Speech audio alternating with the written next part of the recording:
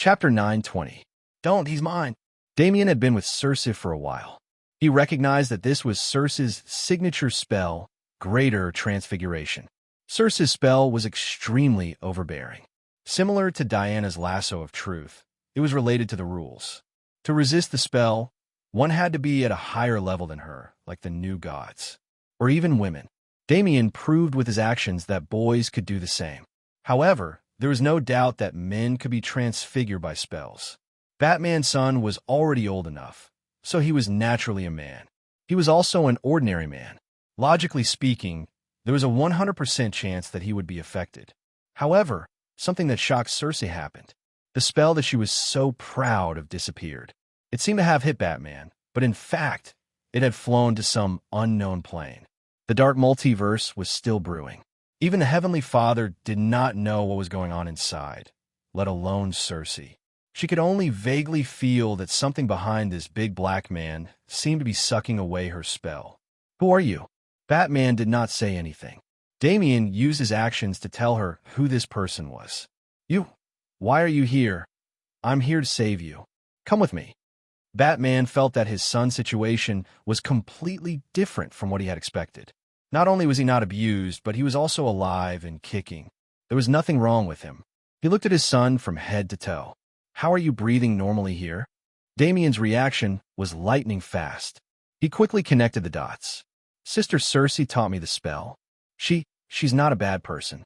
I'm afraid there's a misunderstanding. Batman did not have time to think. He activated the sonic channel and was about to run.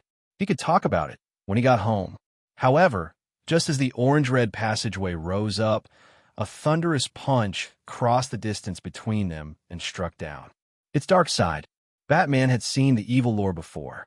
However, at that time, Thea was in front of him, so he did not feel much pressure. Now that he was facing it himself, even though he was still a distance away, he could feel the endless power contained within. The attack came extremely quickly. The mother box that Batman had obtained from the Apocalypse Demon minions wasn't some high-grade item.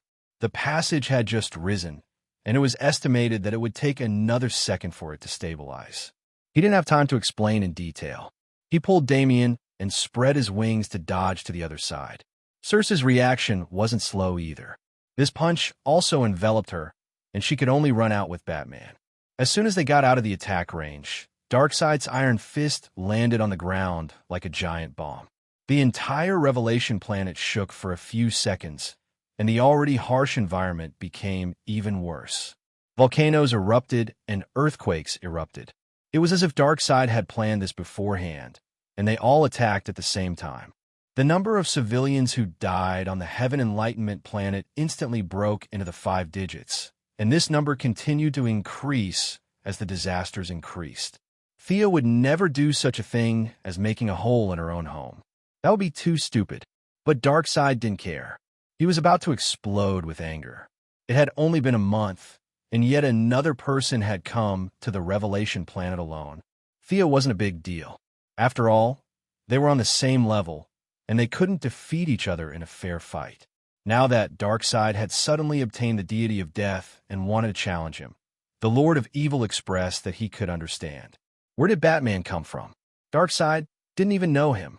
A normal person wearing a suit of armor dared to come to the Revelation planet? Did they think he was dead? Batman ignored him, and so did Damien and the other children. Darkseid automatically looked at Circe. Yeah, this woman looks quite strong. Her actual combat ability is similar to Kalibaka's, but that's not what you're relying on to kill your way to the Revelation planet. Circe almost vomited blood when she saw Darkseid glaring at her with his fiery eyes. She really wanted to say, "Boss, I'm not your enemy. I'm here to join you. I didn't even see this big black guy 2 seconds ago. Where's Kalibak? Isn't that your son? He brought me here. You can ask him." Circe did not know that Kalibak had fainted once again. At this point, no one on the Apocalypse Star could prove her true identity.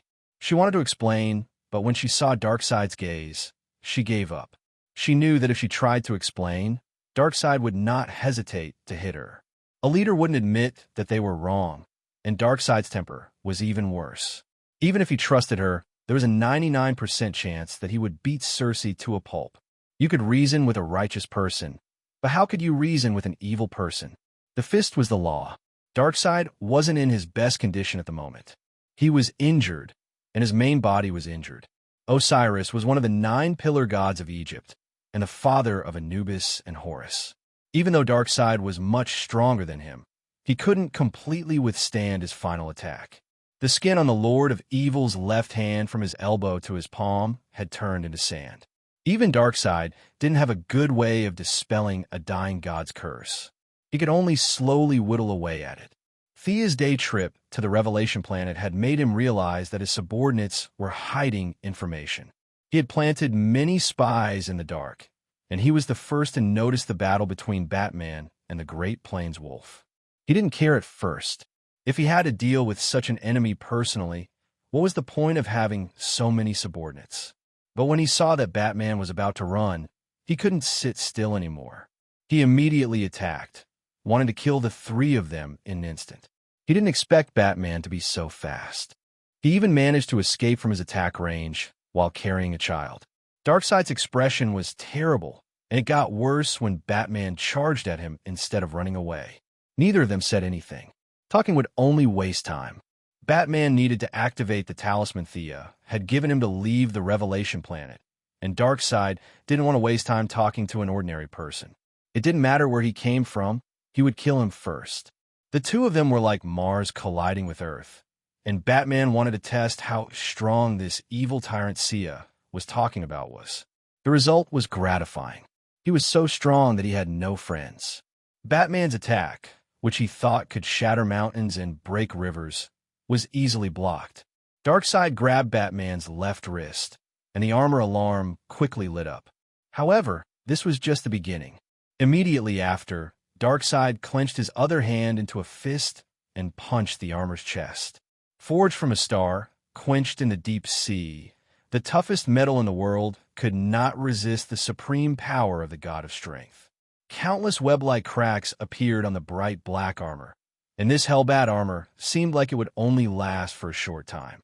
Tremble before the name of Darkseid, Ant. It's your honor to die by my hands. Batman's toughness was beyond Darkseid's expectations.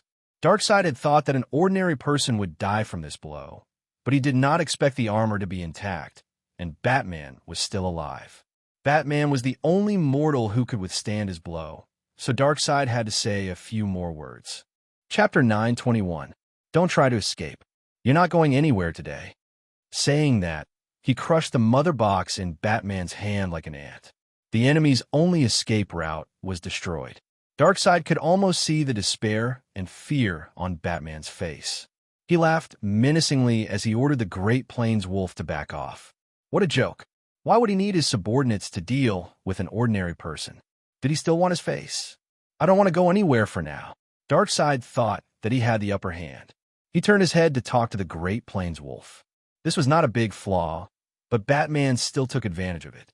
He twisted his waist, raised his elbow, and used all his strength to punch Darkseid in the face. The Lord of Evil was caught off guard and staggered. However, he was far stronger than Batman. He only took half a step back before he could stop himself. You've angered me, you ant. He grabbed Batman's arm and threw him to the ground. There was a dull thud, and a large number of armor fragments scattered on the ground. The armor's defense was at its maximum, but it still could not make up for the difference in strength. Darkseid was punched by Batman. Although he wasn't actually hurt, he was still embarrassed and was about to go berserk. He grabbed Batman's arm and smashed it repeatedly. He wanted to shock this ordinary person to death. Batman was quickly mobilizing the armor's power. He did not care whether his metabolism was harmful or not. He only needed power to defeat Darkseid, even if it was only temporarily. The armor's damage was getting worse, and its power soon exceeded 80%. It was approaching 100% or even 200%. The pain numbed his body. He even gave up most of the armor's defense in exchange for enough attack power. He only had one chance. Don't you dare hurt my father. Damian saw Darkseid raising his fist again. He did not have time to think about the huge difference between the two of them. He threw out 2 bad darts. The darts could not hurt Darkseid, even if they were 100 times faster or 100 times sharper. However, Darkseid still cared about his reputation. He raised his left hand and swatted it horizontally as if he was swatting a fly. This move was not only aimed at Damian, but also at Cersei. The witch was not happy about it.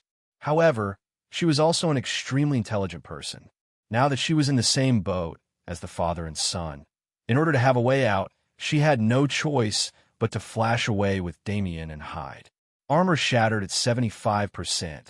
Life safety system overloaded. Power assist system overload.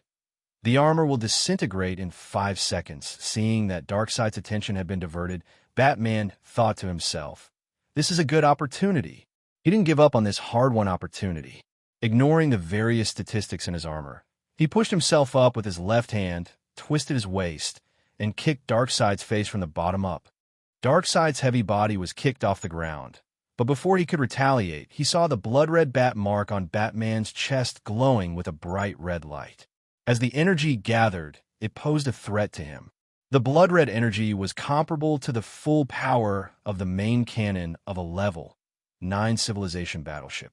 Even Darkseid could not defend against it. The quality was not high enough, but there was enough of it. The Hellbat armor had used a self-destructive method to squeeze out all of its energy and fire a shot at him. Darkseid was sent flying for 1,000 meters. The powerful energy wave destroyed all the buildings along the way. He lay sprawled in the middle of the street. The blood-red energy was still burning around him. From afar, he looked like a bat with its wings spread. What hit him? Darkseid felt that he was very slow. It was as if he had two minds. One was telling him to kill someone, and the other was dizzy. He tried for a long time, but he could not get up from the ground. He did not see that Batman had stabbed another dagger in his chest during the explosion of energy. That was the Egyptian god's revenge. It had only one effect: chaos. Even though he was a new god, he could not resist the erosion of time. The Egyptian gods, who played with sand every day, were very knowledgeable about time. He did not know how many side effects this dagger would have, but he could easily be confused for 3 days. "Why are you so strong, mortal? What's your name?" Realizing that he had lost, Darkseid asked loudly while lying on the ground. "Because I'm Batman." Batman was in a terrible state, but he still shouted this sentence. His voice came out of his facial armor, and it was very distorted. After 2 seconds of attack, the Hellbat armor was on the verge of collapse. Everything below the mask was exposed, and the armor on his chest and arms were falling off. His breathing device was completely destroyed. He could barely open his wings. He forced the Great Plains wolf to retreat with a fierce glare. Batman spent another second to find Damian. He then crushed the talisman, turned into a white light, and teleported back to Earth. Cersei was dumbfounded when she saw Darkseid being defeated. Even if Calabac was here to testify for her, she did not dare to stay on Apocalypse Planet. She could imagine Darkseid's revenge. It was now or never. She had to run. At the critical moment, she grabbed Damian's arm, and the three of them disappeared from Apocalypse Planet. Wah! As soon as they returned to Earth, Batman spat out a mouthful of blood before he could even see where he was. His armor had completely disintegrated. Even with the dark multiverse helping him take some of the damage, Batman was still heavily injured and on the verge of death. Thankfully, Damian had healing gems on him. He picked the one with the highest quality and the strongest spell and applied it on his father's body. Streams of gentle blue light swirled around Batman's body, repairing it and removing the dead cells. The treatment lasted for 3 minutes. Damian kept a close eye on Cersei. It was hard to tell what was in a person's heart. Who knew if she would suddenly attack someone? "You've killed me." Cersei gritted her teeth and said to Damian angrily. She was overwhelmed with helplessness. She did not know what expression to make. She had betrayed Hercules in Greece. It seemed like she could not go back. Apocalypse Planet. Apocalypse Planet was an even more tragic story.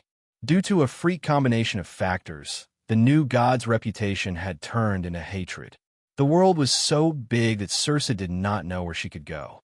She was a powerful sorcerer with earth-shattering magic power, but now she had nowhere to go. She was speechless. "You're Cersei." Thea naturally sensed that Batman had used a teleportation talisman. She followed the traces of the teleportation and returned to Earth. Looking at this goddess who was not inferior to Darkseid, Circe felt bitter. She lowered her head and bowed. "Your Majesty, why did you leave Hell?" Thea was really puzzled. She had forcefully entered the underworld. Not only did they not eat to welcome the Imperial Army, but they also ran away. If it weren't for the two-faced man's investigation, she wouldn't have known that there were deserters. Now that she saw them, she had to ask them clearly. Were they dissatisfied with their new boss? Or were they dissatisfied with him? Or were they dissatisfied? Chapter 922. Huh? Her question stunned Circe. "You don't know why I left the underworld? Don't you have any idea? I offended your wife, and you don't want to take revenge on me?" Circe's mind was in a mess. She suddenly realized that she had made things too complicated. I was bewitched by Callie Bach. She was trying to salvage some of her losses. Unfortunately, she could not hide her thoughts from Thea. Thea laughed out loud. "Callie Bach? That guy is a famous fool in the New God tribe. How could he bewitch you? All right, stop acting. I won't pursue your offense, but you can't return to the underworld for 100 years. Stay on Earth. Go down." She waved her hand and forcefully teleported Circe away. Circe was definitely capable. With her powerful magic, her combat power was not inferior to the New Gods. Unfortunately, she was Diana's nemesis in the original timeline and had gone against Wonder Woman countless times. In this timeline, the two of them also did not see eye to eye. From a personal point of view, Thea definitely could not recruit her. She checked Batman's injuries. It was not a big problem. His lost life force was being replenished. His mental exhaustion was greater, but he could recover after a few days of rest. She then turned to Damian. "Tell me, what's going on with such a big commotion?" The matter was complicated and simple at the same time. Damian was investigating the clues alone and happened to see Callie Bach torturing Hercules. He had been by Batman's side for many years and had a chivalrous heart. Damian immediately pulled out his sword to save Hercules. Callie Bach was just a projection projected from the Apocalypse star to Earth. He did not have much combat power. The two sides of the battle naturally became Circe and Damian. In the original timeline, he could beat Diana to a pulp. Against Circe, the brat was no match for her, even if he used all his means. Seeing that she was no match for her, Circe asked, "Who is your master?" Damian never called Thea master. Thea was also afraid of being called old, so the two never talked about masters. Now that he heard Circe's question, he replied, "I don't have a master." Even though Thea was lazy, she would teach her when she wanted to and self-study when she couldn't. Damian was smart and hardworking, and with some guidance from Raven, Damian had a deep understanding of magic, even though he had learned a lot of different things. After exchanging a few blows, Circe was shocked. Damian's foundation was too good. After knowing that he didn't have a master, Circe thought that he had groped his way to where he was today. Circe's transformation magic was indeed unique. Damian was half forced and half willingly dragged to Planet Revelation. The two of them had just started teaching each other when Batman came knocking on their door. Thea knew the rest of the story. Eldest Miss didn't comment on this. This was the story of Gui Xiang and Jinluan Fuang from another world. All right, that woman isn't a bad person. If you want to learn it, then learn it. Her transformation technique is indeed not bad. Thea didn't have any prejudice against sections. She could live for hundreds of millions of years, and she didn't expect Damian to pass on his legacy. There were still a lot of things waiting to be dealt with in Hell. A month passed quickly, and Batman recovered. Damian once suggested that he rebuild the Hellbat armor, but he rejected it. That power is too deadly. You shouldn't get involved. He was afraid that his son would go on a path of no return for power, so he repeatedly advised Damian to give up on the idea. Damian even specifically asked for Thea's opinion. Eldest Miss nodded and fooled the naughty child. Batman's words could only fool children. If he didn't secretly make another set for himself, he wouldn't be worthy of being called Batman. The affairs of Hell came to an end. Under the influence of Guangdong's secret assassination and a large number of rumors, the three stupid sons of the three palace demons fought among themselves in the middle of the war. Hell launched an all-out attack and drove away the Hell army. Peace was restored between the two worlds. With her huge reputation, an official army was finally established. There were 200,000 Death Knights, 9,000 Liches, and more than 500 Dracolic. These were all elites. The number of Soul Walkers and Banshees was rapidly increasing. As for the low-level undead warriors, they couldn't be counted at all. The military force of Hell that belonged directly to her finally had some scale. Thea was finally able to find her way forward after she was done with the trivial matters. In order to turn the two-dimensional world into a three-dimensional world, she recruited Lady Styx to Hell. Dragging a long-lived species to Hell was like hanging herself. This native alien was scared out of her wits. It was as if there were countless murderous intents in Hell that wanted to kill her at every moment. Unfortunately, she couldn't leave yet. According to Thea's words, Lady Styx could only continue to improve her spiritual power after experiencing the stimulation that went deep into her bones here. Since you didn't feel anything in the arena and weren't willing to face life and death, you might as well come to the land of the dead. I don't believe that you won't improve. Thea locked Lady Styx in a small black room for 3 days. The effect of this cruel treatment was outstanding. The pair of small eyes between Lady Styx's eyebrows finally grew to a normal size. Following that, her spiritual power skyrocketed. 4 pitch-black eyes stared straight at Thea, as if trying to measure the difference between the two of them. You don't look too good." Seeing that this fellow's power was about to explode, Thea used her spiritual power that was 10 times stronger than hers to suppress it. After giving her a heads up, she gestured for her to continue communicating with the two-dimensional world. Lady Styx's face was pale. The backlash from her spiritual power wasn't too great, but the psychological pressure was too great. She had already reached the limit of her species. Even so, she was still powerless against Thea, this she-devil. She didn't want to betray her. She just wanted to fight for some equal status. She didn't expect the difference in power to be so great. Her heart turned cold. Since she couldn't resist, she might as well do her job. However, Lady Styx didn't like the aura of Hell. She hesitated and asked, "Your Majesty, your territory is good, but it doesn't seem to be alive. Why don't we go back and experiment?" Thea said with a half-smile, "Do you know where this is?" "No." Lady Styx immediately shook her head. "Do you know why I'm trying to give birth to life here?" "No." Lady Styx shook her head with a bitter smile. Thea sighed. "It's not that I don't want to explain it to you. It's just that in here," she was also scratching her head, "the two-dimensional world couldn't give birth to life for a long time. It would greatly affect their future path. Without the experience of others to refer to, she could only try all kinds of methods. She couldn't explain to an alien like Lady Styx about the old Een giving birth to the young Yang, the search for life in the midst of death, and the Tai Chi theory. Besides, she didn't know if she was right. She was just feeling her way around. If she said something wrong, it would greatly affect her reputation. Chapter 923. She could only put on an expression as if there was a lot involved, and she couldn't say too much.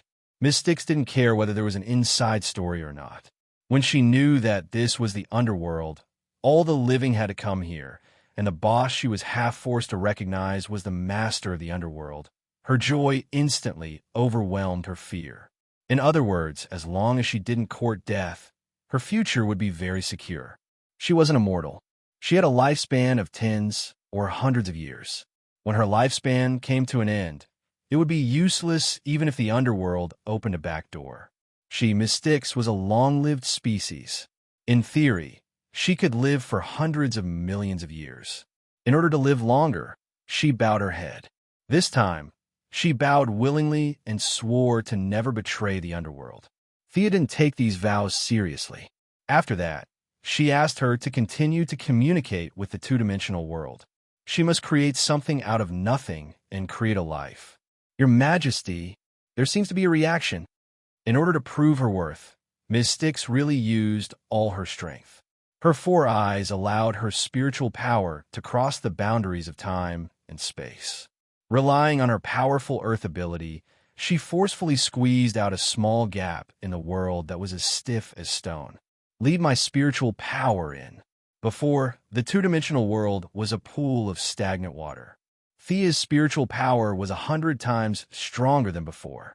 Now, relying on Ms. Styx's ability, she finally opened a gap. As the Vanguard part-time guide, Ms. Styx spent a lot of effort to lead Thea into the two-dimensional world. It was crowded and narrow.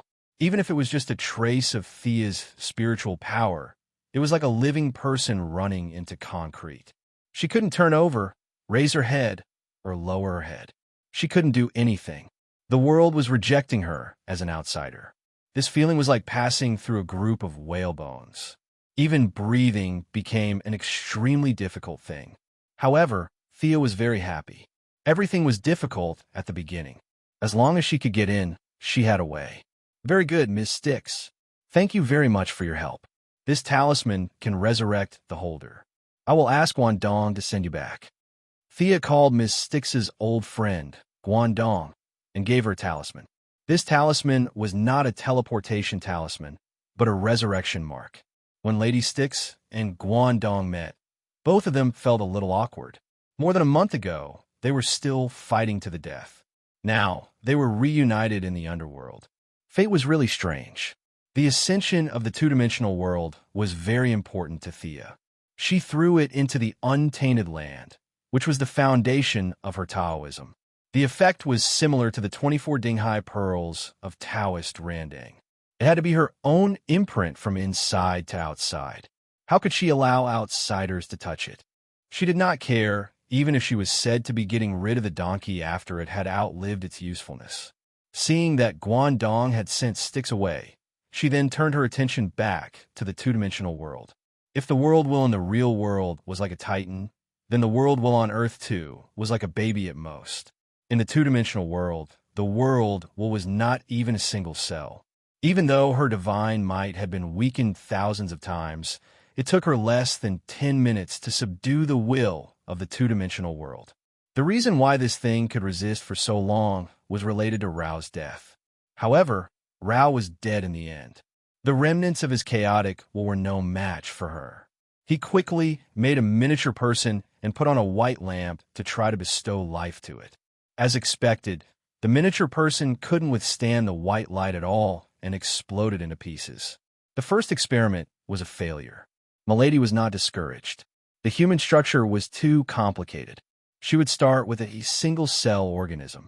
As a medical giant who had done many evil experiments that made people's hair stand on end, there were not many who could surpass her in the field of cell genetics. Thea also added a lot of Kryptonian genetic knowledge. She had considered a lot from the future development to her own suitability. After spending a lot of effort, she finally made a single-cell organism that met the requirements in several aspects. Unfortunately, the cell was more fragile. It turned into a small puddle of thick water before it could be bestowed with the white light. The second experiment also failed. Then the third, the fourth, the 161st, it was too complicated. It was too simple. It was too strong. It was even worse if it was too weak. Humans could not do it. Beasts could not do it. Birds could not do it. Even fish could not do it. In the end, Milady was so tired that she sprawled on the throne and panted. She really couldn't think of any good ideas. She was going to go back to Earth and learn from others. It was rumored that Diana's body was made of mud and then given life. She was going to go back and study that body she called Diana back. The Valkyrie finally got to enjoy being a female general on the new planet of creation. She gave orders to this and that every day. The ratio of melee fighters in the Magic Legion reached a new high. What's the matter? Did you find Batman, son? Diana entered the room and took off her cloak. She was very manly. She raised her glass and drank a large mouthful of water. Batman is very brave. Let me tell you, the two goddesses were actually quite gossipy. Thea told Diana everything that had happened. Won't Darkseid be pissed off? Will he take revenge on Earth? Diana was happy to hear about it at first, but when she thought about the consequences, she couldn't help but worry. Batman wasn't wrong to report his identity. Even if he didn't, he could have traced back to Earth with the Mother Box technology. That's for sure. That's why we need to be prepared. Thea wasn't talking about this for no reason. Diana was staying on a new planet of creation every day. This was not good. Not good at all. Diana and the Heavenly Father had a lot of clergies. The Heavenly Father was still an old bachelor. His wife had died hundreds of millions of years ago. He was also very charming. He looked like a middle-aged man who had experienced the vicissitudes of life. All of these attracted Diana. Moreover, Thea was no match for the Heavenly Father when it came to justice and sunshine. To prevent a war from breaking out in the multiverse, she didn't want Darkseid and the three palace demons to laugh at her.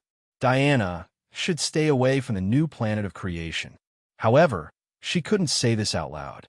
Fortunately, Batman had done something big and attracted Diana's attention back to Earth. Diana was indeed as decisive as she had estimated. Even though she liked to lead the army to war everywhere, she still firmly remembered her mission to protect the Earth. Protect the Earth. You're right. We should prepare in advance. Fortunately, the new world is in front of us. The Justice League needs to be prepared for battle. Seeing that she was about to call a meeting with the Justice League, Thea quickly stopped her. Darkseid was knocked out by Batman. I'm afraid he'll need some time to recover. Besides, Batman also needs some time to recover. Speaking of which, it was quite funny. Darkseid had indeed been beaten silly by Batman, and the information he gathered from his old haunts in Kanto proved this point. The Hellbat armor's self-destructive energy had broken through the Lord of Evil's protective shield. After that, he barely managed to ask a question before the dagger from the Egyptian gods sent Darkseid into a state of confusion. Chapter 924. Darkseid's injury was neither serious nor light. Something was wrong with him. In the past, even though Darkseid was temperamental, he still had some discipline. The great wasteland wolf, who had served him for hundreds of millions of years, had a lot of experience. However, things were different now. Darkseid began to kill as he pleased. He would kill whoever he saw. If he didn't like someone during the day, he would kill. If he was sleeping well at night, he would jump up and kill. The few mage-type gods could not dispel this curse at all. They could only wait for their boss to heal himself with his divine power. When Guangdong asked around, he found that the great wasteland wolf was so worried that his hair was turning white. Diana also knew that Darkseid was injured, but the Heavenly Father lacked the courage to verify the authenticity of the news. The new creator's star had missed the best opportunity. I tried to persuade him to send out his troops, even if it was just a probing attack. Guess what he said? Diana complained. He said that I was young and should be careful of Darkseid's tricks. The Heavenly Father was right. There was no lack of good and evil in the multiverse. It was impossible for one side to completely destroy the other. When the battle reached a critical moment, there would definitely be higher-level gods who would step in to stop the battle. Moreover, it was not difficult to wake Darkseid up.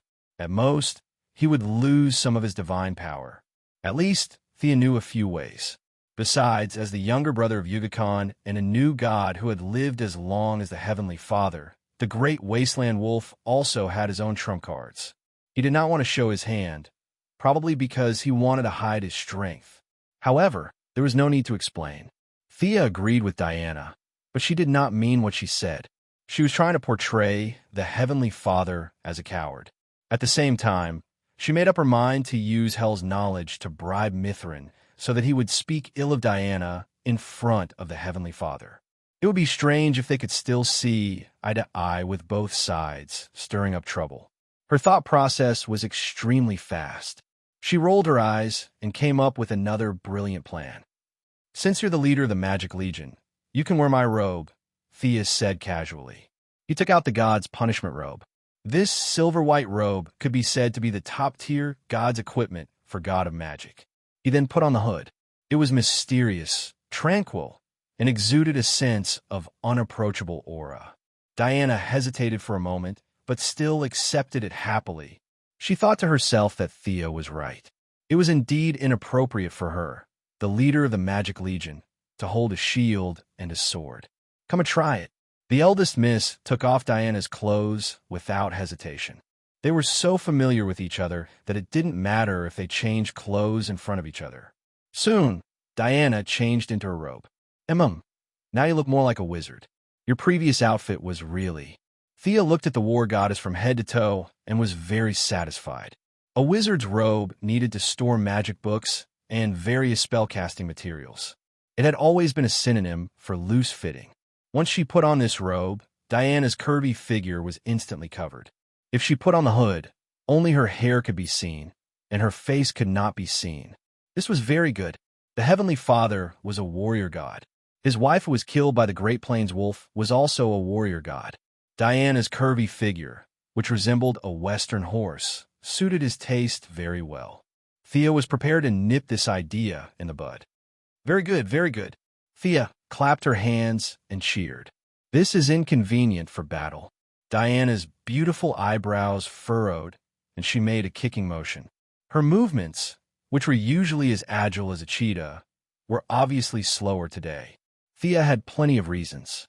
She acted as if she was talking facts and reasoning. Look, you are now the god of courage, protection, and perseverance. Do you know how much damage you can cause to Earth with a full power attack? Diana was surprised.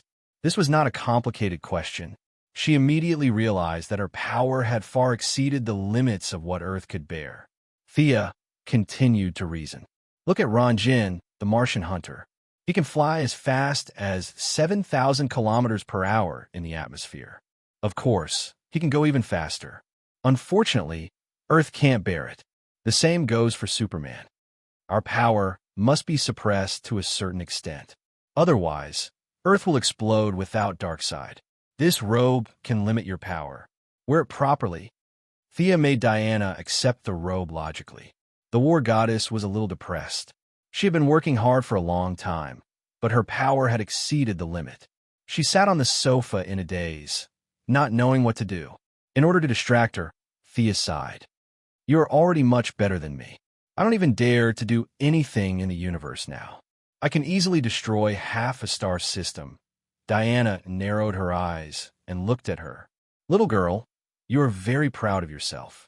Thea scratched her face. Proud of myself? Why do I feel like your tone is full of praise for yourself? Thea denied. Of course not. Suddenly, she remembered her purpose. Damn it, didn't she ask Diana to come back and study her background? Why did she stray to this extent? She forced herself to change the topic. How were you born? Didn't Hippolyte tell you? Diana did not know why she asked this, but the two goddesses had asked each other more embarrassing questions. This was nothing. She thought for a while and said, Mother said that I was born with the blessing of Zeus soil, but Antiope said that I was born in a tree hole, and Angeli said that I came to this world with a flash of lightning in the temple. And that person, blah, blah, blah, blah. She gave 4 or 5 different answers. The war goddess looked at Thea from the corner of her eyes, as if she was asking her which one was the most reliable. Thea felt that the old ladies on Paradise Island were all unreliable. They must be happy to fool Diana, who was still a child. Definitely. She would use her own method to examine Thea. Diana was still wearing the wizard robe, and there were only 2 undergarments inside. Thea decided to examine her body now. The power of death was attached to her finger like a swimming fish. It was cold and smooth, and it went from Diana's lips to her neck, chest, lower abdomen, and other indescribable parts. There was life and death. Thea's power made Diana feel a bit intoxicated. The cold power accompanied with the hot body, and the examination scene was extremely erotic. The examination required attention and concentration. In short, it was very exhausting. In the end, she was also very hot. In order to make the examination result accurate, she had to take off her clothes. She had no choice, it was too hot. She unlocked 2 more positions, front, back, left, right, up, and down. It was not until the next morning that the examination result was finally out. Zeus, that old pervert, what kind of soil are you talking about? Nonsense. He was the one who did it with Hippolyte. You are definitely not soil, unless Zeus is 2 levels higher than me. Chapter 925. Thea muttered as she wiped the water off her fingers. Even though they had never fought before, she could roughly estimate that she was now half a level higher than Zeus. If she couldn't do it, Zeus wouldn't be able to do it either. For example, the stone golem created by Lady Styx was the result of top talent and top ability. Gods wouldn't be much stronger than her. Zeus, this perverted demon, dared to do it, but didn't dare to admit it. For the sake of his glorious image, he made up a lie about Hippolyte praying to the heavens for an heir. Diana's strength was about to catch up with Zeus, whose creation could catch up with the original owner. All these achievements showed that she was a living person, not a person made of mud. If there was such mud, Thea would definitely ask Zeus for 10,000 pounds. Diana didn't care if she was made of mud or not. After living for so many years, she might have struggled to sleep when she was a child, but now she had already gotten over it. Looking at her lover's wet hands, even the experienced Diana's face turned slightly red. She hurriedly changed the topic. Can you deal with the dark version of Thea now? It's hard to say. If it's the original version, she definitely won't be my opponent. But if that powerful existence controls her body, then I won't be able to beat her. Thea lay back on the bed and hugged the Valkyrie with uncertainty. The dark version of Thea had always been her main focus. When the underworld just got on the right track, she sent Guangdong to search the multiverse. The number one assassin had connections in many parallel universes and a large number of shadow assassins under her command. Unfortunately, she still couldn't find any direct clues. All kinds of rumors, both true and false. She collected a lot of information. However, Thea gathered all the information and found some clues. The probability of that person being Thea wasn't high. The one who occupied the main body and controlled the body was most likely Tian Shi, the vengeful spirit of God's predecessor. Now the gap between them was narrowed, but Milady estimated that she still couldn't beat the ghost. If she couldn't beat the ghost, then she naturally couldn't beat his predecessor. The only good news was that she wouldn't be killed easily. The two sides wouldn't be able to determine the winner without fighting for half a day. The two goddesses hugged each other and went back to sleep. They only woke up when it was close to noon. Not knowing what to do at the moment, the two goddesses were a little lazy. The mage's hand turned on the television, ready to kill some time. Randomly choosing a channel, Thea watched the TV casually. In fact, she was still thinking about the two-dimensional world. It was not until the TV mentioned Diana's name that she turned her attention back to the bedroom. A beautiful woman with red hair was sitting in a wheelchair, and a young reporter was sitting on her right with a microphone. This was obviously an interview program. The red-haired woman seemed to be reminiscing about something, and her voice was a little erratic. Diana Prince is like an angel. Back then, I was withdrawing money from the bank, and a superpowered villain was wreaking havoc. I was already under a pile of rubble, and a stone pillar was about to fall on me. Just as I was about to die, she covered herself in holiness and blocked the pillar, saving my life. The young woman paused for a moment, as if she was reliving the scene of that day. Do you know this woman? Thea asked Diana. Yes, a few years ago. Her name is Vanessa Caputelis, a very strong girl. Diana was different from Thea. She was a superhero through and through. She would go out to help the weak when she had nothing to do. On the other hand, Thea would rather sleep at home than do such things. I remember that she likes ballet. We don't know much about it. Diana had saved too many people, and she was not inferior to Superman. She recalled and said with uncertainty. However, the woman on the TV held her chest and said with a fanatical emotion, Diana is my best friend.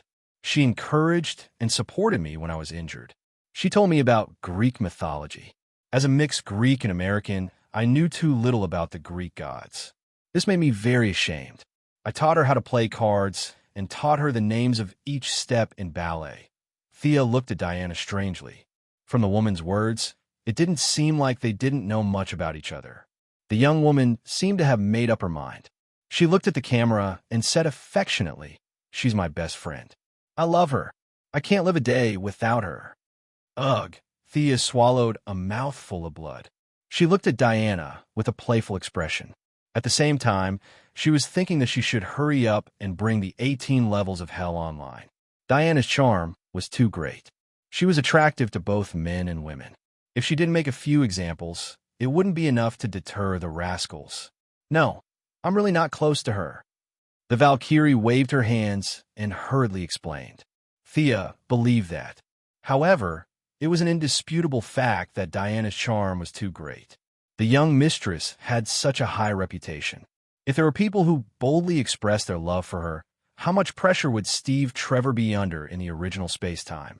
After this small episode, the two goddesses were no longer in the mood to watch TV. They were ready to go out for a walk and visit Batman. Although this person had a lot of problems, he was still a comrade. After combing their hair and changing into their coats, they first went to the mall and bought a bunch of shoes, bags, and clothes. After sending the shopping results back to Diana's villa, the two goddesses drove to Gotham. When they walked into the Batcave, they heard a series of bang-bang sounds. They saw that Batman wasn't wearing that outfit today. He was bare-chested and didn't wear a mask. He was smashing the tires with a hammer for fun.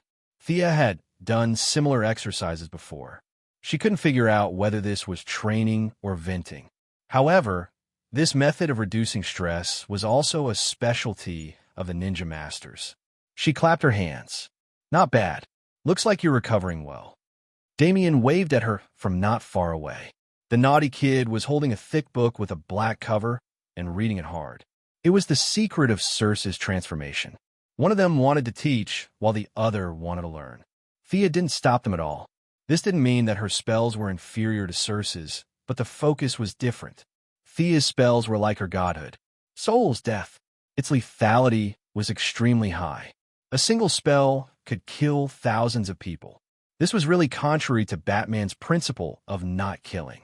Even if Damien didn't care about killing people, he didn't want to go against his father's wishes. The transformation spell was very suitable for superheroes. The target could turn into a sheep or a pig with a finger. After that, they could be locked up and removed from the spell. Although it was a little troublesome, Batman felt that it was very good. She casually answered a few of Damien's questions. She didn't dabble in the art of transformation, but she was at a high level. She could understand 70% to 80% of it with just a little thought. You guys came at the right time. I have something to talk to you about. Batman threw away the sledgehammer, wiped his sweat, and gestured for them to follow him inside. Damien was a little curious and also followed. Chapter 926. In a shabby cave. The first thing that came into view was more than a dozen giant displays that covered the entire wall. Many data cables were connected to the ground. If he was not wrong, it was the supercomputer that Batman used. It might even be an artificial intelligence. Thea did not have any objections. Brainiac sounded powerful, and of course, he was powerful. She had no way of killing a god that existed in the cyber world, but she was not afraid. The artificial intelligence was no match for her. Batman quickly pulled up the screens. Without exception, they were all images of Darkseid. There were blurry images of the battle in the New World, but most of them were images of the battle on Apocalypse Planet. I hit him. He will definitely come for revenge, right? Batman asked. Yes. Darkseid has conquered countless planets and wiped out countless races, but he has rarely failed. I'm sure of that. Diana answered before Thea could. You will still protect Earth. Is that right? Of course. This is my mission, Diana answered firmly. Thea smiled and replied, Don't give yourself too much pressure. We have defeated Darkseid before. He will invade Earth sooner or later. It has nothing to do with you or Damien. I'm stronger than before. He won't start a war unless he's confident. In order to stop Batman from nervously tapping on the tires, she gave him some reassurance. Batman frowned and looked at her for a long time. Ever since he met Superman and Thea, the world had changed so much that he could not take it all in. He felt powerless, especially after the battle with Darkseid. That invincible power often appeared in his dreams. He had pinned his hopes on others. To be honest, he did not like the feeling of his fate being controlled by others. Are you gods in your current state? Why is it different from what I imagined? Are you like Darkseid too? He asked a question that had been on his mind for a long time. In Batman's eyes, the two goddesses were laughing and scolding each other. They were a little funny. Darkseid was like a mad dog, biting whoever he caught. They did not look like gods at all. Thea asked him, What do you think the gods are? Needless to say, ever since he met them, Batman didn't sleep most of the night and read almost all the theological books he could find. This answer came out of his mouth immediately. Omniscient, omnipotent, clearly real, but ordinary people can't see or hear. Before he could finish, he was interrupted by Diana. How is that possible, Bruce? It's impossible for us to reach the level you described, right? She turned to look at Thea with uncertainty. Milady smiled. Indeed, your standards are too high. Darkseid is just a strong ant in front of the truly omnipotent and omniscient, possessing eternal life and the ability to create and destroy universes at will. Only when these two conditions are met can one be considered a true god. Batman felt less stressed. What about you guys? Thea counted with her fingers. You have to look at this question from two angles. From the perspective of ordinary people, we are gods. Even Superman is considered God. Batman nodded expressionlessly and gestured for her to continue. From the perspective of those supreme beings, we are still mortals. The difference between us and ordinary people is that we represent a certain trait. For example, Diana represents courage, and I represent wealth. We are just a representation. We're not exactly the same as those traits. I don't know if you can understand this. Thea chose her words carefully. Some of them were not accurate in English, so she mixed in some Chinese, French, and even some Arabic to describe them. Before he could finish his theology class, he was interrupted by the alarm in the Batcave. The sharp, ear-piercing sound made the two goddesses uncomfortable. Being in such an environment for a long time might cause them to have a nervous breakdown. The father and son were used to it. They quickly operated the machine, called up various satellites, and searched for images. Batman wanted them to leave, but the two goddesses did not. Instead, they found stools and sat down. Unlike Diana, who was not familiar with modern electronic products, Thea could tell that Batman's artificial intelligence was not weak. At least, it was not worse than Gideon's. The father and son only needed to input some basic conditions, and a large amount of search work was completed. Very good artificial intelligence. What's its name? Thea asked casually. Batman's expression was calm. After a few seconds, he answered, Brother One, you're terrible at naming things. Thea could not help but complain. Not far away, Damien covered his mouth and laughed secretly. Be careful of your artificial intelligence betraying you. It's best to add a few more locks, she said. Batman instantly became vigilant. After knowing Sia for so many years, she would never speak without thinking. There must be a reason for her words. He turned around and asked, why? What will happen? Your artificial intelligence will kill all the superheroes and destroy the world. Do you believe that? If it was an ordinary person, he would have denied it and said that everything was under control. He would have patted his chest and promised that there would be no problem. However, Batman was not an ordinary person. He had his own set of standards to identify danger. He did not even believe in himself. So how could he believe in artificial intelligence, a supervillain that appeared repeatedly in science fiction movies? I believe that there is such a possibility. However, I have prepared several backup plans. The chances of it destroying the world are very small. Damien also heard their conversation. He lowered his little head and observed carefully. It was as if the computer would turn into a robot and start a massacre in the next moment. Things that can go wrong will always go wrong. If you're worried about something happening, then it has a high chance of happening. Murphy's Law. This is a psychological effect. It lacks data to support it. If this assumption is made, then there are too many sources of danger in reality. Batman's answer was not very certain. Thea decided to expose the big news. You've seen the Council of the Time Masters. They dominate time. One of the timelines, to be precise, is 35 years later. Your artificial intelligence will cause the moon to crash into the earth and destroy all mankind. All the superheroes will be sacrificed and transformed into machines. Batman shook his head decisively this time. He glanced at his supercomputer. How is that possible? Even you can't defeat a machine? If Thea nodded and said yes, Batman was ready to pack up his supercomputer and throw it to planet Tianchi. If his supercomputer was so powerful, there was no need for him to stay up late at night to think about Darkseid. I used the word possible. There is such a possibility. The future is full of uncertainty.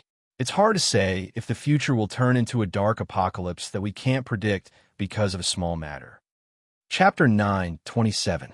Diana, and I don't just have to protect Earth in this universe. We also have to protect other parallel dimensions. We might not be there all the time. You gonna plan an apocalypse is an example. Thea almost said that with great power came great responsibility, but that was what she meant. You mean to destroy it in advance? There's no need to give up eating for fear of choking. Batman understood Mandarin, and he completely understood the idioms that Thea occasionally used. Find someone you trust, such as Barbara, Tim, or Mr. Excellent. Open the source code to them, and have them add some protective measures. Also, make sure that you weren't there at the time and didn't make any records. Thea gave him an idea. This involved the issue of trust. She didn't recommend herself. Instead, she recommended Batgirl and Red Robin. They were definitely the people that Batman trusted the most. Thea's words implied that she was on guard against him. Batman wasn't angry that she was guarding against him like he was a thief. In fact, he was deeply convinced. This was a very good idea. Batman nodded in agreement. After the brief interlude, the artificial intelligence also found the target. The image was very blurry. It was a picture taken by a civilian surveillance camera.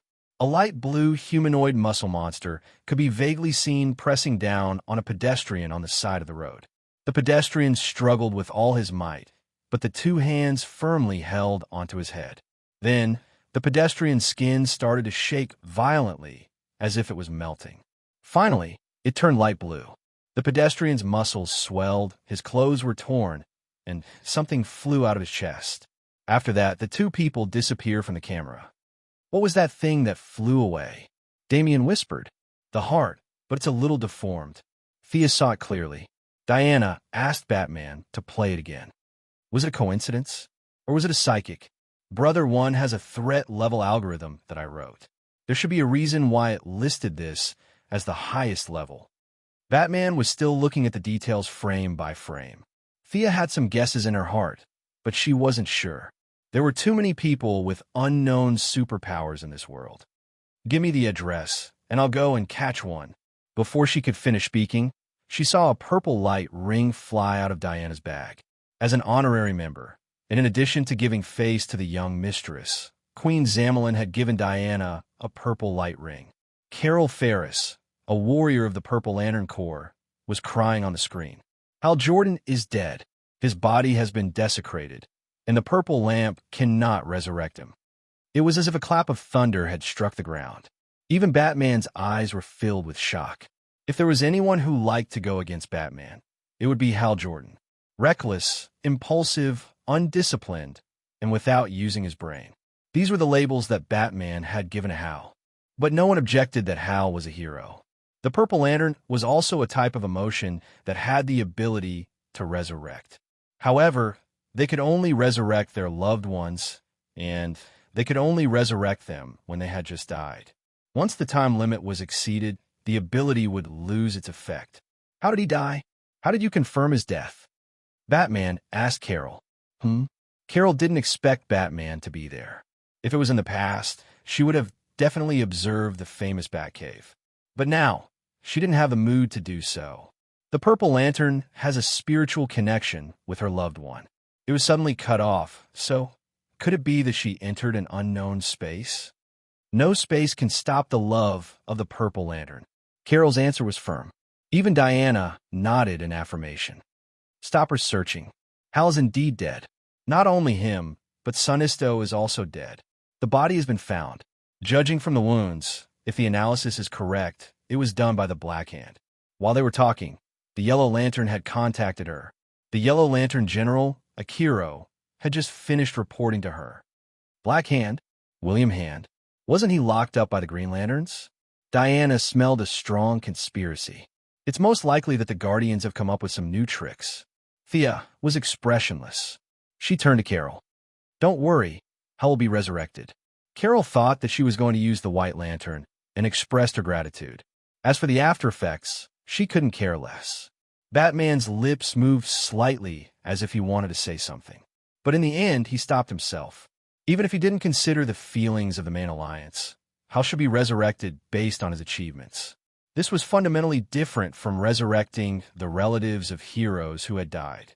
Thea didn't think too much about it. With the underworld in hand, it would be difficult to live or die. Unless Hal Jordan believed in those Greek and Egyptian gods, he must be strolling around the underworld. As for whether Sinisto had any extraterrestrial beliefs, she didn't know. However, the resurrection process in the underworld was different from that of the White Lantern. The White Lantern had serious aftereffects, but it was indeed fast. Once the White Lantern shone go, as an administrative organization, the underworld had its own set of procedures: registration, queuing, processing, and keeping records. This set of procedures would take at least a month, and this was under the condition that they opened the back door. If there were no acquaintances, just wait. Thea thought for a moment and said to Batman, "Gather the main alliance. I'm afraid this is another universal disaster. I'll go back to the White House first." The blue-skinned monster was not a coincidence.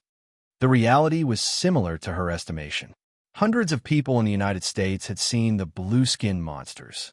They could fly and were extremely strong. Most importantly, they could assimilate ordinary people. In less than 3 seconds, they could turn an ordinary citizen into one of them. The Pentagon had canceled all soldiers' leave and raised the alert state to wartime, not only on Earth, but also in the universe. There were many of them, and they were like a virus that constantly assimilated ordinary intelligent life. The Yellow Lanterns, the Green Lanterns, and the Blue Lanterns were all attacked to varying degrees. This time, it was different from the Black Lanterns. Even the Sharp Zerg could be transformed. The Zerg army sent by Queen Kerrigan was trying their best to kill them, but the effect was not great. It had only been half an hour since Thea received the news in the Batcave and gathered the information from several parties. However, in just half an hour, the number of the blue-skinned monsters had exceeded 1 billion, and the growth was getting faster and faster. These things ran very fast. When the Lanterns went to surround them, they ran away. When the Lanterns left, they returned and continued to transform ordinary people. "Thea, what the hell are these things?"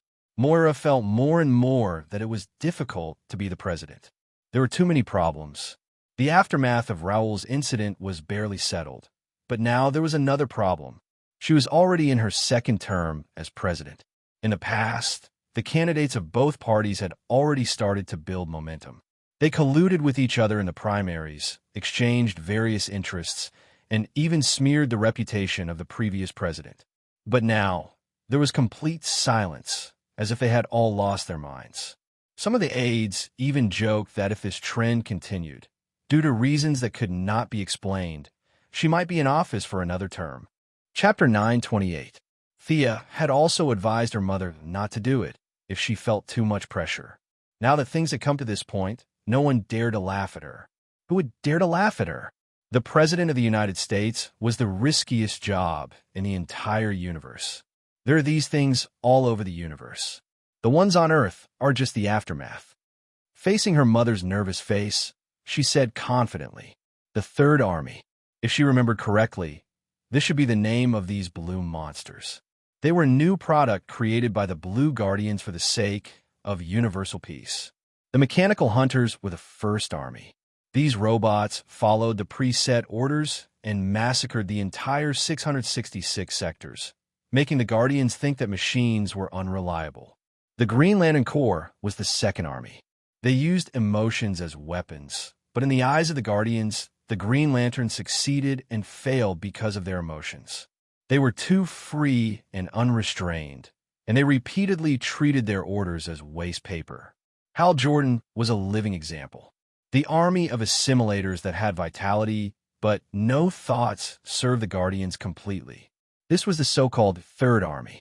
The Third Army sounded arrogant, but in fact, it was just to pave the way for First Lantern's appearance. In the original timeline, Black Death Emperor killed First Lantern instantly. Now, only Thea could fight. Fortunately, the battle was in space, and Earth would not be affected. "Don't panic, it's not a big problem." That was what she told her mother. The Righteous Alliance could completely solve this small problem on Earth. If the people asked, they could just say that it was a mutant causing trouble. On the surface, her mother had many agents from the Heaven's Eye Society protecting her. In the dark, she also had Death Knell and Poison Ivy. Thea also asked Guangdong to send 2 shadow assassins to help. With such a strong defense, there was really no need to worry too much. Thea teleported to the Righteous Alliance and found that they were not idle either. Batman had captured an assimilator and was dissecting it for research. The brain has become a new substance. It has no heart. There are signs of activity in the eyeballs, but the brain has almost no thoughts, so it's impossible to determine if it has thoughts. When Thea entered, Batman had just finished dissecting it. Even though Superman said that he could see through it, he still did it according to his own method. I've contacted several forces in the universe. This disaster has little to do with Earth. It's basically a problem in the universe. Batman calmly asked, "What else?" Thea was surprised. "What else?" "This is the Green Lantern Corps' problem. It has nothing to do with Earth, so don't worry. But I've calculated that if this thing is allowed to wreak havoc, in 3 months, all life in the universe will be wiped out. So, I'll leave Earth to you, and I'll settle this matter in 2 days." After Thea finished speaking, she left Earth and returned to Odium, the main planet of Blue Lantern. The battle situation here was much more intense than on Earth. The Third Army was attacking ferociously. The Yellow Lanterns, Blue Lanterns, and Green Lanterns were defending together. As time passed, the offensive and defensive positions had long shifted. The enemies were endless, and their own forces were beginning to deplete. Defeat was only a matter of time. As she landed, a silent black ripple swept out. The Third Legion was like a group of toys. Under the power of the goddess of death, they were like countless ants. There were enough of them, but unfortunately, they were useless.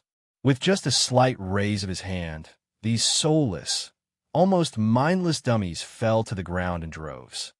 "Where's Ganser?" she asked the Saint after looking around, but not finding her target. The Saint brought her a piece of bad news.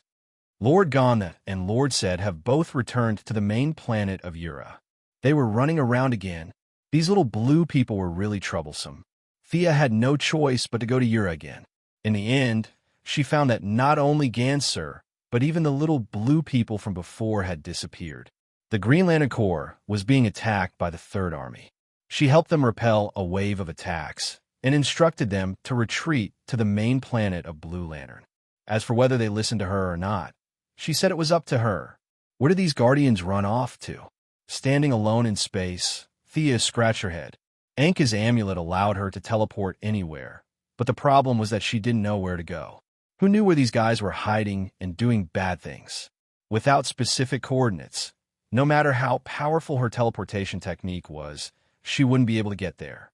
Fortunately, she had learned a lot from Batman, so she had a lot of backup plans. Guardian Haruba was under her control. This little blue person had information about the seal of the First Lantern in his memory. She only needed to teleport according to the coordinates. However, she didn't know if the coordinates were wrong or if she had read fake information.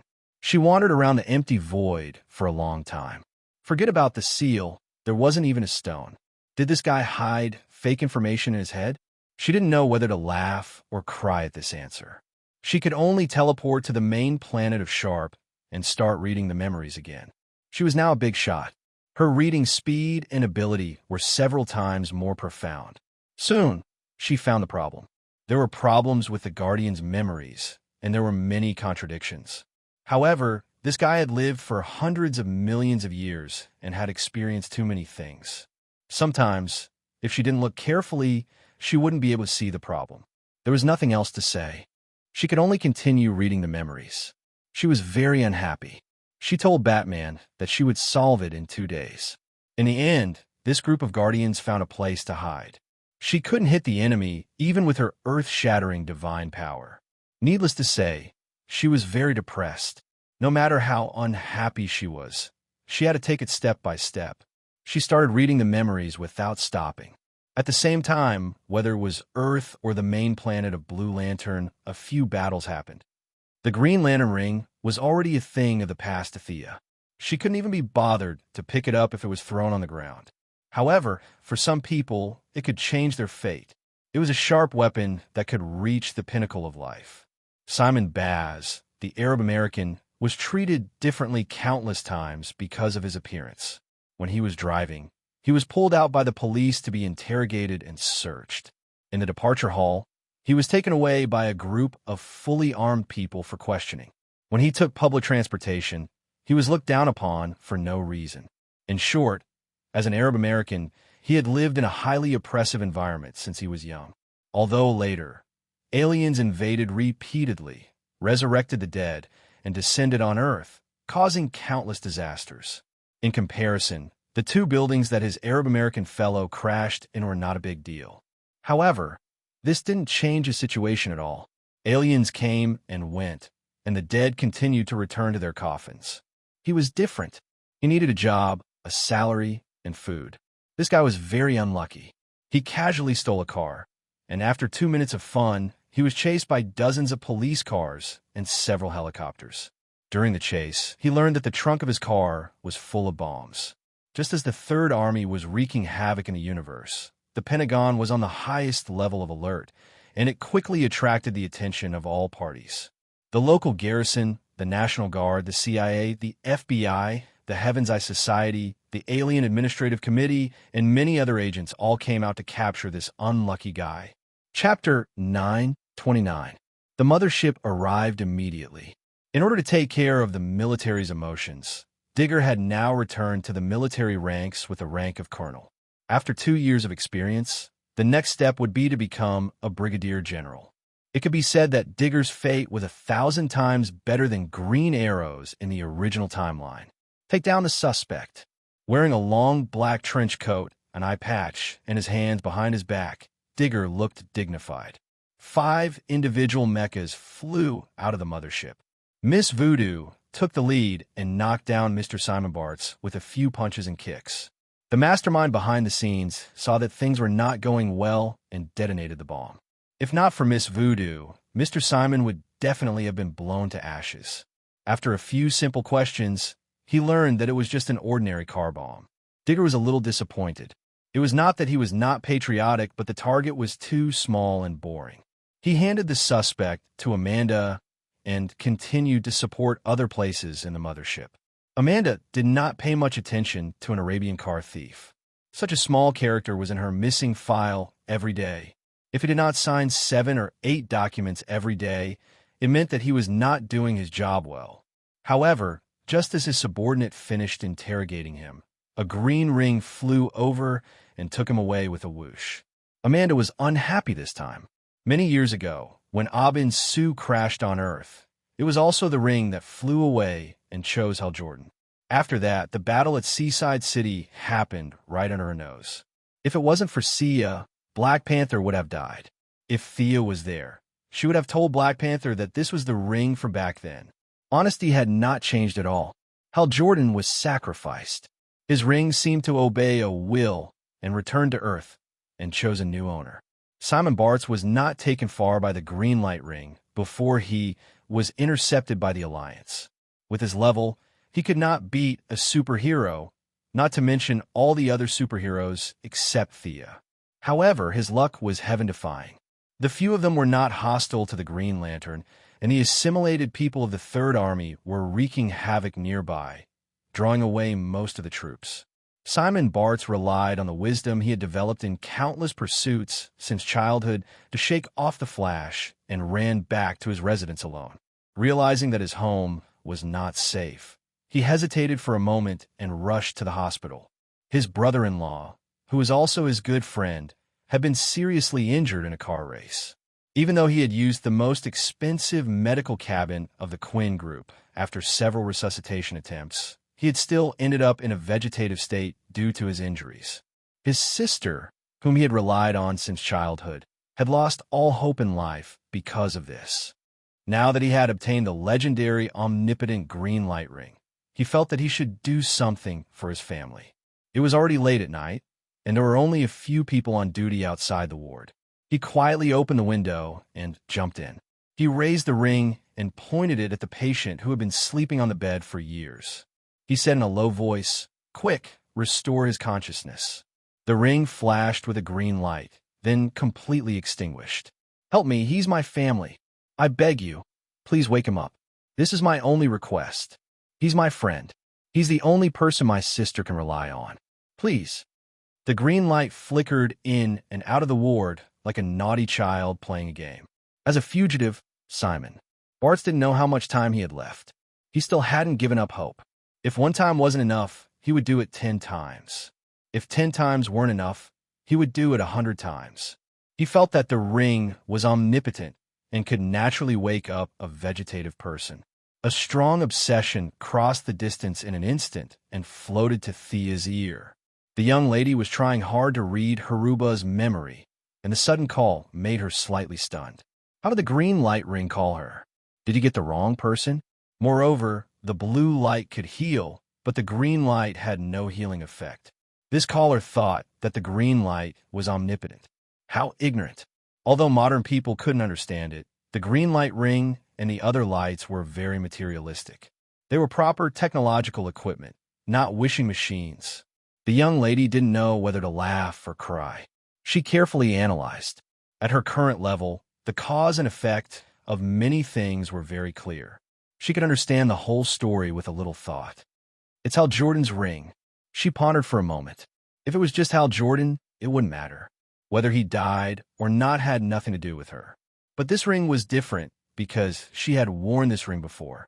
Although the time she wore was very short, from her point of view, there was a cause and effect between her and the ring. Is it such a small matter? All right, as you wish. Thea talked to herself. This was between her and the ring. It had nothing to do with Hal Jordan or Simon Bass. She didn't even need the power of death to wake up a comatose person. She only needed a small part of the soul to complete it. To her, this was a task that couldn't be any easier. With a flick of her middle finger, a small cloud of gray energy crossed the distance and returned to Earth, to Simon Baz's ring. Give up, Lantern Simon. I understand your pain, but many lanterns have experienced all this. The ring isn't omnipotent. Buddy, the big squirrel of Sector 1014, who had been to Earth before and was Hal Jordan's good friend, followed the trail of his friend's ring. Unfortunately, he saw that the ring had a new owner. Green Lanterns had seen many life and death situations. She felt that she had an obligation to guide this new colleague. But when she saw Simon struggling against the bed, she couldn't help but comfort him. I don't believe it.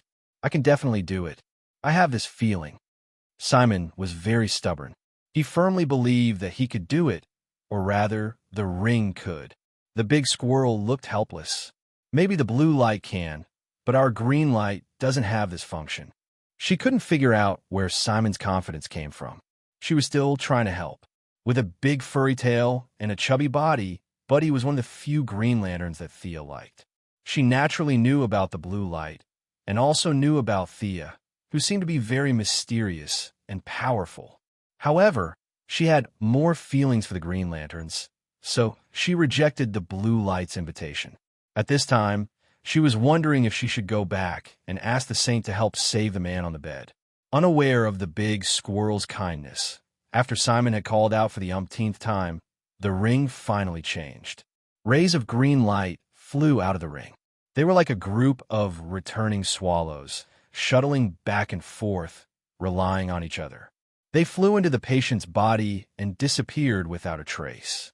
What does this mean? The big squirrel was puzzled. As an experienced Green Lantern, although she was still a distance away from the title of the greatest Green Lantern, she had seen Hal Jordan, Sinisto, and even the artist Kyle Rayner, who was known as the Lantern. In terms of experience, she was not inferior to any Lantern. However, she had never seen what Simon had just done. The Green Lantern ring had such a function? Her answer was no, but now was uncertain. Chapter 9:30. Big Squirrel Buddy waited patiently for half a minute until the green light completely dissipated, but the patient was still in a deep sleep. His breathing and expression were the same as before. Blinking a pair of big watery eyes, Green Lantern Squirrel lowered his head and pondered over what to say. She was afraid of provoking this new colleague, so she wanted to be tactful. Green Lantern was not omnipotent. It was just a tool, not a statue. Big Squirrel was about to ask Simon to give up on this unrealistic idea, but when the words reached his mouth, he forcefully swallowed them back. Because the patient had woken up, the effect was immediate. Buddy could guarantee to the squirrel god that the patient had been in a vegetative state a second ago, but in just a second, he had completely woken up. Other than being a little weak, Big Squirrel guessed that it was probably due to hunger. There were no cognitive and behavioral problems. "Oh my God, you're really a miracle worker, Simon." The title of miracle developer had accompanied Simon Bartz for his entire life, and his legendary life had begun when he met a big squirrel.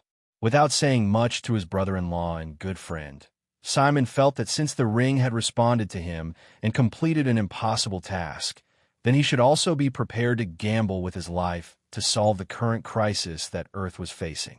If possible, he wanted to avenge the original owner of the ring, Hal Jordan. When Simon Bartz embarked on his path as a superhero, the Earth had already become a pot of porridge. A few speedy superheroes had spread out and destroyed the Third Army with all their might.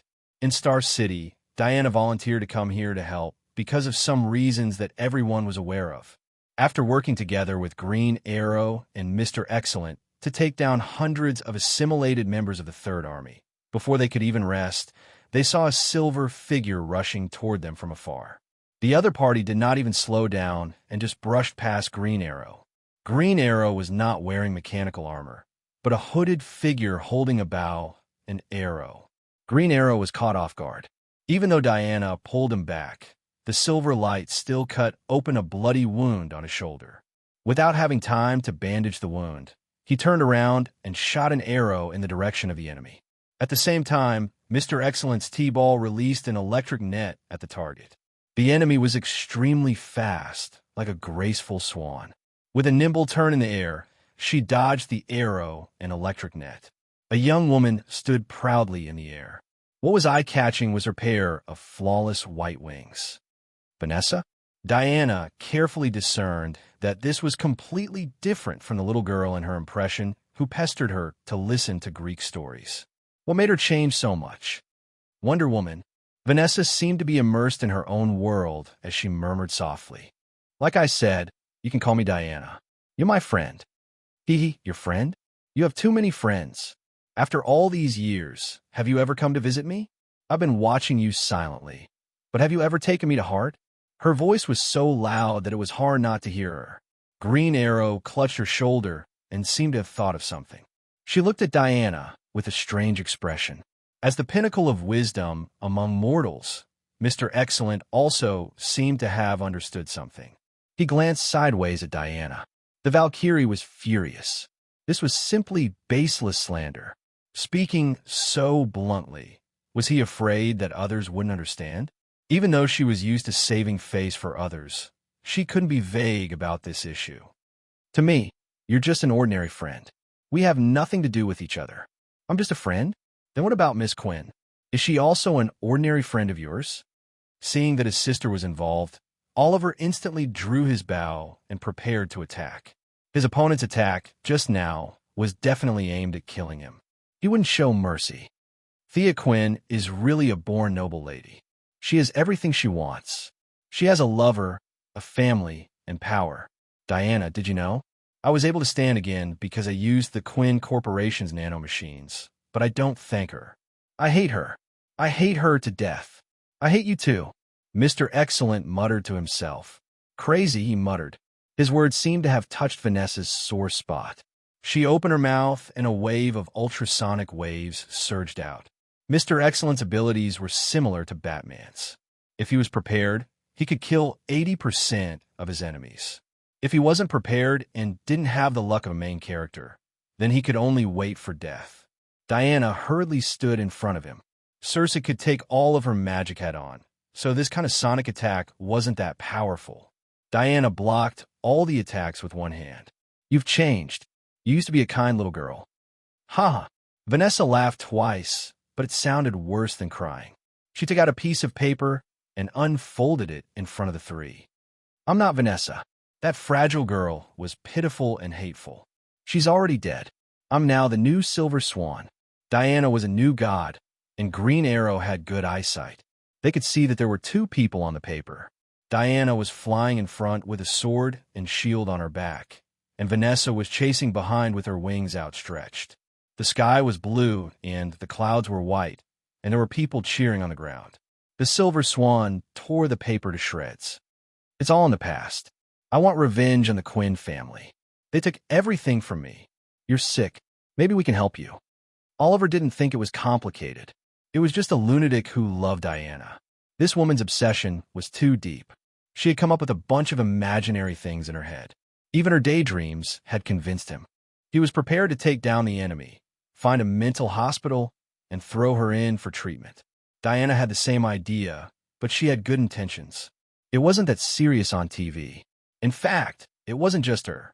Even Thea had admirers, but none of them were as crazy as Vanessa.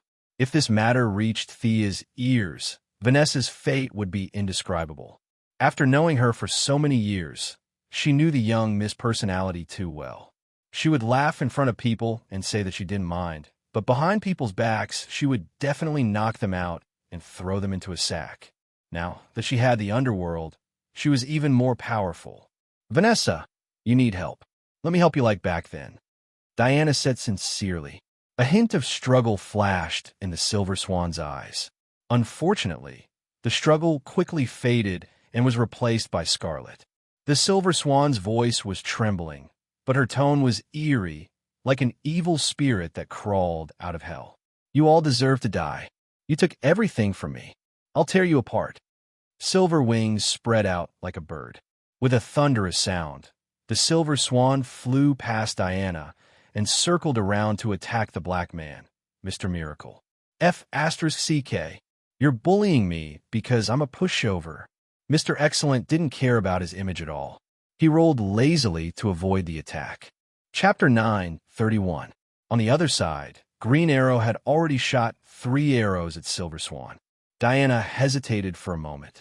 She could fight enemies without hesitation, but against a normal person, even a friend, she could not do it. Fortunately, her combat power was high now, and her attributes were superior in all aspects. With a casual glance, she found several flaws in Silver Swan. Her opponent was just a ballet enthusiast, and Green Arrow's archery was undeniably the best in the world. She dodged the arrows awkwardly, mostly relying on her high speed to dodge. Diana took 2 quick steps forward, and under Silver Swan's horrified eyes, she grabbed Silver Swan's ankle and dragged her down from the sky like a dead dog. Hold her down. I'll check. There seems to be a problem with the implanted device in her spine. Mr. Excellent looked more like a researcher than a superhero. His T-sphere contained almost all the common functions of modern technology. He quickly opened the operation interface, aimed at Silver Swan, and began scanning. I suggest you let her go. A short, middle-aged man wearing glasses walked out from the shadow of the building. The middle-aged man's hairline was a little high, but his aura was not weak at all. His head was held high, and he looked at them with a slightly scrutinizing gaze. Stop, stranger. Green Arrow drew her bow again and spoke first. Diana did not steal the limelight from him due to various considerations. The middle-aged man ignored the arrows and raised his hands calmly, indicating that he was unarmed. I'm just a normal person. I don't have the ability to fly in the sky like you. Although he said it casually, the hostility towards superheroes in his tone was very obvious. Let go of Silver Swan, unless you want to see Star City turn into a sea of fire. By the way, the remote control is with my companion. If I don't return in a minute. The middle-aged man's tone was relaxed, but his eyes were cold. Oliver looked at Diana. He hoped that the Valkyrie had some supernatural ability to defeat this middle-aged man, and then subdue the companion he spoke of. He's just a normal person. He has no abilities, no magic, and no technological equipment. Diana first observed the middle-aged man. At her level, there were many things that could not be hidden. But I can't see if there are any enemies around me. There are many things that Thea can do that I can't. Diana was a little depressed at the mention of this. She was a very pure warrior, and she had only started learning magic recently. He was good at lifting buildings and towing ships, but it was difficult to find an enemy in a residential area with complicated terrain. Without the super speed of the Flash, Superman's X-ray vision, and Thea's time stop, Diana can smash a planet with all her strength, but her search ability is really not strong. Why are you threatening us with the safety of Star City citizens? We don't even know each other. Diana tried to find some clues from the enemy's words. The other party was not fooled at all. Let go of the Silver Swan, madam. You should go find the bomb. That's what a hero should do. Why are you doing this? Don't you know that Earth is facing a crisis now? The Righteous Alliance was eliminating the Third Army on a global scale. She really did not expect someone to cause trouble at this critical moment. Did these people think that the Third Army would let them go? Madam, you have your duty, and I also have my mission. I don't care how many people will die on Earth, but let me remind you that there are only 30 seconds left. My companions are watching me from afar. If my freedom is restricted, then Star City will become a sea of fire. Call a few more companions. I have installed 6 bombs. Diana had no choice but to let go of the Silver Swan. The Green Arrow used a skateboard, and Mr. Excellence T-Ball had the ability to fly. The 3 of them split up. Diana called the Flash and Felicity, who were also in Star City. The other party's installation was very obvious and did not hide at all. The 6 of them searched the city and quickly removed the bombs. When the dust settled, the middle-aged man and the Silver Swan were long gone. The identity of the Silver Swan was not difficult to find, but the identity of the middle-aged man was a question that lingered in their minds. Felicity quickly used the Quinn Corporation's database to search. Whether it was the medical cabin or the cooperation with many government and military departments, the Quinn Corporation's database was the richest in the world. In the beginning, when faced with the attacks of hackers from all over the world, the hundreds of network experts that Felicity had gathered could not withstand it all. Later, Thea had to open up some artificial intelligence access to the corporation's network department to resolve the crisis. The huge satellite and database data were compared. The middle-aged man did not jump out of a crack in a rock. His identity was quickly found out. Caden James, a very famous hacker. I once used I should say I used a small program that he wrote. Felicity was still joking. She was not familiar with the Green Arrow in this time and space, but she still knew her. Even though she had been on land for many years, she was still exuberant when it came to her old job as a hacker. Why is she looking for trouble with us? Diana also knew Felicity and knew that she was Thea's good friend. This question stumped everyone. The Flash, the Atom Man, Felicity, and Mr. Excellent, who came to help, split up to investigate. Caden James was recently arrested by the Heaven's Eye Society for the crime of endangering national security. Felicity had more contact with the military and the government, so she was the first to find a clue. 10 days ago, a sum of $30 million was transferred to his account. The Atom Man, who had a close relationship with many banks, followed closely behind and found clues. 13 days ago, he was rescued from the Heaven's Eye Society by a person single-handedly. The Flash also found something. He enlarged the image on the screen. A tall man wearing purple soft armor and a white cloak held 2 samurai swords in his hands as he moved about freely.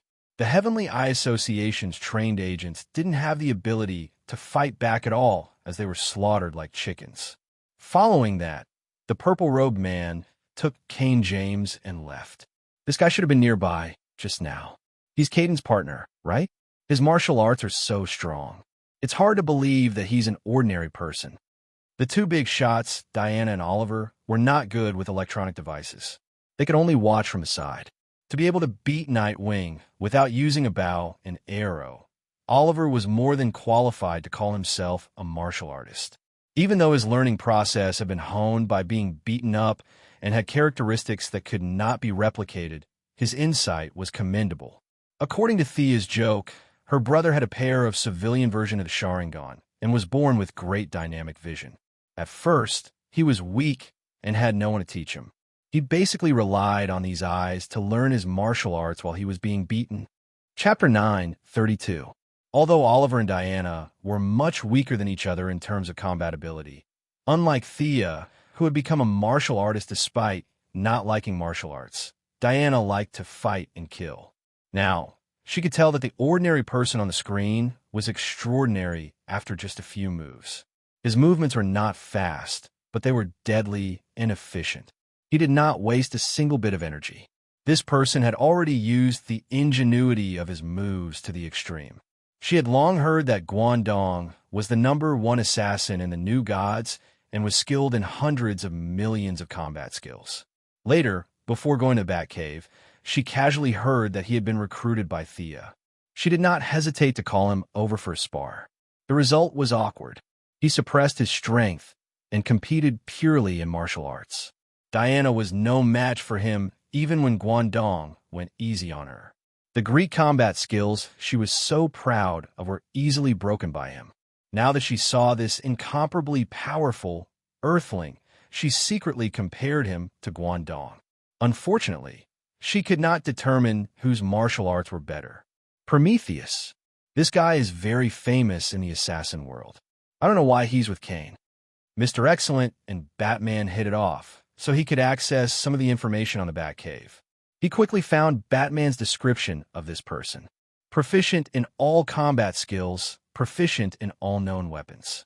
Many tools are hidden in his armor. A master tactician, suspected to have the special ability to learn other people's martial arts. Once defeated Madame Shiva 3 times. Mr. Excellent read Batman's description to the others.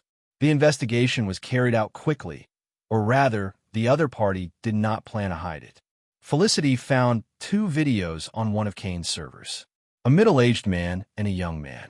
They were both shot to death by green arrows without exception. How is that possible?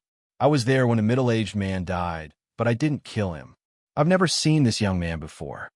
Oliver cried out, but regardless of whether he was innocent or not, the other party was certain that he was the killer. Prometheus's father was killed, Kane's son was killed, and Kane's son was killed, together with the Silver Swan, who hated the Quinn family to the core. The 3 of them came together and prepared to fight for revenge. A warrior with extraordinary skills, a super hacker, and a silver wing killer with great mobility. The combination of the 3 was quite strong. The other party had revealed a lot of clues. If they continued to investigate, they would definitely gain something. Unfortunately, there were too many things to do tonight. The superheroes, including the young Titan, had already launched an all-out attack, but the Third Army was still unable to kill them all. A few heroes with high mobility did not have time to waste. Seeing that Star City was fine, they each went to help. Even Oliver did not stay for long. He also walked onto the streets and wiped out the army of assimilators that were beginning to swell. At the periphery of the multiverse, there was a world of black and white. This was the underworld. The ordinary people who were transformed by the Third Army had already died at that moment. Their bodies continued to act in a certain way, but their souls had already entered hell. Before a large number of souls entered, there were 2 unlucky souls who arrived first. What is this place? Even as a soul, Hal Jordan was still nonchalant. Walking beside him was naturally his good friend Sinisto. The former leader of the Yellow Lanterns had a look of displeasure on his face as he snapped. How would I know? To be honest, even if he was not afraid of anything, he was still a little scared at this moment. There were strange rocks all around them, and there were cries coming from the distance in the wind. All of this was telling them that this was not a good place. The 2 of them were not fools either. Their memories were very clear. They were already dead. Could this be the world after death? What is it like after death in your Earth's myths? As they walked, there were figures appearing around them from time to time. Unfortunately, they were all in a daze, and there was no possibility of communication. Even if he did not want to talk to Hal Jordan, in this gloomy environment, Sinisto could only try to find some topics to talk about. Hal sneered and asked him about eating, drinking, and having fun. Nightclubs and bars were fine, but myths? Please, let's talk about something else. How would I know? Those are all lies to the ancients. How would an alien like you care about Earth's culture? Hal looked at him as if he was a retard. Sinisto almost punched him. He softly spat out a word. Retard? What did you say? I said you're an idiot. Sinisto did not wait for Hal to retort and continued. How can you turn a blind eye to so many strange things on Earth? Isn't it strange that a small Earth has 4 Green Lanterns? Black Death Emperor's target is Earth, and that lady's target is also Earth. Didn't you see that? Although Hal was a little rash, he was not a fool. Instead, he had the temperament of a leader. He did not lack in ability, wisdom, and decisiveness. It was just that he was used to it and did not think in that direction. Looking at the surroundings, he said, "What does this have to do with our current situation? We are already dead. Theo will most likely use the White Lanterns to revive me. You will most likely revive you too. Why don't we wait here?" To be honest, There were no bodies or Green Lantern rings here. Looking at the figures that appeared from time to time and unconsciously gathered into a huge group and walked forward in a certain pattern without saying a word, it was a very scary thing. Sinisto's principle was to not ask for help, especially when he was still thinking about taking back the Yellow Lantern Corps from Thea. He did not want to owe her a favor. At that moment, he was in a dilemma. Should he flatly refuse her resurrection, or should he accept it with lowered eyebrows? This question troubled him. "Get down." Sinisto was a little stunned. Hal hurriedly pushed him down and pointed to the sky. A bone monster flew across the gray sky. It patrolled the area as if it was looking for something. After circling at a low altitude for 2 rounds and finding nothing, it flew into the distance. What kind of monster is that? Sinisto was an alien. He did not recognize the thing that flew by just now. He could only vaguely feel that it was very powerful. If he had a body and a Green Lantern ring, he would at most be able to tie with it. Having played many games, Hal was quite knowledgeable. He looked at Hal as if he was looking at a country bumpkin and said, "That's a bone dragon. It's what a dragon looks like after it dies." Before he finished, he realized the problem. The bone dragon was obviously a derivative of Earth's culture. It was understandable that he came here after death, but what about Sinisto? His Kaluga was tens of thousands of light years away from Earth. The two of them continued forward in confusion. Not long after, they finally met someone they knew, or rather, someone they knew. A certain Green Lantern had joined their team. Everyone was dead, and there was no fight between the Green and Yellow Lanterns. Since they were in an unfamiliar environment, they naturally had to go together. Hal's doubts grew. This Green Lantern was even further away from Earth. Could it be that the area they were in was the common home of all the dead in the universe? Chapter 9:33. Time lost its meaning here. They didn't know how long they had been walking, but the group slowly expanded. A new Yellow Lantern, a Green Lantern, and a Blue Lantern had joined. They had all died after Hal and Sinisto. From their narration, Hal also learned about the Third Army and realized that it wasn't a coincidence that Black Hand had attacked him and Sinisto. Unfortunately, he was already dead. Other than cursing at the Guardians, he couldn't do anything else. Not all lanterns could maintain their sanity and blend in with the group of souls. They followed the group and walked along the dirt road. As for what awaited them ahead, no one knew. It was their first time here. The sound of horse hooves rang out beside them. Even though he told himself to keep a low profile, Hal couldn't help but look up. The eyes of the knight on the horse glowed. They looked at each other and realized that the other party was still conscious. The knight was stunned at first, but then he suddenly thought of something. He raised his left hand gently, and the group that had been moving forward since ancient times stopped in unison. The knight lowered his hand as if he had done something insignificant. He took out a piece of parchment from behind him and looked at Hal's face carefully. "Is this you?" The appearance of a skull was similar to that of a living person. In fact, it was the same the other way around. The knight wasn't very sure and could only ask Hal for confirmation. It was a piece of yellowed parchment that looked like a wanted poster. Hal's face was on the paper, and there was a number at the bottom that looked like a bounty. This thing was very similar to an anime that Hal had seen on Earth about pirates. The big pirates in the anime were all wanted posters like this. The undead knight's eyes didn't have any ruthlessness or ferocity. It was as casual as meeting a neighbor at the stairs and chatting casually. Sinisto was extremely cautious, his eyes as sharp as knives, as if he wanted to find a flaw in the undead knight's words or actions. Hal was lying when he said that he wasn't afraid, but this person was naturally bold. Even a Black Death kingdom dared to rush forward. There really wasn't the word fear in his dictionary. He looked at the wanted poster. It was a black and white picture of himself. Unless he had a twin brother, the other party was definitely looking for him. "I am. Why are you looking for me?"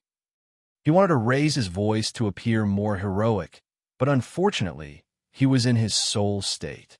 His loud voice hadn't been brought over from his body. The knight was overjoyed. His terrifying skull shook with excitement, and his lower jaw opened and closed, indicating that he was very happy. Just as Hal was wondering if this guy would turn hostile in a few seconds, the undead knight took out another wanted poster. "Do you know this guy?" Hal took a look and was overjoyed. Wasn't this Sinisto? When he turned his head, he realized that Sinisto was preparing to hide in the crowd. Unfortunately, there was no place to hide, with the thought that if he was unlucky, others wouldn't have it easy either. Hal immediately pulled out his old opponent, indicating that this fellow was Sinisto. The undead knight took the image and compared it with the two of them for a long time. In the end, he shook his head. He could not be sure. The knight wasn't an earthling when he was alive. After his death, he went through a selection process and rode on this strange thing called a horse. His duty was to patrol the underworld every day. Now that he was searching according to his superior's orders, he couldn't find any similarities between these two guys and the ones in the image. He sighed and said in an uncertain tone, "Let's go. Follow me to see my superior." Hal and Sinisto wanted to resist, but without a body, the two of them had no fighting strength. Seeing that the other party's attitude was rather amiable, they knew that there was no benefit to falling out with him. They could only obediently follow him.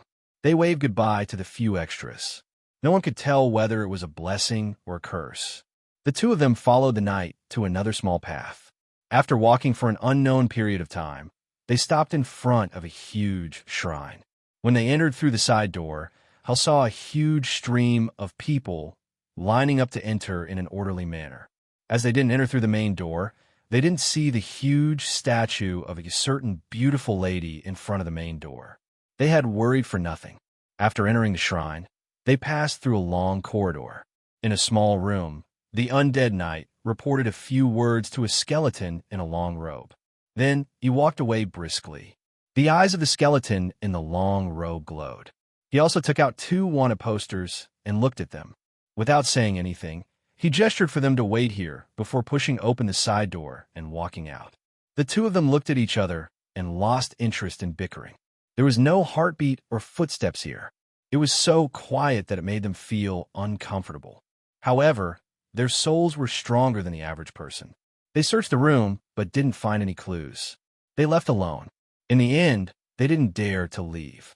In the end, they leaned against the door and listened to the commotion outside. In the empty hall, there was only one voice echoing around. The two of them were a little far away and could only hear some words intermittently. Hami, Merit, return to the human world. Beautisha, useless. Take him away. Aaliyah, life excellent. Go to heaven or return to the human world. Let her choose. Take her down. The voice passed the judgment very quickly. They only listened to a few sentences, and more than 10 sentences were carried out. Most of them were useless. Only a few could return to the human world. Very, very few could go to heaven or hell. Sinisto didn't understand these terms. Although Kaluga couldn't compare to Krypton, it was still a planet with a technological civilization. All myths and legends had disappeared thousands of years ago. Although Hal was unconventional, he was still an Earthling and wasn't unfamiliar with heaven or hell. He was just curious about this place. Did all the life in the universe come here? Was it a good thing or a bad thing that he and Sinisto were treated differently? The two greatest Green Lanterns muttered in their hearts. Time passed very slowly. They were like criminals waiting to be judged. The Flash had once told Hal about his experience of being sentenced to prison. At that time, Barry felt that every day was like a year. After that, he looked at his watch all the time in prison. That feeling of confusion of doing a lot of things, but in the end, only a second had passed. Hal finally experienced it today. He once mocked the Flash because of his super speed. Now, looking at himself, he wasn't much stronger. He could only sit and wait. Calm down, Hal. It shouldn't be a bad thing. Sinisto looked at him, scratching his ears and cheeks like a monkey. He felt embarrassed and couldn't help but scold him coldly. Before Hal could refute, the door was pushed open. A voice with a hint of mockery entered his ears. It really isn't a bad thing. Green Lantern Hal Jordan, I've heard a lot about you. A middle-aged man in a dark suit walked in. Even though he had never seen him before, Hal recognized him just by looking at his half-destroyed face. Two-Face, why are you here? Chapter 9:34. Hal looked left and right. Was he not dead? This was somewhere in Gotham. Everything before was fake. Was it the Scarecrow's fear gas or Black Mask's mind control that caused him to hallucinate? You're in luck. I only have 1 minute, but you'd better remember everything I say. Take this, go out, turn left, and walk through a corridor. After that, you'll be in the third room. Line up and go through the procedures. After saying that, the two-faced man handed each of them a slip of paper. What the hell? Hal took it and looked at it quickly. The handwriting was beautiful, strong, and extraordinary. Even if he wrote like a dog, he could tell the good from the bad. However, he could not understand the content at all. It was a font that he did not recognize. While he was in a daze, his soul automatically read the content as if he was breathing or drinking water. The general idea was that he, Hal Jordan, had contributed to the country and shed blood for the commission. Therefore, he was allowed to be resurrected. The signature was even more familiar. The lady's name was written in a flamboyant style. It was hard not to recognize it. When you return to the human world, you will forget everything that happened here. However, I sincerely remind you that even with the care of Her Majesty the Goddess, you should cherish your hard-earned life. The two-faced man finished and prepared to leave. Wait, you mean we're really dead? This piece of paper can resurrect me? Hal questioned loudly. The two-faced man looked at him like he was an idiot. Finally, he nodded helplessly. Then why don't you resurrect? Are you guilty of so many sins that you can only atone for them here? Hal pondered. Why should I be resurrected? This place is 10,000 times better than Gotham. All my old acquaintances will eventually come before me to await my judgment. Life is meaningless to me, but here, I have never proven my worth like this. What inspector? What gang leader? It's all in the past. I'm just Harvey Dante. The two-faced man was beaming with joy. There was no more madness, no more conflict between good and evil. At this moment, he was like a successful person giving pointers to Hal, a loser in life. He looked as if no one could understand his loneliness. The two-faced man shook his head gently. With a snap of his fingers, a new corridor appeared in front of them. He raised his hand and signaled for them to leave quickly. The two of them had no choice but to walk forward. Who is this fellow? Sinisto whispered to Hal when they were a distance away. Maybe he was an Earthling when he was alive. Hal was not sure if this guy was the two-faced person he knew. Submit the application, line up, wait for the review, register, and finally get approved. There was a huge process involved. After all, reviving a person was a big deal. The authority of the two-faced man could only be considered as a preliminary judge. Demigod Minus will be the final judge in the end. It was slightly different from Karen's resurrection. Hal had two modes of official resurrection and unofficial resurrection to choose from. People like Hal and the others were considered to be officially resurrected. The process was long, but there were no repercussions. During the long wait, Hal even saw a familiar person, or rather, a familiar ghost. The dead Boston Brand. This guy was currently roaming the realms of the living and the dead. There is no need to mention how comfortable he was. Even though he was the #1 ghost in the underworld, no one cared about him. Hal had a good relationship with the dead man. Sinisto knew that he would be resurrected soon, but he did not want to owe too many favors. Now that he was talking to the two people, he could only pretend to be invisible. The dead man did not talk too much about the young lady with Hal. He only talked about the things on the surface. The process in the underworld was so complicated. He would come over to chat with Hal when he had nothing to do. He gestured for the two of them to wait. Hal did not expect this companion to have such a powerful background. The goddess of death, just the name alone, was impressive. Sinisto was left with no choice. Thea was so powerful. Could he still snatch the Yellow Lantern Corps back? Even if he could, he would not dare to do so. The Corrigans were not long-lived. He would still end up in her hands. Even if he succeeded in seizing power, the consequences would be too severe. The two greatest Green Lanterns were killing time in the underworld. They silently criticized the underworld for its low efficiency while eagerly waiting for their own resurrection. At this moment, the physical world was already in chaos. The Guardians absorbed the power of the First Lantern and used their own cells to create assimilated people. Then they all disappeared. Before they left, they even kidnapped Ganther's side, who came to question them. Thea killed a batch of assimilated people who attacked the main planet of Ura. However, they could not stop the assimilation speed of these things. In less than an hour, a larger wave of attacks came. The Night of Darkness destroyed the outer defense of the planet. A few guardians with sores on their heads and pus on their feet did not repair it for half a year. The third army that came like a tide caught the Green Lanterns off guard. Several important facilities were lost one after another. If not for Thea's timely arrival, they would have been destroyed. Now that they were facing a larger attack, they could only choose to retreat. Retreat to the main planet of the Blue Lantern Corps. Retreat quickly. Let the new medics go first. The reserves are an important supplement to the Green Lanterns. John, protect them. Kyle Rayner's limelight was stolen by the young lady in this time and space. However, his light was still as bright as the stars. That was to say, the Guardians had run away. Otherwise, he would have been the greatest Green Lantern. Guy Gardner and John Stewart, two of his fellow countrymen, although they entered the profession earlier than him, their achievements were not as good as his. The Green Lantern ring that Gonda had forged for him, coupled with Kyle's abundant emotions, the combination of the two would allow him to fight against countless enemies by himself. The Green Lanterns were quite experienced in evacuating the main planet of Ura. After all, it was less than half a year after the Night of Darkness.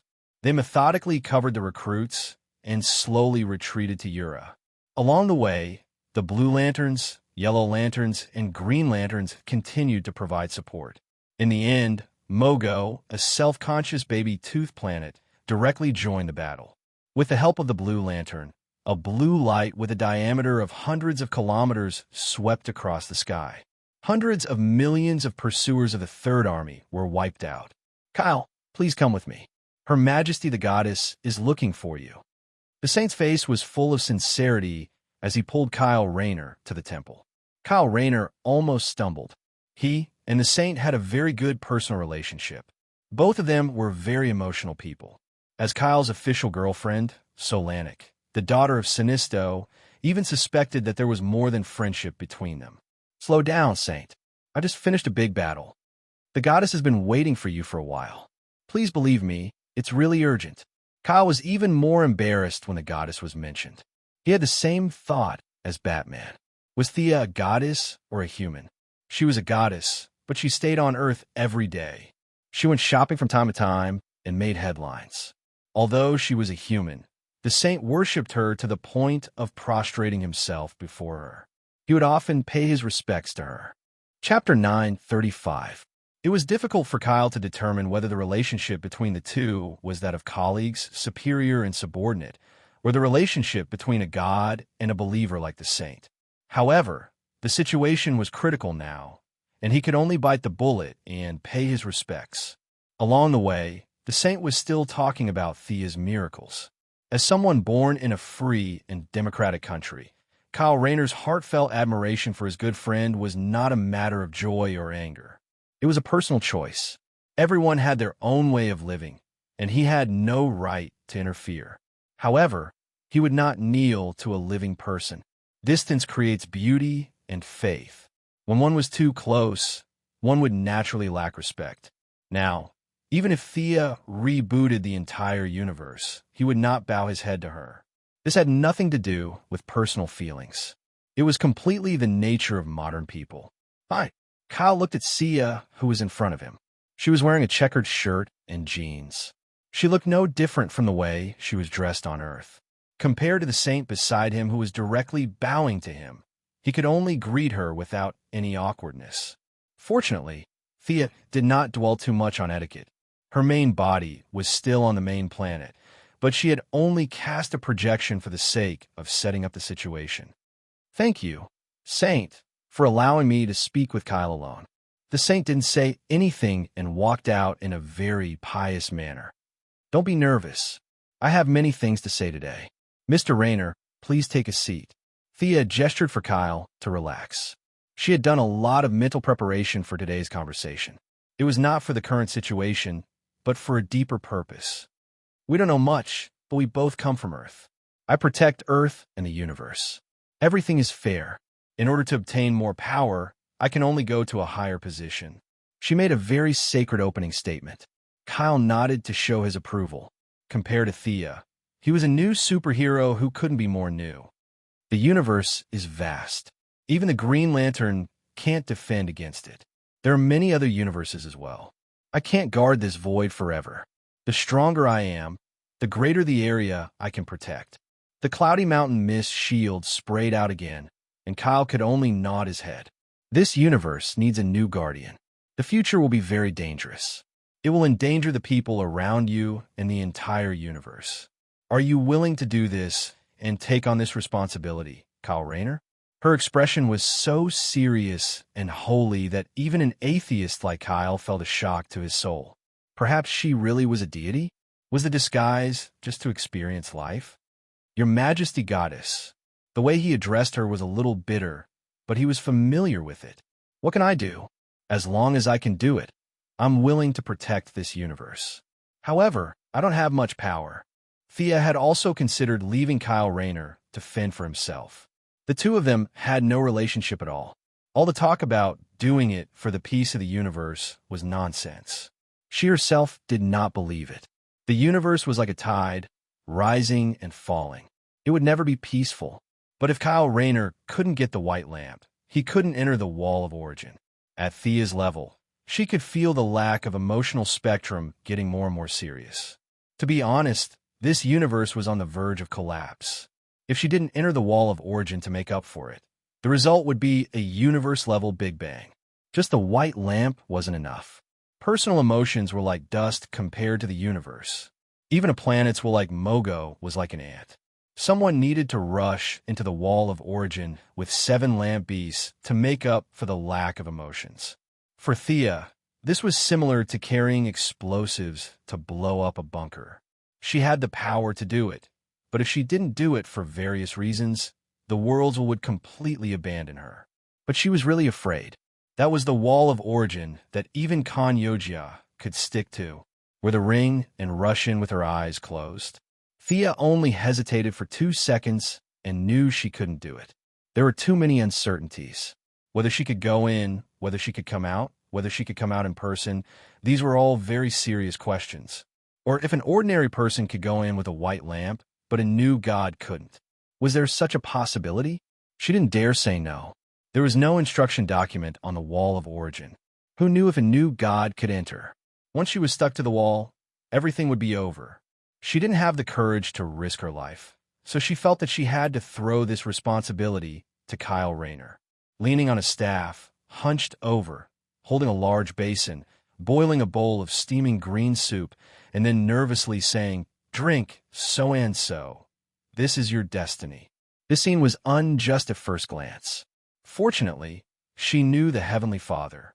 Imitating the Heavenly Father's grandeur, a bunch of nonsense really fooled Kyle. Unknowingly, Thea had transitioned from the role of an adventurer to the role of an old grandfather.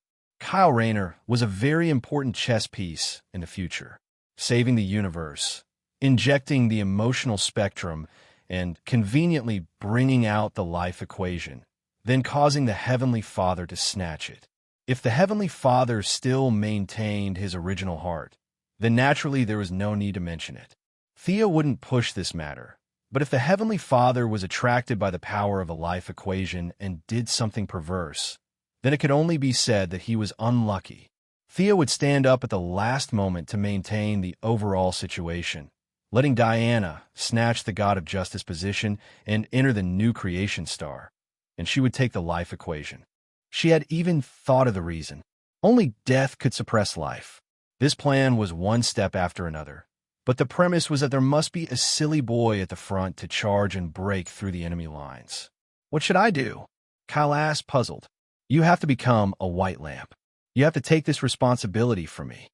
The spirit of existence was skipped directly. Kyle didn't need to come into contact with it. In the future, Kyle would walk the path of merging with the 7 light beasts. The revival function and life-sharing function would all be removed. As long as his emotions could withstand the 7 light beasts, it would be enough. Although it was still difficult for ordinary people, it was much easier than Thea, who had to rely on herself to control emotions. Thea was familiar with it. With a light flick of her index finger, 6 duplicate rings flew in front of Kyle. Except for the orange lamp Laughless, who was unwilling to be suppressed by her and took 2 more seconds, the other rings came willingly. The 6 rings were reversed and turned back into emotions. 6 huge light doors appeared in front of Kyle. Go in. Each door represents one emotion. When you have grasped all 7 emotions, use your own courage to adjust them. The flow of time between the 2 worlds is different, so there is no need to worry about the outside.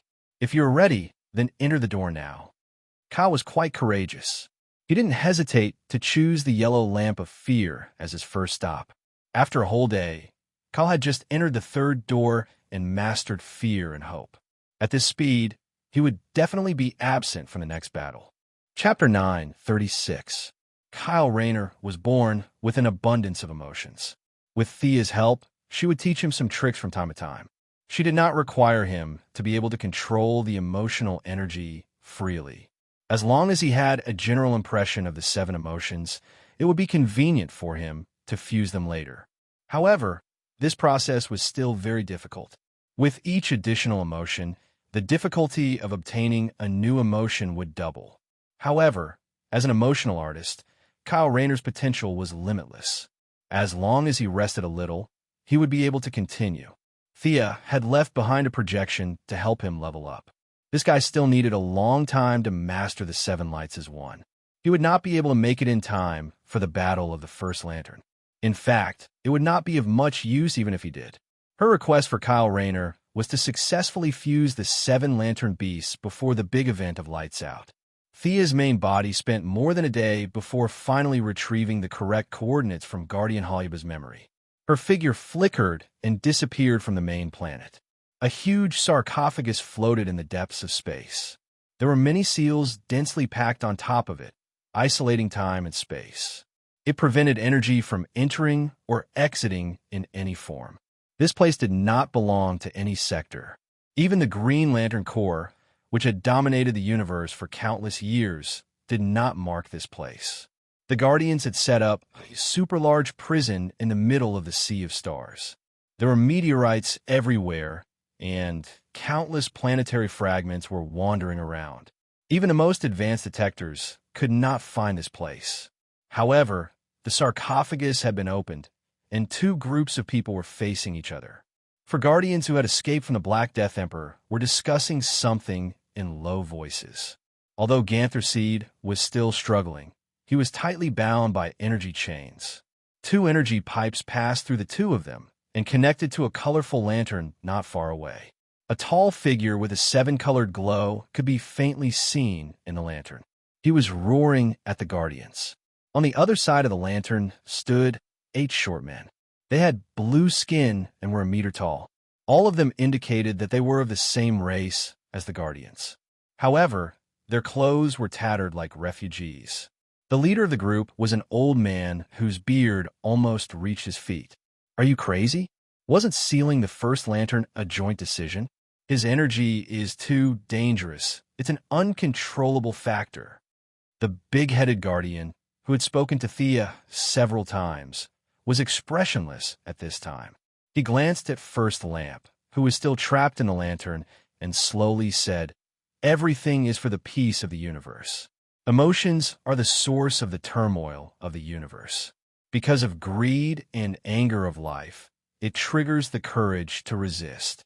All of this is a cycle.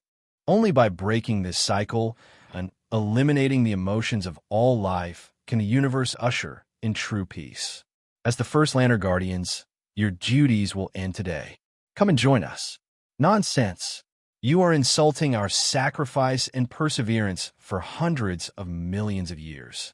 You made us guard this prison for hundreds of millions of years, and now you're saying that everything is wrong. You don't deserve to be a guardian. You have lost your nature and power, the blue man with the long beard retorted loudly. My brother, you're wrong. Could it be that you still haven't seen the truth? Life is equal. They have the right to decide where they go. The Guardians shouldn't interfere. Gantz, who was tied up like a dumpling, also spoke from the side. The 3 groups of people of the same race began to quarrel fiercely.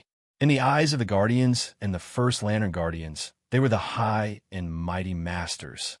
Ordinary people could only accept it passively. They shouldn't and couldn't raise any objections. Gantz was much more open-minded. He suggested that the Guardians should completely give up their power and move behind the scenes. Such words were scolded by both sides, thinking that he had forgotten his duty.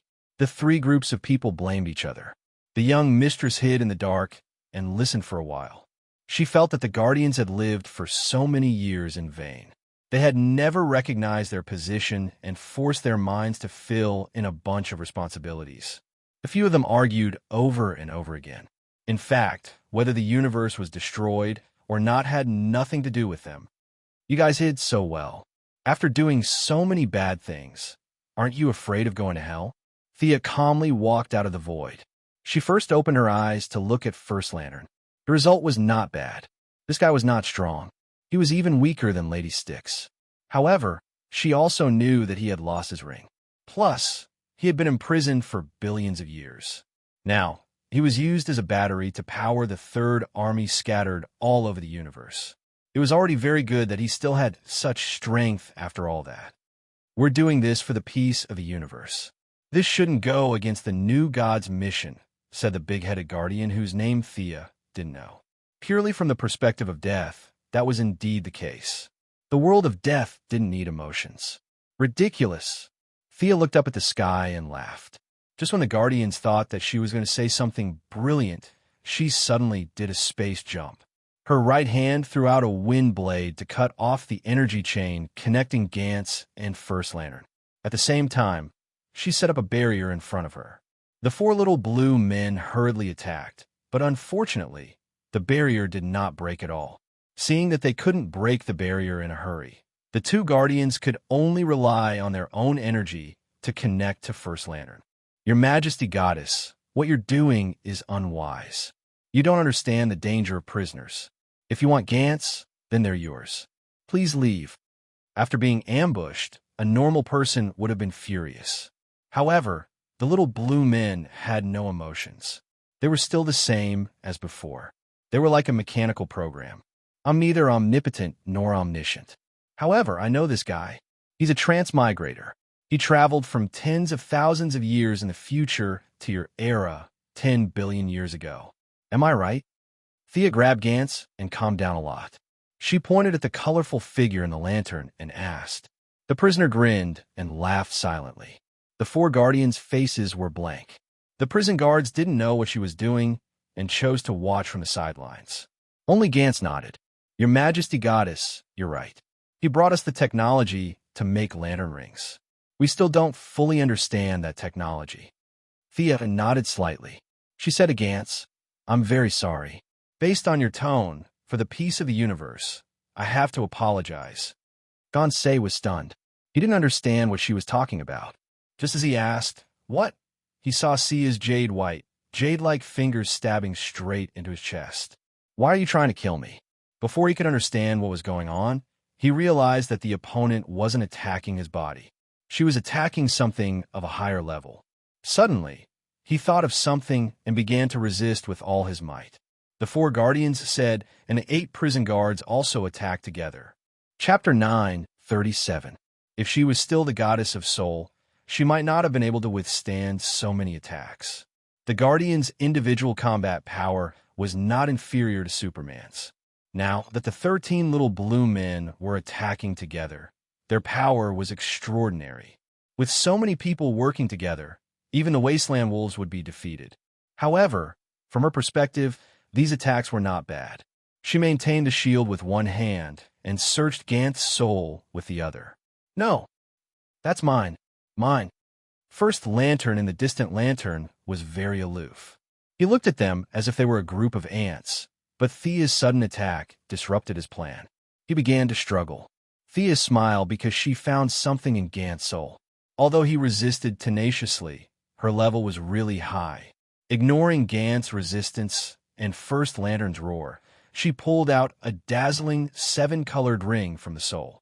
This was the universe's first emotional ring. It was not a green or yellow light, nor did it belong to any single spectrum. It represented all the emotions in the universe. The ring did not belong to her, so it resisted with all its might. However, as a rootless duckweed, how could it resist the goddess of death? Thea cleared her mind and focused on pulling out the ring from Gant's soul. The ring was mixed with countless threads. Under the forceful pull, the threads pulled at the soul. Gant's face was full of pain. Bear with it. I'm very fast. What's wrong with you guys?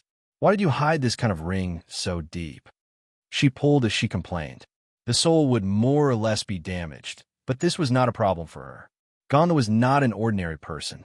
At this level, the soul of a long-lived species was very strong. Most ordinary people would have fainted or been seriously injured, but Old Man Ganser was still able to yell and scream. As if realizing that she was determined to win, Gonda gave up resisting. Thea's movements were greatly accelerated. She had cut half of the hundreds of soul threads. Success was in sight. How dare you touch my things? You're just a primitive person. You don't deserve it. First Lantern was furious and finally revealed his trump card. With his order, the Third Army all over the universe stopped and turned towards First Lantern's direction. It was similar to the conversion process, but this time it was more thorough.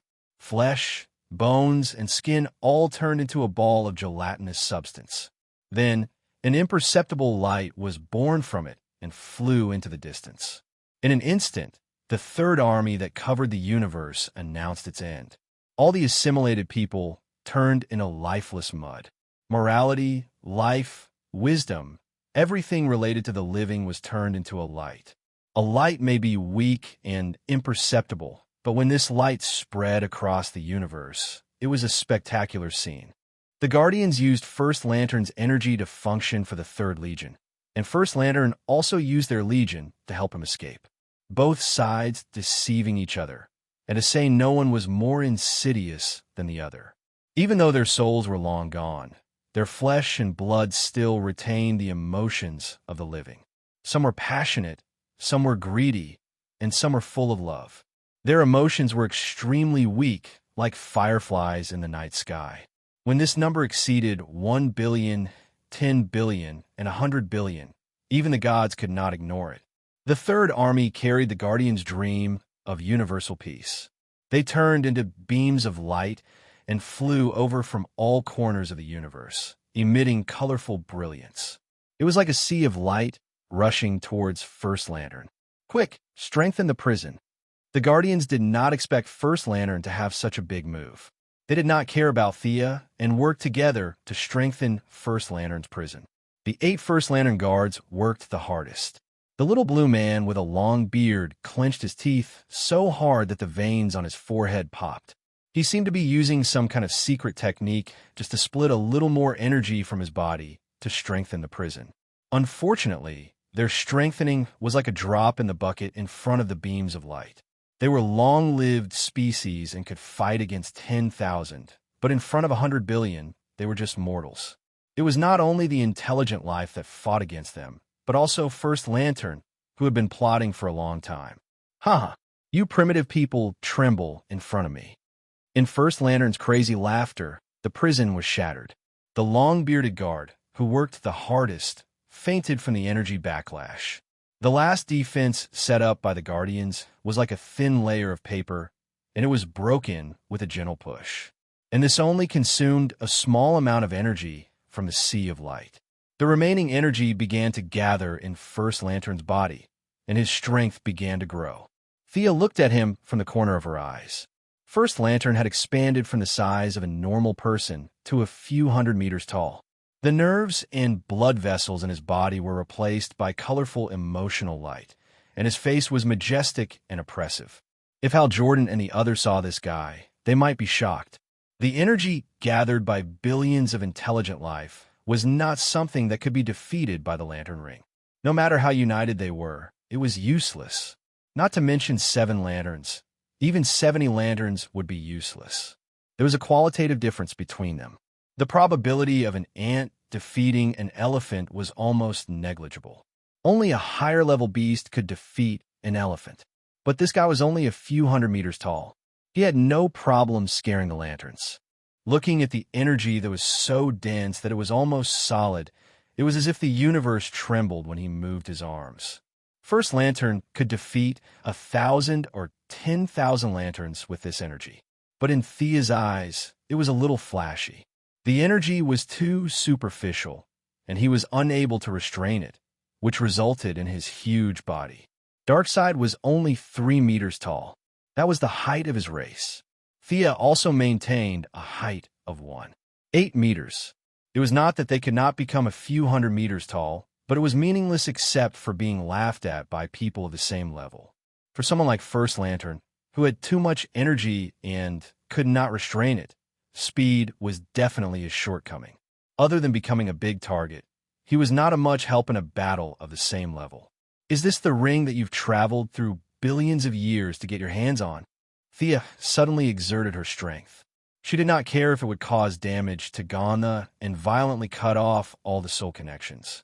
A ring that emitted countless colors of light appeared in the palm of his hand. She had noticed it when she first came into contact with it. This ring was also the origin, or rather, the ring was the new god. It represented emotion. Just like Mitron's chair of Mobius, whoever sat on the chair would be the god of knowledge. Rather than saying that Mitron was the god of knowledge, it was more accurate to say that the chair was the god of knowledge. This ring had the same effect. Whoever wore the ring would be the god of emotion. Emotion was not as good as death, but it was similar to good and evil. It was a necessary trait for intelligent life. If there were no emotions, then it wouldn't be considered a life. Now that Thea had reached the limit of the divine seat, she had to give up a divine seat to obtain a new one. Chapter 9:38. In Hollyba's memory, she saw the entire process of the first ring's forging.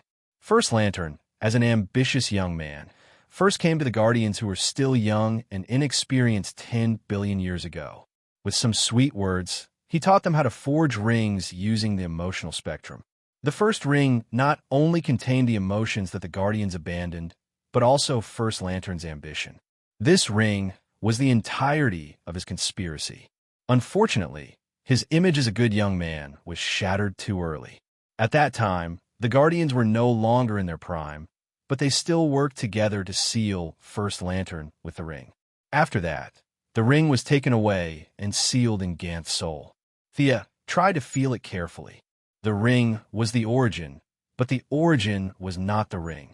If she wore the ring, she would only be borrowing the power of emotions. This thing had nothing to do with her. It would be stupid to give up one's position just to borrow a part of the power. The result was a little disappointing. Emotions were a high-level origin, not as deep as death, but on the same level as justice and evil. If it did not conflict with her, she could absorb it with some effort. But this ring was different. It was too complicated. Not only did it contain the source that represented the deity position of emotions, but it also contained the emotions of the little blue men in the First Lantern. They used their own emotions as bait to capture this source. Billions of years had caused several substances to mix together. Just like the previous death, Sia had to spend a lot of effort to purify the impurities. To use this ring freely was more troublesome than death. She did not have much understanding of emotions. There were too many emotions in intelligent life, and it was not an exaggeration to say that there were 70 or even 700 emotions. In the end, she might waste her original path of death. She really did not want to try. Also, death had a poor tolerance. The previous trait of wealth had a first-come, first-served problem. They were the foundation for Thea to bear death, so they were barely compatible. This god of emotions was completely foreign. Death did not care about it at all. If Thea forcefully fused with it, who knew what would happen? Useless, she sighed. If this thing was in First Lantern's hands, it would definitely increase his power. But in her hands, it would at most be an unsuitable collectible. But the enemy would be much weaker, and she could get the drops in advance. No matter how she looked at it, it was a good thing. Then, under First Lamb's furious gaze, she kept the ring in her bag. Moreover, he revealed a radiant smile to Chu Deng. What kind of man are you if you can only stare at me? If you have the ability, come and hit me. First Lantern was so angry that his teeth were itching. His original plan was to wait until the Third Army had developed to its largest scale. Then, when the Guardians were at their most high-spirited, he would flip the table and enjoy their horrified gazes. Finally, he would use Black Tiger Steel's heart to obtain the ring that had been sealed in Gant's soul. This way, not only would he be able to slap the face of the enemy, but he would also be able to reach the peak of his life. Not only did he want to destroy his enemies physically, but he also wanted to destroy their minds and wills. This kind of counterattack was very suitable for him. He had been holding back for countless years to achieve this goal, and now he was about to succeed. In order to prevent any unexpected changes, he had imagined many scenarios, but he had always focused on the little blue men. He had never thought that a woman he had never met would jump out. If you want to flip the table, go ahead and flip it. Why did he ruin my plan? Not only did Thea flip his table, she also stole his job. If it were an ordinary person, he would have charged over and split Mount Hua in half. But First Lantern was no ordinary person. He glared at Thea fiercely. In this time and space, everyone in this world was primitive in his eyes. He had no intention of asking for her name. He opened his hands, and light flashed. Red, orange, yellow, green, blue, and purple mixed with many emotions flew out from his palms. The strands of emotion were like countless butterflies. They danced and used their insignificant strength to grab at the void. Thousands of strands of light gathered into a beam of light. Relying on this powerful energy, First Lantern tore a crack in the real world. He wanted to change the timeline and return himself to the point before Thea came. Even if he had to flip the table, he had to take back his job. A wise choice. Thea sighed. First Lantern did not come to snatch the ring from her. Instead, he went back to the source. This meant that he had not been blinded by the sudden increase in power.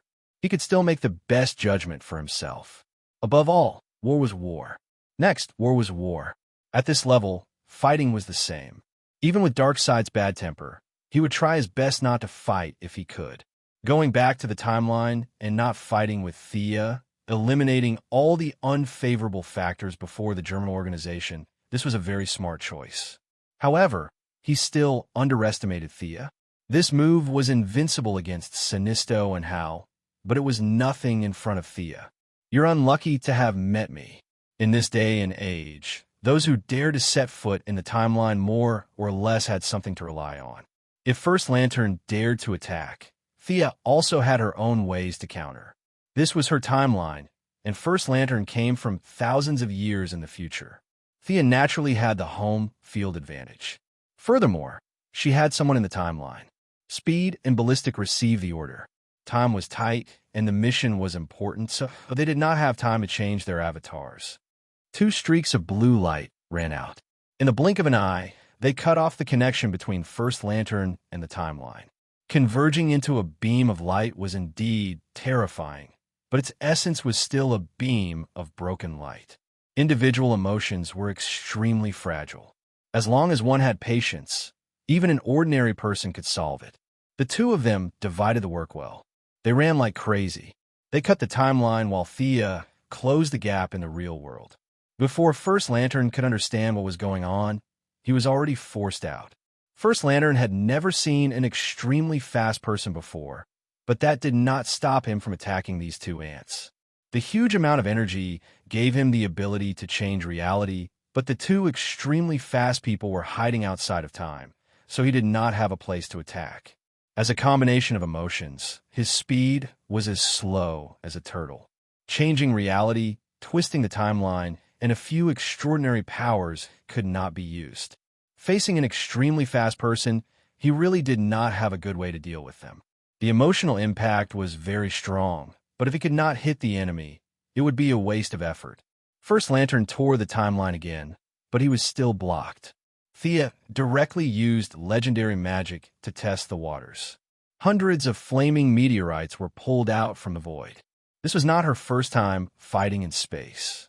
Meteorite magic was extremely powerful on the ground, but there was no gravity in space, so its power was instantly reduced by half. However, First Lantern was a few hundred meters tall, flashing with a rainbow light. He was so ostentatious in front of the goddess of death. Thea felt that if she did not smash his head, she would be letting down his big body. As for the lack of gravity in space, that was also a small problem. Thea imitated First Lantern's mental power and made a beacon.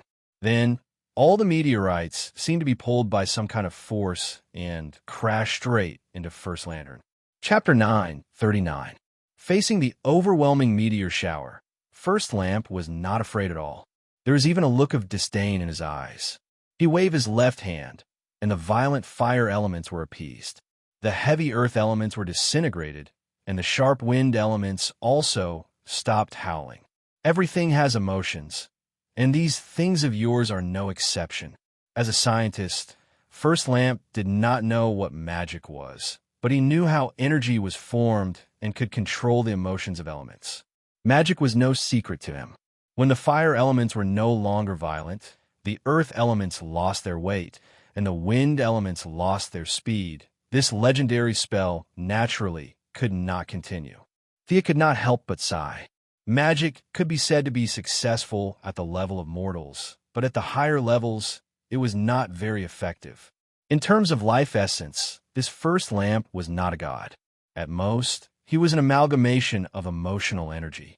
However, his energy was huge. In terms of magnitude, it was already beyond her or dark side. It was even comparable to the spirit. It was just that he did not know how to use it. This energy was enough, but it did not belong to him at all.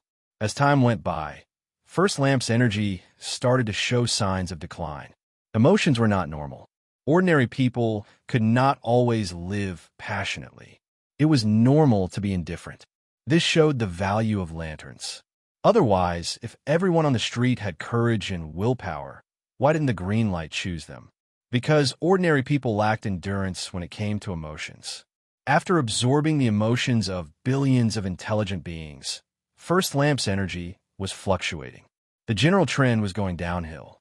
As a mortal, he could control so much energy. Without the help of the ring, First Lamp could only do some simple and crude work. Like tearing the timeline, there was no technique to speak of. His method of breaking magic was not very brilliant. He was just taking drastic measures. There were too many intelligent beings in the universe. There might be life forms like the fire and water elements that were later assimilated by the Third Army and turned into the source of First Lamp's emotions.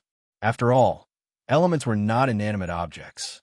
It was not too ridiculous to say that they had emotions. First Lamp took Thea's attack effortlessly. This made him even more confident of his strength.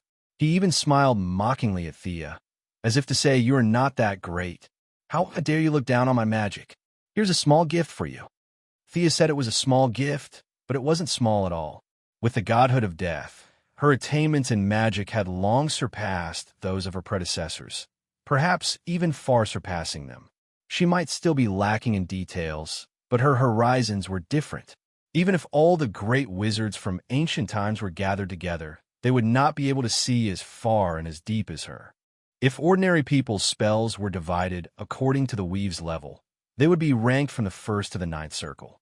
Spells above the ninth circle could be considered legendary spells, and the weave had almost no effect on such spells. It all depended on the caster's own conditions. All legendary mages could cast level 10 spells, and a small number of them could reach level 11. As for the few people who could leave their names in the history of magic with the highest combat power, they could cast spells up to the 12th circle. Legendary mages often looked down on the gods because some spells could not be cast by them. For example, Ares Diana, they were too focused on their own power, and even casting time stop took a lot of effort. As for a mage-type deity like Sia, it was easy for her to reach the 11th or 12th circle. Relying on her high realm and solid foundation, she was going to mobilize the divine power of death and the magic power of the universe to cast an unprecedented 13-circle spell. Even though she had made some preparations beforehand, this spell still took some time. Meteorite was an excellent camouflage. While First Lamp was proudly showing off, it bought her 5 seconds. Her hands moved quickly, and countless mysterious runes were quickly drawn. A huge number of magic circles were connected to each other, piling up layer upon layer. The total amount of magic power Thea poured into them was at least equivalent to 10 great wizards of Merlin's level. A grandfather clock hundreds of meters tall was created. The grandfather clock was not affected by the environment, as if it had been suspended in this universe since ancient times. It was thick and heavy, as if it had experienced countless years. The body of the clock was dark black, and the sun, moon, and stars were carved in relief. The dial was golden yellow, which was made from the fragments of time shattered by the anti-watchers. The needle was illusory, sometimes visible, sometimes invisible. It was filled with Thea's understanding of time. The crisp sound of the bell reverberated throughout the entire universe. All intelligent life felt a sense of helplessness fill their hearts. It was as if they had encountered their natural enemy. They were helpless, and in the face of the end of everything, some cried, some laughed. With just a crisp sound, the universe quieted down. This was the sound of the Bell of Fate. The main body of the grandfather clock was still in the hands of Big Brother Fate. Thea went to the Endless Clan from time to time and naturally saw this thing. Big Brother Fate did not care. Look at it if you want to. I have no objections, even if you want to smash it.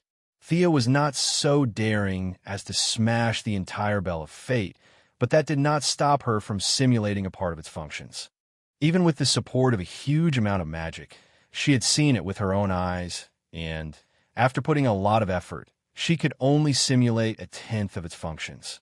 The body of the grandfather clock was created with magic, but she borrowed the divine power of death to draw the projection of Big Brother Fate's clock over. First Lantern looked at it for a long time, but could not figure out the use of summoning a large clock. In his era, such primitive mechanical creations could only be found in fossils. He snorted, "Boring trick." Although he said it was boring, he was actually very afraid. As the embodiment of the emotions of all living beings, he had super high resistance to all kinds of abnormal conditions. However, his resistance to the source of damage like fate was very weak. It could even be said that it was thousands of times more powerful. First Lantern of the original space-time was instantly destroyed by Black Death Emperor. The problem was that his embodiment only had strength, but no realm to support it. The grandfather clock seemed to be mocking him. The golden dial shone, showing his childhood in a trance, the scene of him being imprisoned by the protectors. It also showed that he would meet his death today. How could it be? You must be kidding me. First Lantern did not hesitate. His body rose again. No matter what this broken clock was, he was confident that he could shatter it. He had traveled through countless years to this point in time. He wanted to be a god and enjoy the worship of all living beings. He did not want to be a stepping stone for primitive people. Anger, greed, fear, courage, hope, pity, love. The Seven Lantern Corps could not represent all emotions. There were many more, such as hatred, pain, numbness, regret, excitement, and joy. These were the source of his strength. Chapter 940. Countless positive and negative emotions merged together. Without the ring as a foundation, First Lamp was controlling the emotions of all beings as a mortal. He felt like his head was about to explode, and he was extremely frustrated. It's all because of this clock. He ignored Thea, and colorful lights began to shine. Space seemed to be torn apart. First Lamp used all his strength and punched the clock. This punch was not physical strength, but emotional strength. It contained his own greed, the fear, hope, courage, and other emotions that the little blue men had abandoned, and more of the emotions that the Third Army had captured from all the intelligent beings in the universe. Dong! The grandfather clock rang for the second time after it was summoned. The young mistress had already run back to the underworld before he was about to ring the clock. The little blue men did not know how powerful it was, and were watching the show from afar. The sound of the clock whistled past. There was no earth-shattering aura, nor was there a magnificent scene. Other than the long-bearded guard who had already fainted, the other 13 little blue men all spat out blood. Ced was afraid that Gonda would be hurt, so he put up a shield in front of him. But how could fate resist? Ced's shield did not work at all. The sound of the clock was like a breeze, gently brushing past their hearts. The next moment, It felt like they were carrying a huge mountain on their backs. The sound of the clock caused their spiritual strength to fluctuate, rising and falling. It was the first time these immortals had seen such a strange attack. Even with billions of years of knowledge, they did not have any effect. They all fainted without a sound. Thea ran away, and the guard fainted. First Lamp, who bore the brunt of the attack, was the unluckiest. Others only fainted due to mental trauma, but because he was an amalgamation, he was hit 1,000 times harder than normal. 1/5 of the emotional energy that made up his body was instantly scattered, and his huge body shrunk. First Lamp tried his best to restrain the uncontrollable spiritual strength and barely recovered his consciousness. But the energy that was scattered could never be recovered. Their fate was over. There were very few existences who could resist fate, but First Lamp was not one of them. Even though he had a huge amount of energy, he was still a scheming mortal who had transmigrated from thousands of years in the future. The Bell of Fate felt that it had been provoked. This was the first time it had seen someone throw a punch at it. Following its instincts, it began to fight back. The needle on the golden dial started to spin. It was not spinning very fast, but First Lamp felt that his time was starting to blend into this timeline. No, you can't do this. I don't belong here. Previously, he had tried his best to tear apart time. Now, it was finally his turn to taste the consequences. You were chatting quite happily just now. Don't you like the timing? Then you can stay here. Time did not like to be toyed with, nor did it like to be offended. Those who tried to control time would have to pay the price in the end. For First Lamp, he had not yet been born at this point in time. If he was solidified, what awaited him was obliteration. He began to resist with all his might. Previously, he had tried all sorts of ways to squeeze into the timeline. Now that the timeline was forcefully pulling him in, he began to push back. This was the wonders of fate. The golden dial seemed to have infinite power, firmly grabbing the first light and pulling it into the timeline. The other party naturally resisted with all his might, but at this moment, Thea quietly ran back. He was overjoyed when he saw this. The Bell of Fate was much stronger than she had imagined. If First Lamp did not have more tricks up his sleeve, he would be dead for sure. The Black Death Emperor could cut off all his emotional connections and then kill him with a single scythe. Thea and the Black Death Emperor walked different paths and could not be copied. But she had her own way. Looking at the temporarily trapped First Lamp, she laughed heartily. She took out the blood-soaked Night Sky Sword and stabbed at First Lamp's head. The murderous aura on the sword was almost tangible. Thea didn't need to pose or make any feints to deal with it. First Light was now like a target. Although its body had shrunk by 1/5, its head was still more than 10 meters tall. It could be stabbed with its eyes closed. This sword was like thunder, crossing the distance of space and carrying with it the power of death. No matter how many emotions you had, or how many intelligent beings you had, her target was the source. As long as the main body was killed, all the other emotions would disappear instantly. If he took this sword head-on, he would definitely die. After all, the Black Death Emperor's scythe was remade. The recipe was different, but the taste was still the same. First Lamp understood that he had to dodge this sword. He burst out all his potential and gathered a sea of emotions in his body. Countless positive and negative emotions were no longer mediated. Instead, they were allowed to oppose each other and then exploded. There was no sound, no fire, but relying on the violent explosion, First Lamp not only escaped the pull of the Bell of Fate, but also left Thea's attack range. As the price, his body exploded from the middle into two halves. Countless emotional energy turned into nothingness and returned to the world, but more of it was sucked in by the Bell of Fate along with the other half of his body. No! First Lamp was like a resentful woman, futilely shouting at the Bell of Fate. Everything was a foregone conclusion. Although he was not fixed in this timeline, he was missing a part of himself. Although this timeline would not erase him, he was a complete anomaly. It was the same for his original timeline. It was neither there nor here. Both of his feet stepped on a different timeline. A large amount of information began to rush into his brain. His originally clear memories began to blur. He felt that he was a scientist hundreds of millions of years in the future, and then he felt that he was a lucky person who picked up a ring in this time and space. First Lamp had never heard of Zhuang Zhomeng Dai, but the meaning was still the same. The future, the present, the two memories entangled with each other. There was the people in the future cheering for him, and there was the imprisonment in this time and space for hundreds of millions of years. Which one was the real him? The young lady saw that he was in a daze. Without thinking, she raised her hand and summoned her divine power for another sword strike. Under the influence of the strong external force, First Lamp temporarily gave up on philosophical questions. The part that he had lost was considered lost. Now that his body was still there, his energy body operated and returned to human form. However, his body was reduced by half again. He was now only 80 meters tall. Facing Thea's fatal attack, he made a prompt decision. If he could not beat her, he had to run. He looked at the Bell of Fate with hatred. This giant bell was still standing there, as if it was saying, "Little guy, come and hit me again if you dare." First Lamp could only shout that he could not afford to provoke her. He had a faint feeling that if he was given some time, he could still find the missing part. Fate was fair to everyone. In Fate, there were fixed numbers and variables. The missing part was fixed, but it was not unchangeable. Unfortunately, he lacked time now. Chapter 941.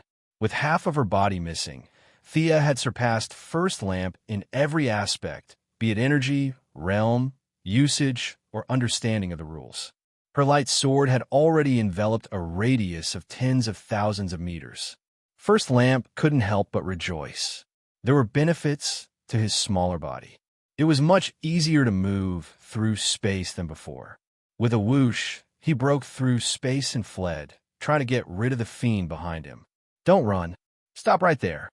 First Lantern ran in front like a thief, while Sia chased after him with her sword raised like the owner of the lost item. "I should have brought a helper," Thea thought embarrassedly. Her top fighters like Fiora, Mingi, and Guangdong could delay First Lamp for a few moves, and she could kill him in one strike. In the original space-time, First Lamp had nothing to do, so he went to tease Sinisto and destroyed Kruga. In the end, he was furious to the extreme. Sinisto and the Parallax monster combined to stall First Lamp, creating an opportunity for the Black Death Emperor.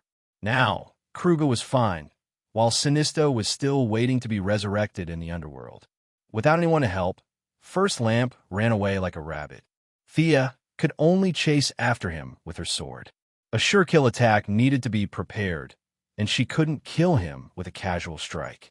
As long as she accumulated divine power, her speed would be affected, and her opponent would have a chance to run away.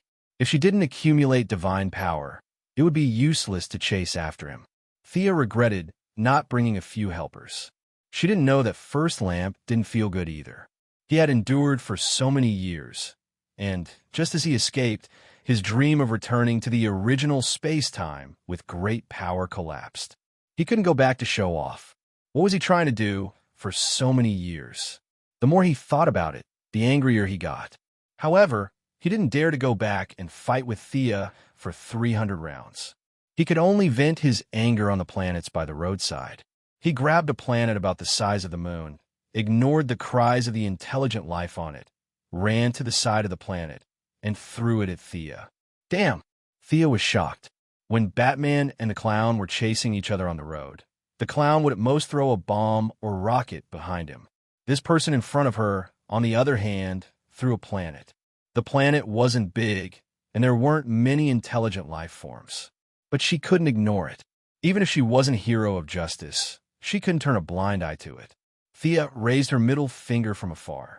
Ignoring the enemy, she quickly pushed the planet back into its original orbit. It was not enough to simply put it back into its original orbit. Rotation and revolution had to be considered. If the force was too strong or too weak, the planet would fly out of the protoplanetary system in 2 days or collide with a fixed star. She would have to bear the responsibility for the disaster that would result. Destruction was far more difficult than construction. The young mistress had to think about a lot of problems every second, such as the rotation speed of the planet, the strength of the gravity, and even the changes in the magnetic field, the alternation of day and night, and so on. A single mistake would cause the planet's environment to change.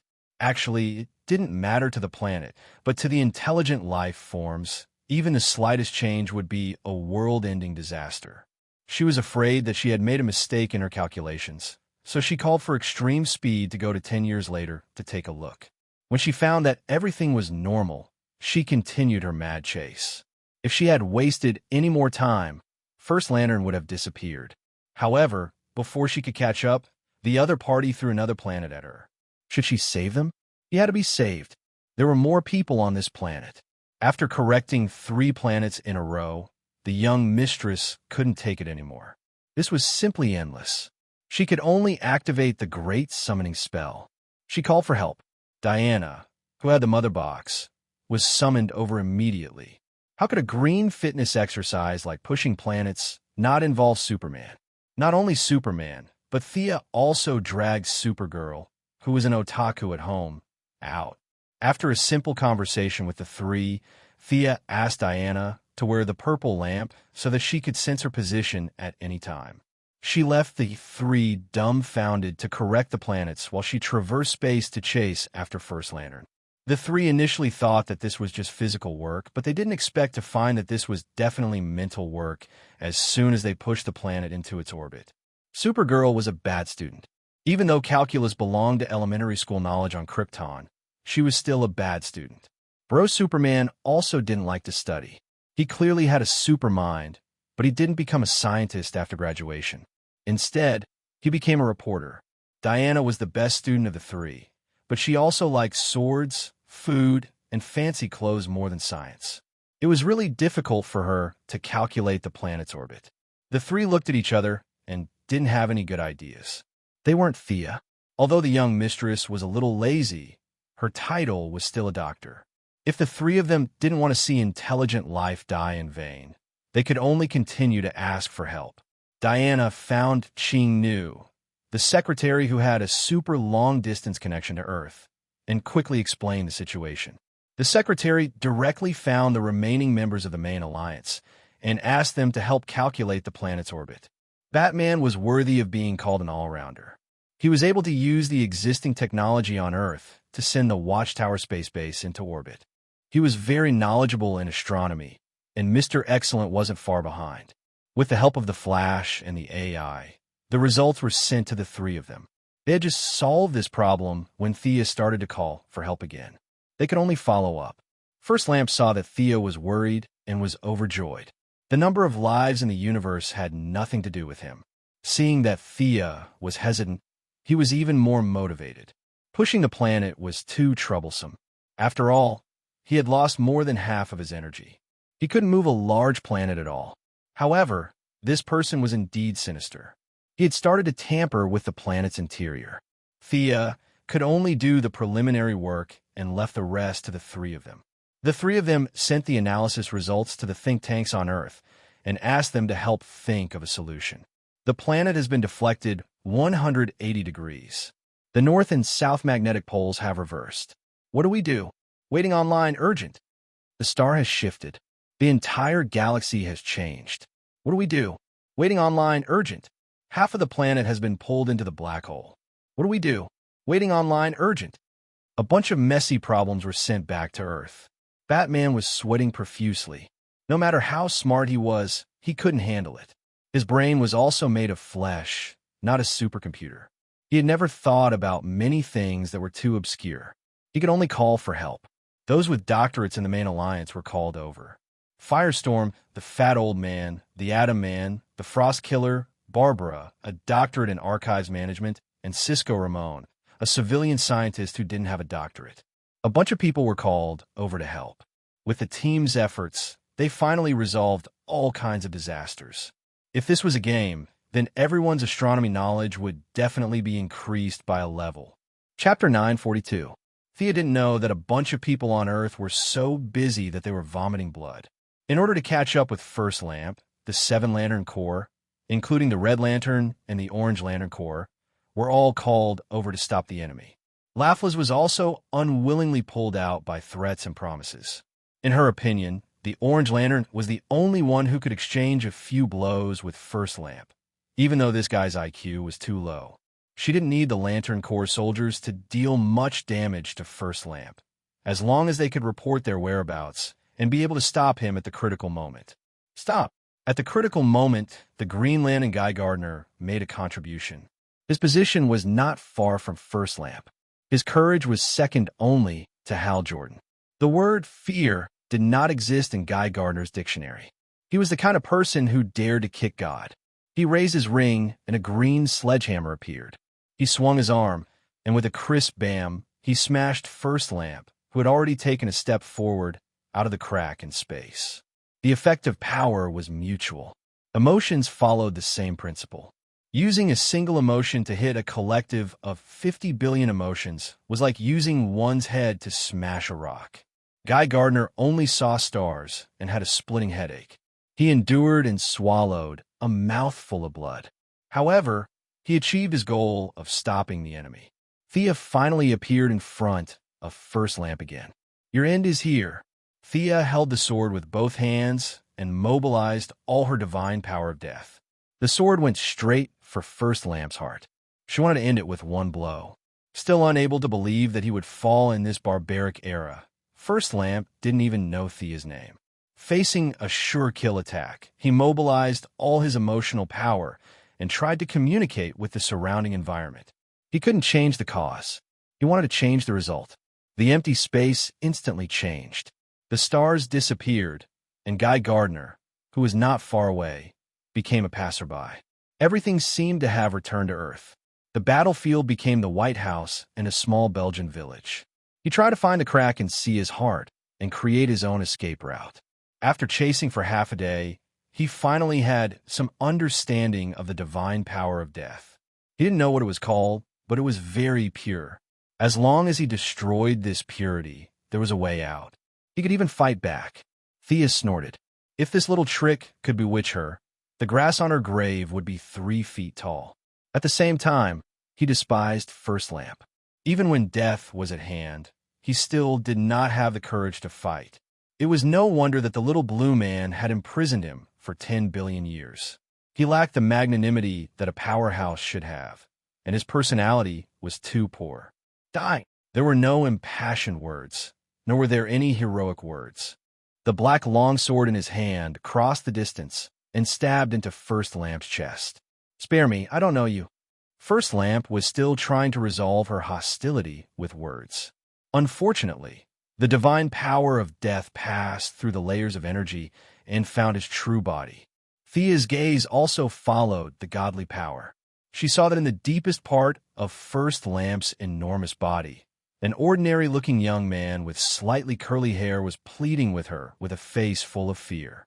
This ambitious schemer, who had transmigrated from billions of years in the future, had never told the Guardian his real name. His eyes were filled with disbelief as her sword pierced through his heart. There was still a trace of doubt on the young man's face. Was he going to die just like that? Was the earth-shattering energy of no use at all, altering the timeline and distorting reality? This guy was practically the synonym of invincibility in Thea's eyes back then. Now, she had killed him as easily as a chicken. Thea could not describe how she felt. She only knew that she had to continue working hard. In order to prevent others from killing her like this, she had to walk to a higher place. She let out a long breath. Seeing First Lamp fall to the ground like a mountain, her heart was filled with endless emotions. HM? No, what do I have to do with him? What's there to be emotional about? Her emotions were unreasonable. Thea could not be said to have a heart of stone, but she was experienced. Would she even feel emotional about the death of a nobody? Then let's not do anything serious. Her eyes flashed green. The eye of obliteration was drawn, but not released. The scene in front of her shattered like glass. She was still in space. Guy Gardner, who was not far away, seemed to want to come over and help.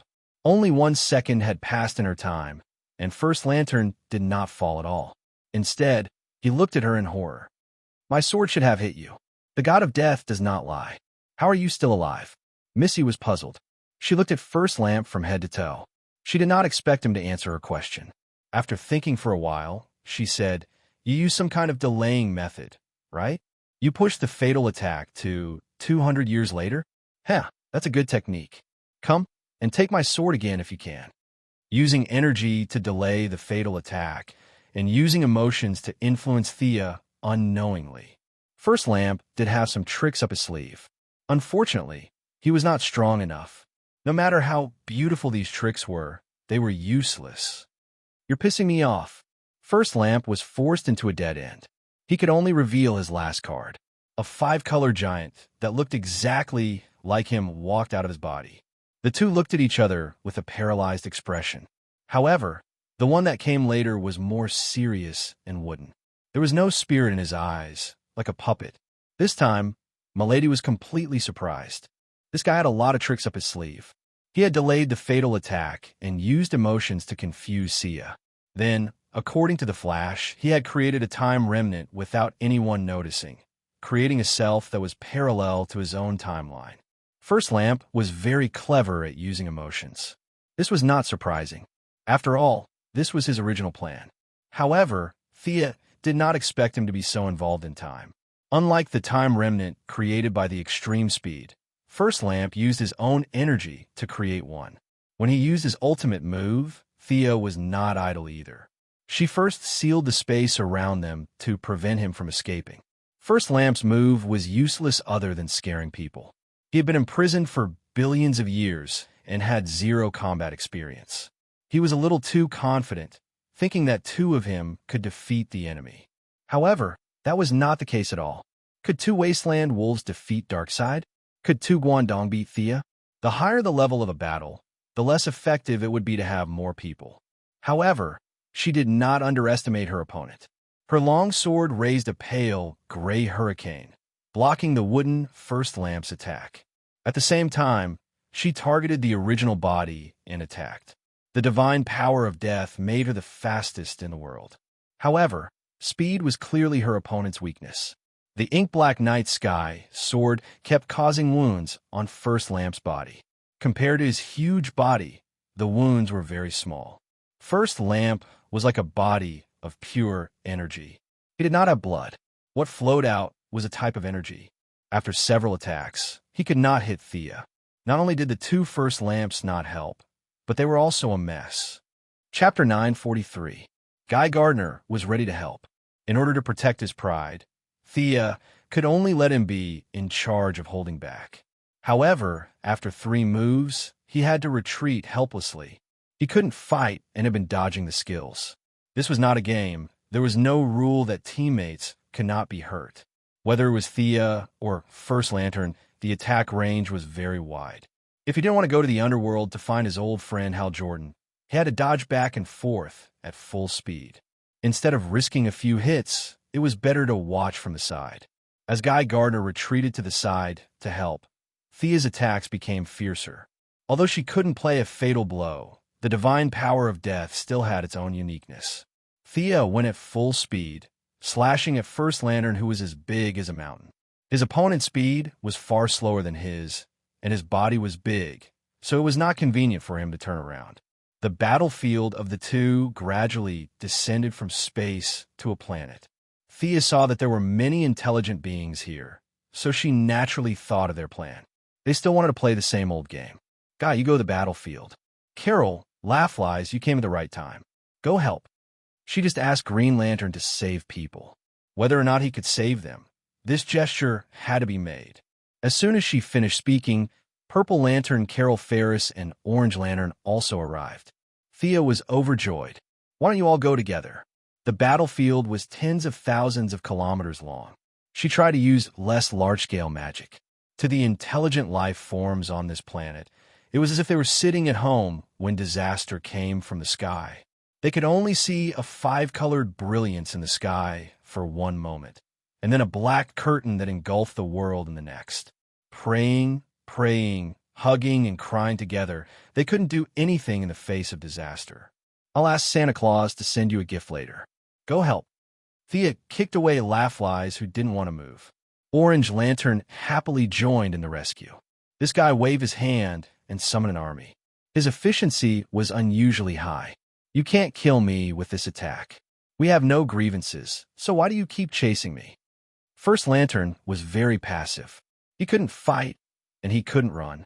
Thea's sword could destroy tens of thousands of his feelings, but what was the use? He still had 50 billion emotions, so the tens or hundreds of thousands that were cut off were nothing. Of course it's useful.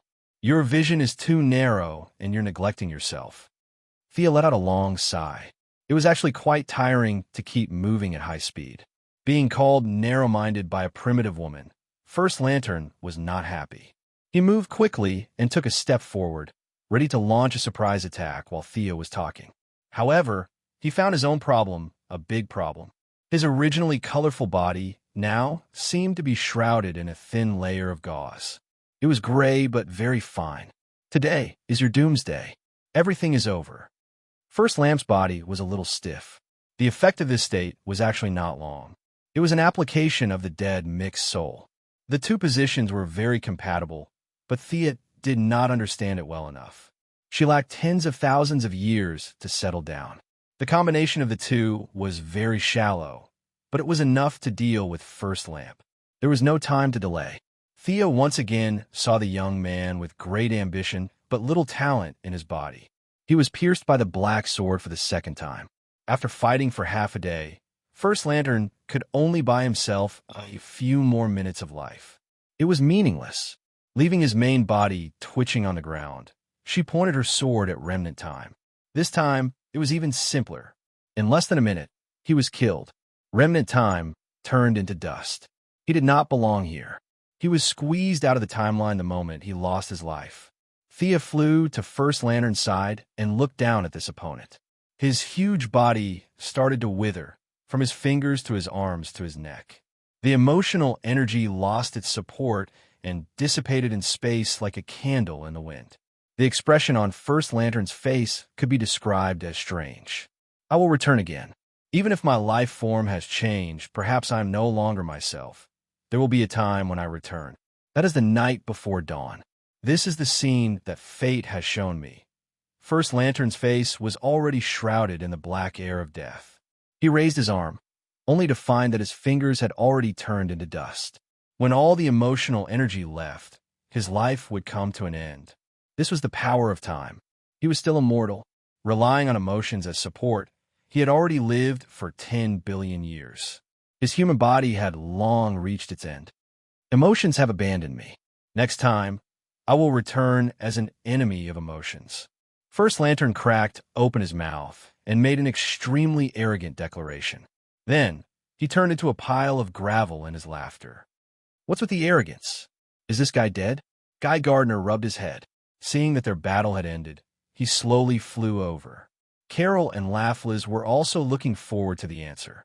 Thea looked at them with a strange expression. He should be considered dead. She had some guesses about the specifics, but could not tell them in detail. First Lantern actually made a vow like a great ambition before he died. Although he was immortal, he had enough energy. As the saying went, the unity of all people, gathering all emotions, could indeed make the impossible possible. This was a variable in fate. He wanted to return on the eve of dawn and destroy all emotions. Fate neither agreed nor disagreed with his bold words. It was extremely neutral. Was it a lights-out event? Thea thought to herself. It did not look like it. Lights Out was actually a form of protection for the universe. It prevented the emotional spectrum from drying up and causing the Big Bang. From the perspective of the universe and the gods, it was a good thing. This guy's last few words were full of resentment. No matter how she thought about it, it did not seem like he was here to do good.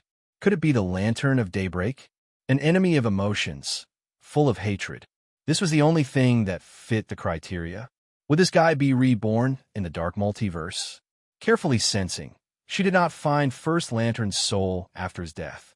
Thea bade farewell to Guy Gardner and the others and returned to the underworld.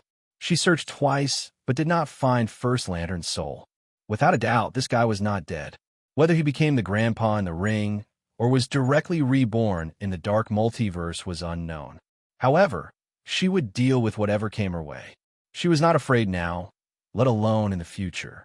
Just as she was about to return to Earth, the two-faced man ran over and stopped her. Faced with Thea's behavior of leaving everything to others, the ambitious two-faced man was actually very happy. With power in his hands, everyone, regardless of whether they knew him or not, came before him to await his judgment. This place was 10,000 times better than Gotham. He was so happy that he did not want to go home. Not to mention having to queue up to give him dirty money. He would not even do a free resurrection. He was tired of living, seeing countless people come before him every day like lambs waiting for his judgment. That kind of comfort could not be experienced in Gotham. Chapter 944. Your Majesty, don't go yet. To be honest, when he first found out that the superhero Thea was his boss, the two-faced man was worried for a long time. He could accept Wei Guangjing's actions before he was disfigured, but now he could not. He never thought that when he started working, he would realize, this was not the kind of environment that he had imagined. It all depended on what kind of people his colleagues were.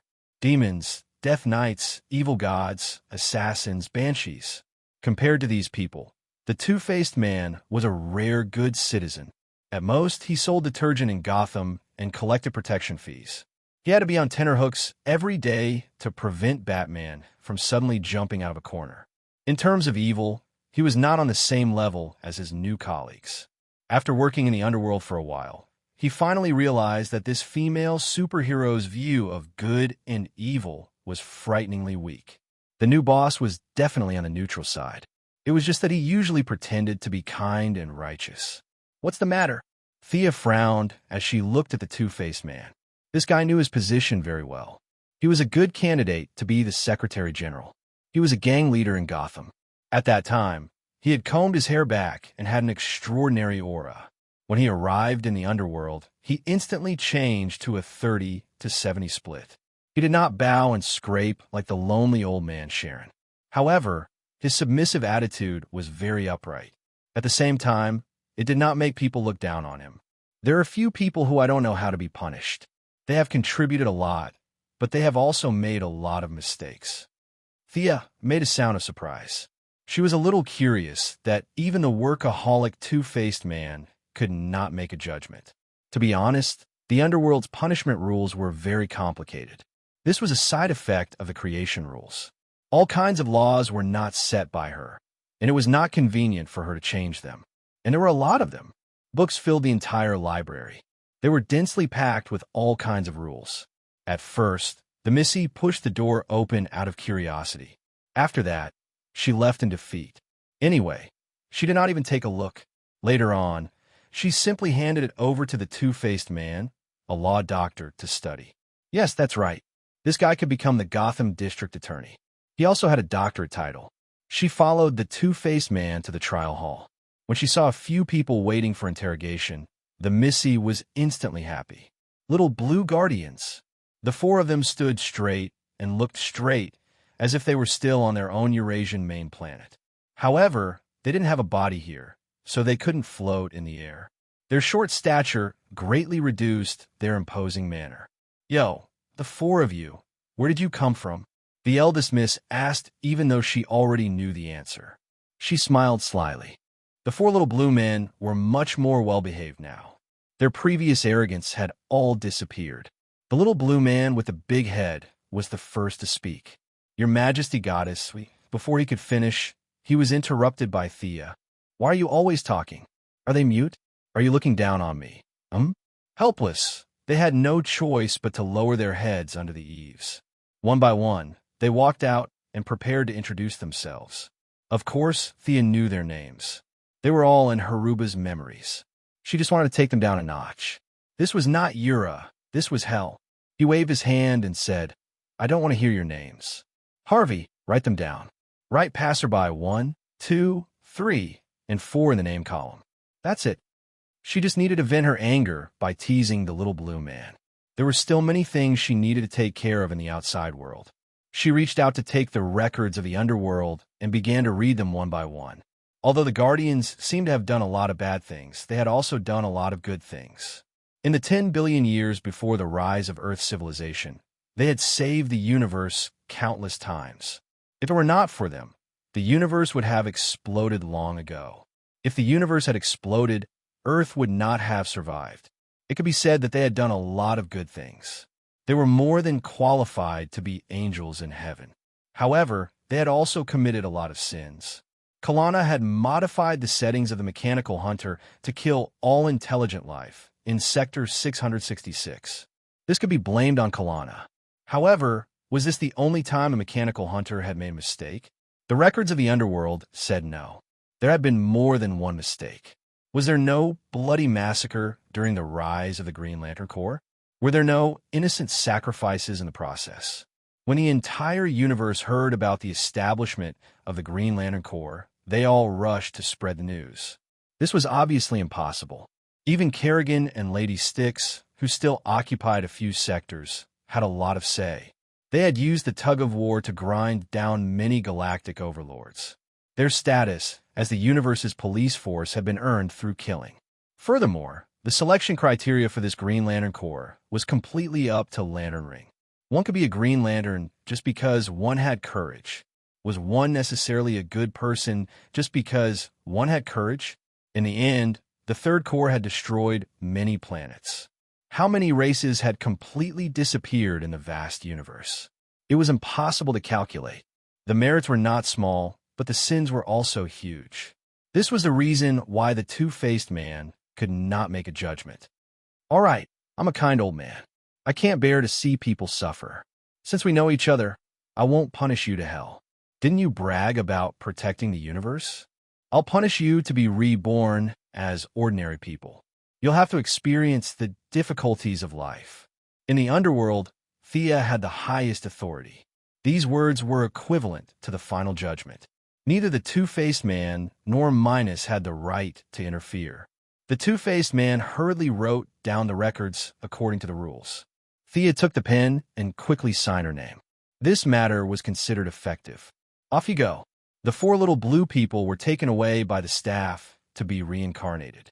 She flipped to the last page and saw that these guys were killed by Atakitas. The few of them were knocked unconscious by the Bell of Destiny. Thea went to chase after the first lanterns. The unconscious guardians were tragically picked up by Atakitas who passed by. When enemies met, their eyes turned red. The Red Lantern leader did not hesitate to tear them apart. That was a real tear. They were still unconscious and naturally could not resist. Inexplicably, they became ghosts.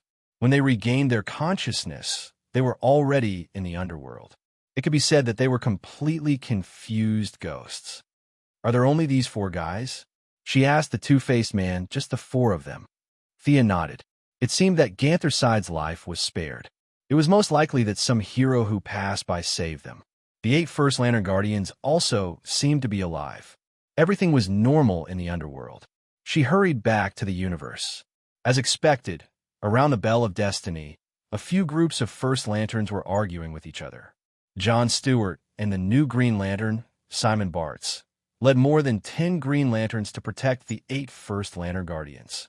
The long-bearded little blue man was unconscious when the First Lantern broke out of the prison. He was not affected by the Bell of Destiny. At this time, he had already woken up and was trying his best to save his companions. Opposite them was the Red Lantern Army. The muscular Atakitas was originally dressed in red. Now, his head and face were covered in blood. His murderous aura was almost tangible. Beside his feet were the extremely broken corpses of the 4 Guardians. There was no human shape at all. It showed how much hatred he had for the little blue man. Chapter 945. Between green and red was the Holy Walker. He led Blue and Skinny to save the Guardians, Gantha, and said, Atakitas, the hatred should end here. Thea was very busy and didn't want to talk nonsense with them. She glanced at the Red Lanterns and said coldly, the goddess of death's eyes were emotionless. Even Red Lantern, who was dizzy with hatred, couldn't help but take a step back. Atakitas turned and left without saying a word. Thea also sent Green and Blue away. She didn't care about the little blue men. She returned to this area first because she had to take back the Bell of Fate and return the projection she borrowed to Big Brother Fate. In fact, she wanted to borrow the book in Big Brother Fate's hand at first. Unfortunately, there was always a limit to the power of magic. The Book of Fate was a treasure above the rules. Magic couldn't simulate it all. Anti-summoning was the first lesson of learning summoning. For many mages, it was a necessary skill. However, it was a little difficult to anti-summon a level 13 spell. It couldn't be like ordinary summoned creatures. With a soft bang, a green smoke rushed back to the original plane. Anti-summoning an object of this level required a very delicate spell and a lot of magic power. She didn't lack these qualities. After a lot of effort, she sent the bell back. As for the part of First Lantern's self that was cut off and the various emotions contained in it, she gave it to Big Brother Fate as a reward. That old guy liked to experience the wonders of different lives. Even if half of 100 billion lives were cut off, there were still 50 billion. It was enough for Big Brother Fate to ponder for a while.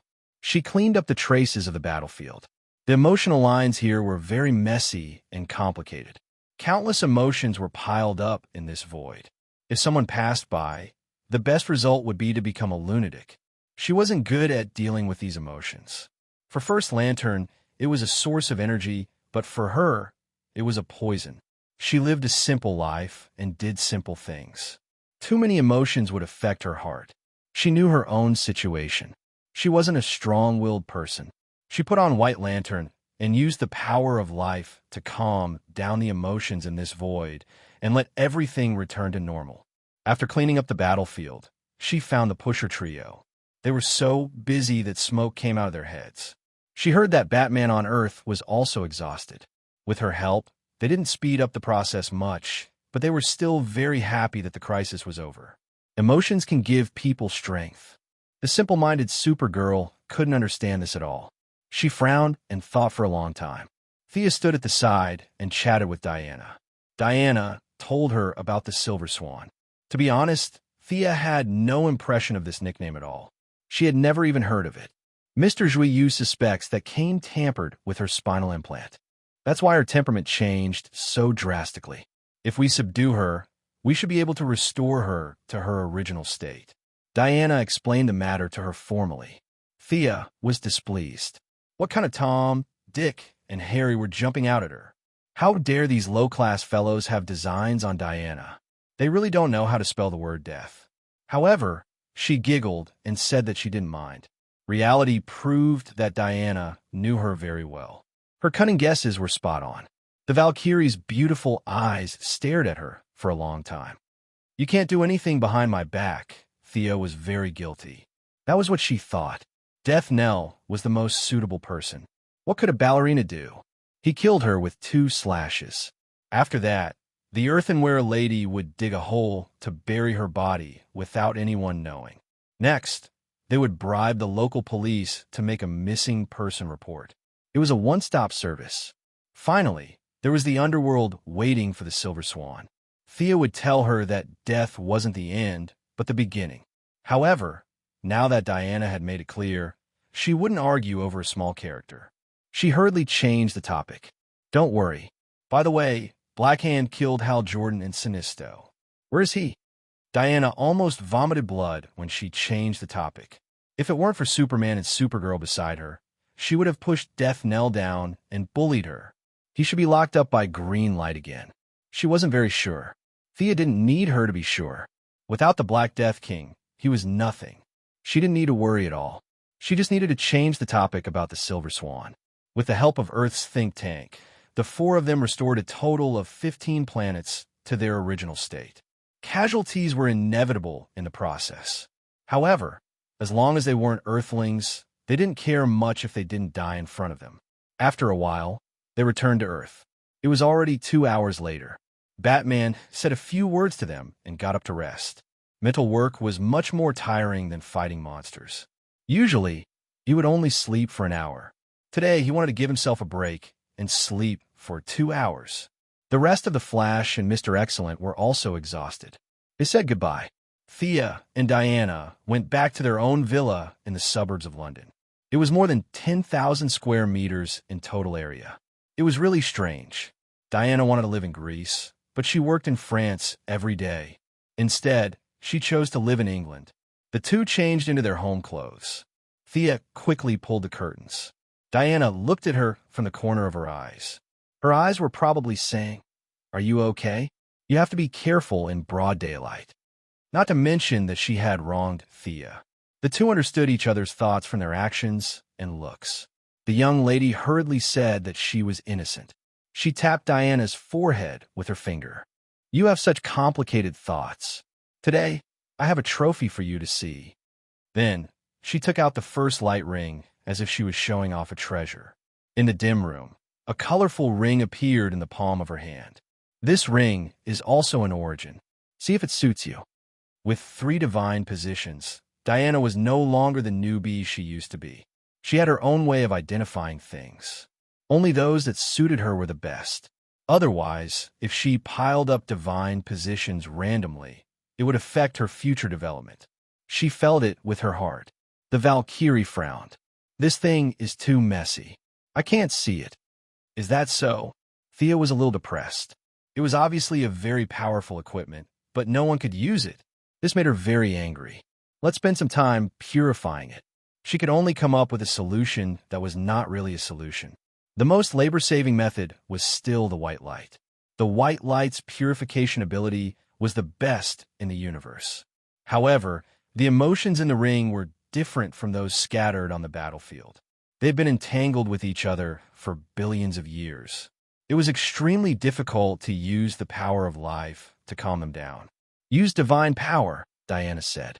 Divine power could make the impossible possible. The disadvantage was that divine power recovered very slowly. Thea did not want to use it if she could avoid it. Fortunately, the divine power of death could be absorbed during slaughter. It was not too troublesome to replenish it. I'll go first. A pure black cyclone flashed between Thea's fingers. It rushed into the ring like a dragon. Chapter 946. The divine power of death was full of momentum. There was nothing it could not kill, nothing it could not destroy. It symbolized the end of all things. However, it went in quickly and was also destroyed quickly. In less than 3 seconds, Thea felt that she had lost contact with the divine power. If nothing went wrong, she would be beaten to death by random punches. Many ants could kill an elephant. No matter how strong a single attack was, it would not be able to fight against many enemies. She once again increased the input of divine power, but it was still extinguished by a sea of emotions. Let me try. Seeing her lover being defeated, Diana also became more cautious. One of her fingers flashed with green light. That was courage, and the other hand had little golden light dancing. That was perseverance. Perseverance gave her more and more tenacity. With perseverance, she could move forward with courage. Although Diana was not as strong as Thea now, she was worthy of her identity as the world's protagonist. After breaking through her own limitations, she was very stable. The several divine positions resonated with each other and cooperated very well. Unfortunately, she only lasted for less than 5 seconds before she completely lost contact with her. What to do? This question was placed in front of the 2 goddesses. Thea's method was to analyze the specific problem. Wasn't it just the remnants of emotions? She first went to the underworld and pulled back the 4 guardians who were waiting in line to be reborn. Thea asked them to take back the emotions in the ring. Your Majesty, Goddess, we don't have a body. We can't take back the emotions. There was a hint of cunning in the eyes of the big-headed guardian. His hidden meaning was that they could not do this without a body, but with a body, it would be different. Could you let us be resurrected? If you have a body, are you sure you can take it back? Thea looked at them coldly. This? The 4 guardians looked at each other. They were not sure. If they were not able to fulfill their promise, then it would be terrible. Their hesitation fell into Thea's eyes, causing the goddess of death to sigh. In the face of death, the arrogant and cold guardians began to talk nonsense. With a wave of her hand, she called the Secretary General Two-Face over. She pointed at the little blue men and said, Penny, Burton, Bradley, and Hubert, these guys have contributed to the universe after all. For the sake of their past contributions, temporarily stop the reincarnation process and wait for my further news. Previously, you were filled with righteous indignation, as if it wasn't enough for a few little blue people to be reincarnated into pigs. Now that you think it's useful, you immediately feel that they can be saved. You're the one who's saying all the good and bad things. You're even more two-faced than I am." Thea pointed out to the two-faced man one by one again. She matched them to each other, telling them who they were and who they were. There was nothing he could do about it. The names he had registered before were too perfunctory. Names like Passerby 1, 2, 3, 4 obviously not up to standard. The little blue men gained some value in the young Mrs. Hart. They finally got their names back and got rid of their status as passersby. After giving the little blue men a suspended sentence, Thea rushed to Planet Odium. Ignoring the 4 dead guardians, there were still 2 living guardians here. She went straight to the point and asked Gansersaid to take back the emotions in the ring. The process was not very pleasant. After all, she was simply and violently looking for the ring in Gansersaid's soul. Gansersaid was tormented by her, and his defense was greatly reduced. Then, he was hit by the Bell of Fate. When Thea entered the room, Gansersaid was lying on the bed. His breathing was so weak that it was almost inaudible, as if he was dead. Gansersaid was furious when she saw the young miss, but she was already past the age of youth. When Thea asked her to take back the emotions, she repeatedly talked about how hard it was for her. She was alone and had to take care of her old boyfriend, Gansersaid, and how difficult it was for her. Thinking that she seemed to be a little violent, the goddess of death checked Gansersaid. Although he was seriously injured, Gansersaid's strength was one of the best among the guardians. Using the divine power of the soul to move back and forth, he slowly woke up. After that, the 2 extracted their own emotions in the ring according to the agreement. Thea looked at the results and was both happy and worried. The good news was that she could extract the emotions, but the bad news was that there were nearly 50 personal emotions in the ring. In other words, there were 50 guardians who participated in the creation of the first ring. Hundreds of millions of years had passed. Some fled to Zamalin and established the Purple Lantern Corps. Most of them died in battle, like the 3 who were killed by Raven in the Dark Knight, and Scarface who committed suicide after the Dark Knight, plus the one who merged with the Parallax Monster and was killed by them in Seaside City, and those who were sacrificed in the years before. There were 50 of them, but now she secretly imprisoned one. There were 2 in front of her, 8 guardians of the First Lantern Corps, and only 11 of them were left. The rest were basically dead. If Thea wanted to use this method to completely solve the emotional problem of the ring, the best way was to go back 10 billion years like the First Lantern Corps and persuade them to take back their emotions while they were still full. She hesitated for a moment, feeling that the risk was too high. The little blue man's strength was very interesting. At first, he was so strong that he had no friends. Kalana killed Gao Tianzuan and Star Swallowing in seconds. This was an example. After that, he became weaker and weaker. Today, he was reduced to the same level as Superman.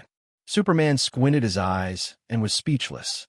Wearing the ring, the First Lantern Corps in its peak state must be very powerful. If they could seal such a powerful First Lantern, if Thea went back and fought 50 of them, her ending would not be much better than the First Lantern Corps. It was not worth the risk for a dispensable ring. Besides, it was not that there was no other way. It was just more troublesome. Everything would usher in death, and emotions were no exception. Dripping water could penetrate a stone. Divine power could not bear to use it, and it could slowly wear it down with the aura of death. There were plenty of people in the underworld that could be ordered around. After returning to the underworld, she set up a new purification room next to her own giant statue in the Death Temple. The reason she made it public was definitely not to get all people to provide death aura to help her purify the ring. Her explanation was to let the intelligent beings pay their respects here, look at the colorful ring, and remember their lost emotions. Those who were muddle-headed and unconscious could not provide much death aura. Although there were not many who still had their own consciousness in the underworld, the number was huge. After all, there were 52 parallel universes and even more small worlds. Every planet and every world had some outstanding people. This number could be said to be terrifying when accumulated. Countless elites received the order to pay their respects. Although they did not understand the purpose, seeing that they did not lose anything, they did it either for real or for fake reasons. Thea also gave out some benefits at the right time. For example, for those who were sincere, she provided them with some positions in the underworld for them to choose from. Those who were elites in their previous lives were willing to start a new life. Naturally, there were also those who were willing to keep their memories and continue to shine in the underworld. Many people felt that it was a good thing to be able to live forever in this state. For example, the Four Advisors by Thea's side now. Chapter 9:47. In the end, the four little blue men were not sent to reincarnate. Their knowledge was a huge treasure, and reincarnating them would be a waste. Thea read Haruba's life memories, which contained countless secrets of the universe. But this was not everything. The Guardians were not tied together all the time. They each had their own tasks, and Haruba was only responsible for a part of it. In the end, Thea did not let them reincarnate. She used the title of a consultant to protect the four little blue men. It was not difficult to make a temporary body. If Circe could do it, it would not be difficult for her. After all, she could not leave the underworld. The four little blue men transformed into the first batch of temporary workers in the underworld. Their main job was to give suggestions. After all, Sia's grassroots team still had a lot of problems, and the insiders might automatically overlook some of the work, but these little blue men could look at the problem from an outsider's point of view and find fault with it. The little blue men had bodies and could finally fly again. It was not a good feeling to walk on 2 feet and look up at everyone. They took back the emotions in the ring. In order to show their loyalty, they each took out a part of their memories. With their cooperation, Thea finally saw the complete forging process of the first lamp ring. The Guardians were very strong in the beginning. They easily captured the source of emotions. Unfortunately, eternal life and infinite wisdom prevented them from walking the path of the new gods. Instead, they tried to decipher the mysteries. At this time, First Lamp came to them. He brought with him a technology from billions of years in the future. Everyone worked together to transform the source into a ring. Now, they needed to reverse the process. It was not easy without the help of the little blue men. I see your intentions, but resurrection is impossible. The underworld, or rather the world's will, has high requirements for the resurrection of the long-lived species. You obviously do not meet the requirements. Sia was not lying. The long-lived species were basically the life forms at the beginning of the universe. Now that time had passed, the universe no longer needed them. It needed passion and constant change. In just a few decades, they would be able to bloom with endless brilliance. Only this could help the universe evolve to a higher level. Immortals that were like stagnant water were now like malignant tumors. Lady Styx, Attikitas, and these guys in front of him could tell that without Thea's help, Lady Styx would not be able to level up in another 100 million years. These little blue people were dropping levels every day. The universes did not hide its rejection of them. The leader of the Blue Men, Big Head Hobbart, still spoke on behalf of the group. This was a habit that they would not be able to change anytime soon. Your Majesty, we are very comfortable here. We don't want to be resurrected. Thea nodded. She was too lazy to think about whether they were sincere or not, as long as they could be of use to her. The matter of purifying the rings was left to them. Thea made another trip to the Blue Lantern main planet. Kyle Rayner was still training in seclusion. She gave him a few simple pointers and turned back to Earth. The matter of the Third Army was not a big deal. It was not a big deal to Earth, but it was not a small matter either. Just look at the planets that were ravaged by the Third Army. Without Superman and Diana's combat power to kill in the early stages, once the Third Army overflowed, it would be a disaster. Now that the battle was over, the Righteous Alliance was ready to have a meeting to discuss what to do in the future.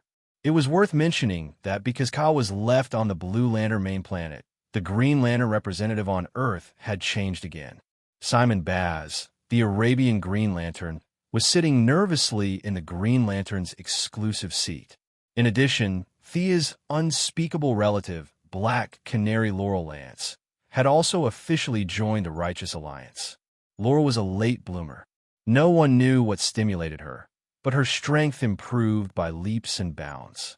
Her sonic attack and her own hard work finally made her into the ranks of the first-line heroes. She stepped into the Righteous Alliance's door, one step ahead of Batgirl Barbara. First of all, they welcomed the two new companions. Secondly, Superman directly asked everyone what safety measures should be set up on Earth in the future. In the past, this question was raised by Batman.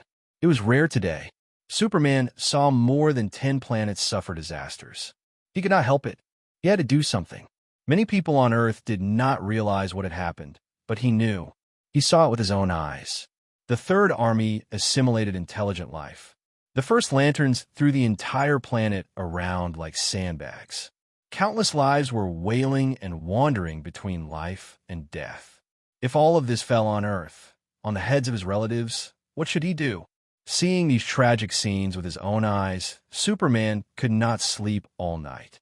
At the beginning of the meeting, he threw out this question, hoping that someone could help him solve his doubts.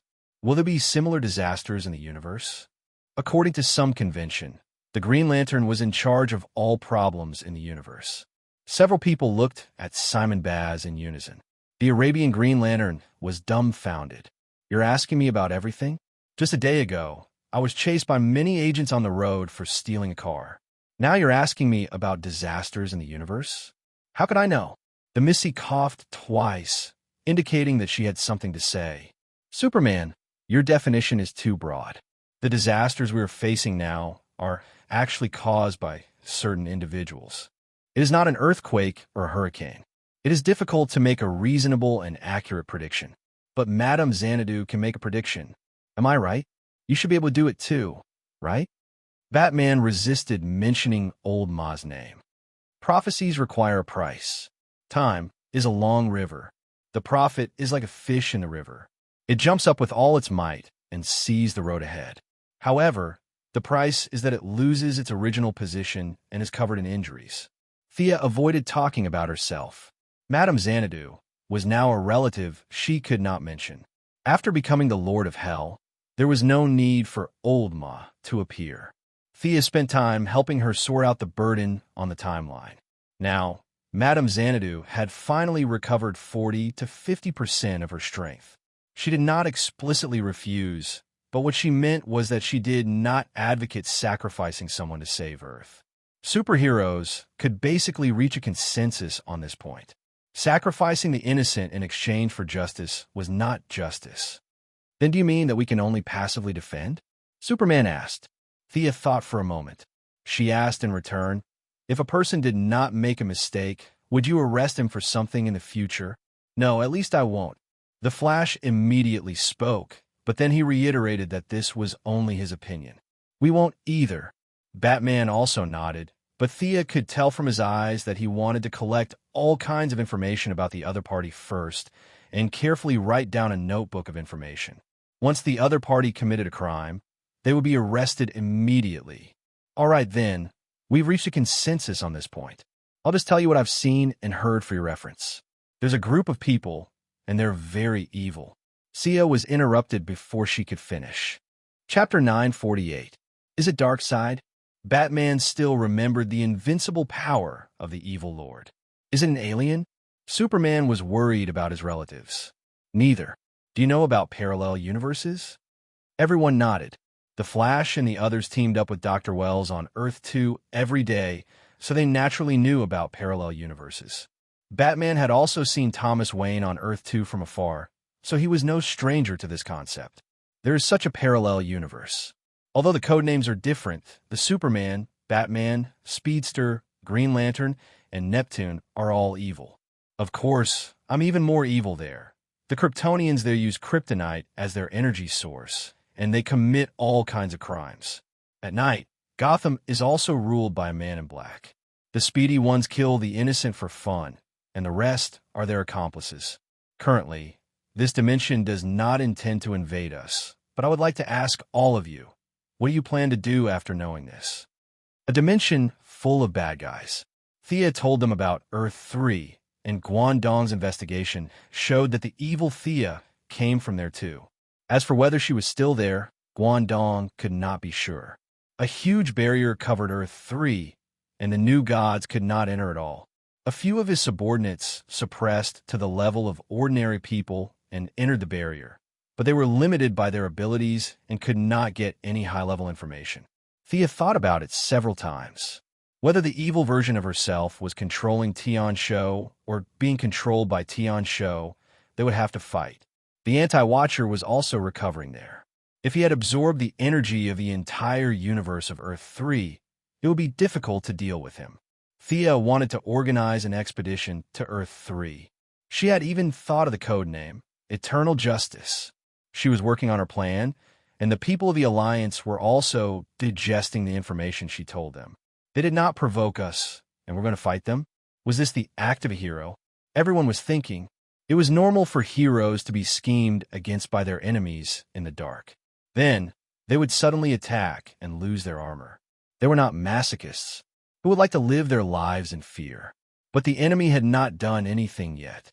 If they want to fight them, it would go against their principles. Do you have any further evidence? Or images of that world?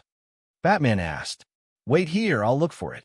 After saying that, Thea closed her eyes and scanned the entire Earth with her psychic power. All kinds of shielding devices and black technology were useless in the face of death. She quickly found the target. Spatial displacement was too easy for her. As long as the target stood in front of people, everything would be revealed. However, there was still a small problem in the Alliance that needed to be solved. She whispered a few words to Diana, and they quickly reached a consensus that this matter could be done. Thea gave Batman a strange look. The other party has already begun to plot against us. They sent 2 people to act as the vanguard. You can't catch them? Superman asked tentatively. The eldest mischuckled. If this person walks into the Hall of Justice because his appearance is too obvious, then the true identity of one of us here will be officially exposed. Although she didn't say it directly, everyone knew that she was referring to Batman. The scene fell into silence for a while. We are the Justice League. Even if we can't share each other's past, we should accept each other's true identity. I'm Clark Kent. Superman was the first to speak. Thea Quinn, Diana Prince. The Flash took off his hood. He had been waiting for this day for a long time. Barry Allen. The Green Arrow also took off his hood and said in a low voice, Oliver Quinn. Arthur Curry, Ray Palmer, Zatanna Zatara. The 2 newcomers didn't know what was going on, but they still took off their masks. Laurel Lance, Simon Bartz.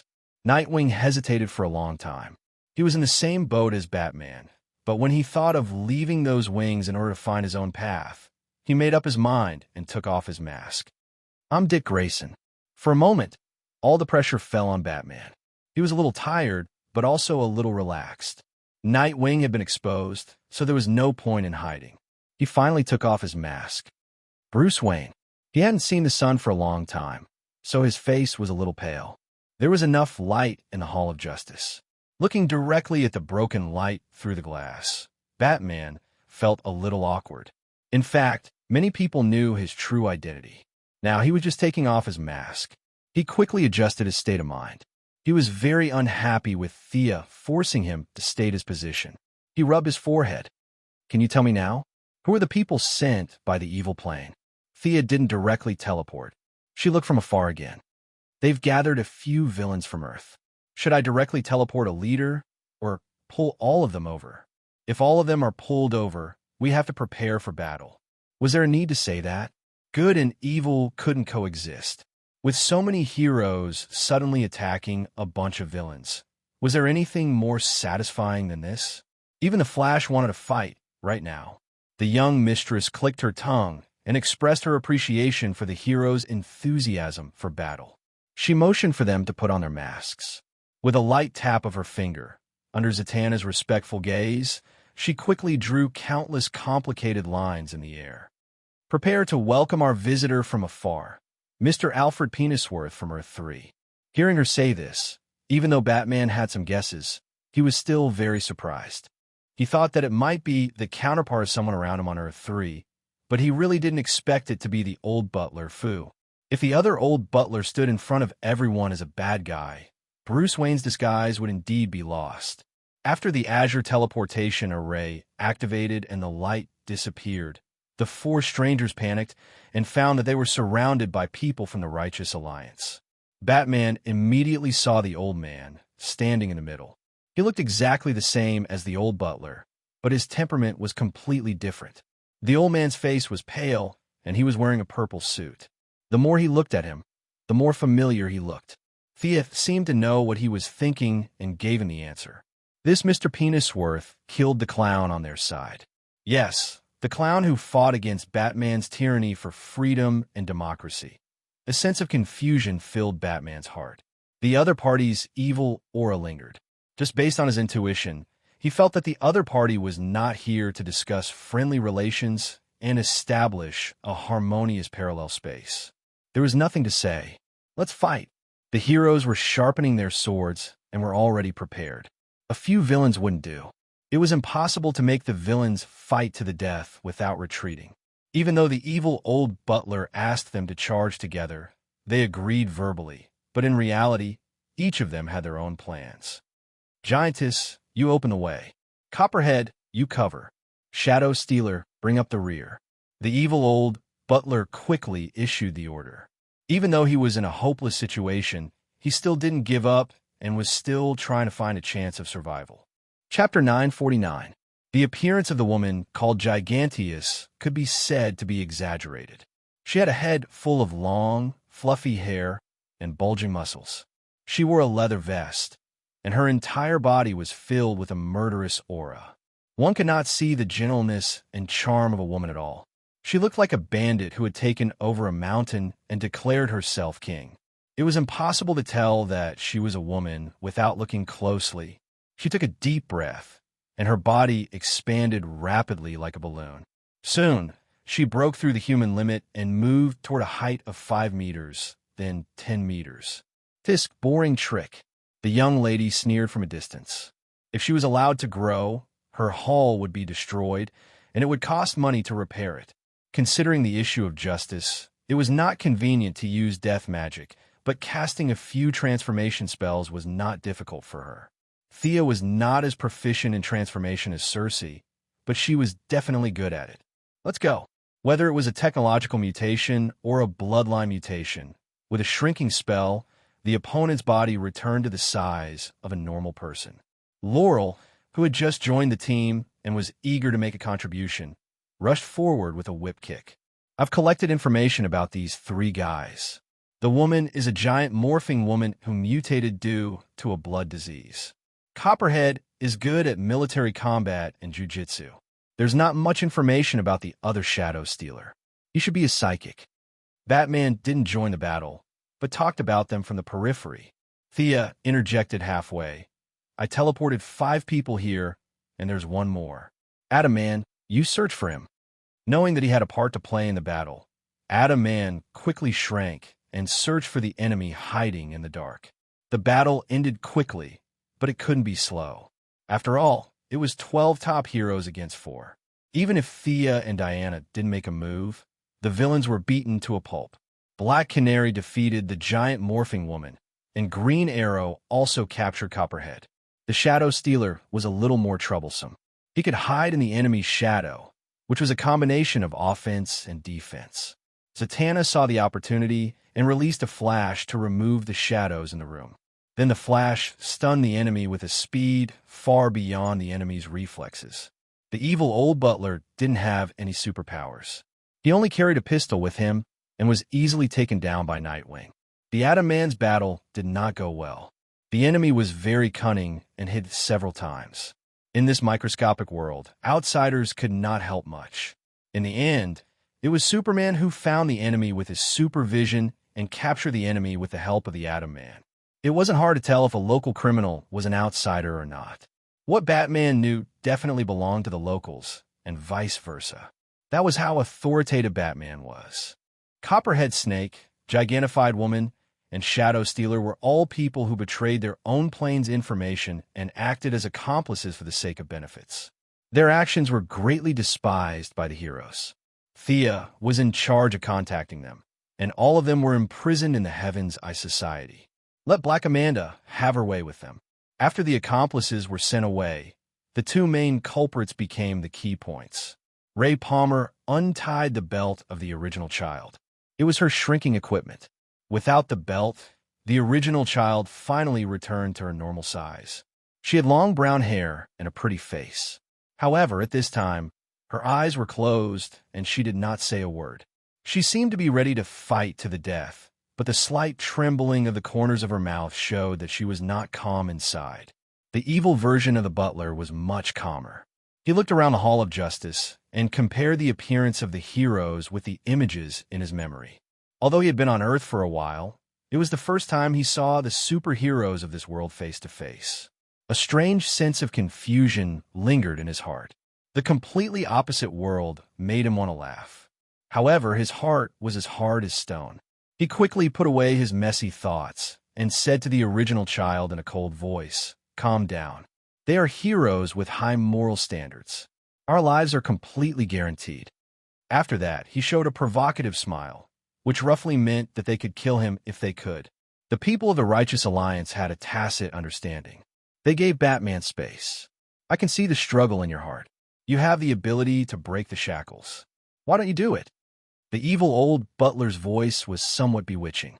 He looked at Batman curiously. The people of the Righteous Alliance did not react. If they could be bewitched by a few words, Batman would not be Batman. Thea was even more relieved. Among all the people and gods she had met, Batman's willpower was the best. It did not mean that the stronger the power, the stronger the willpower. It seemed to be inversely proportional. She was a good example. Ghosts, strangers, they all had low willpower. The longer you lived, the lower your willpower. It seemed to be an iron law of this world. Batman looked at the evil old butler curiously. "You don't know me. Not all. The one in that evil world should not be me. I thought it was the other me who had fallen. Now it seems that's not the case." He turned to ask Thea. Thea spread her hands indifferently. "That world is sealed by a higher power. I can't enter it anymore. Maybe there was an error in the transmission of the information. If you want to know more, magic can help you pry open his mouth." Batman thought about it carefully. "No, let me interrogate him alone." Then he pulled the evil old butler to the next room. The rest of the people could not help but look at the original children, but no one proposed to torture them. Women did not know much and participated in the core information.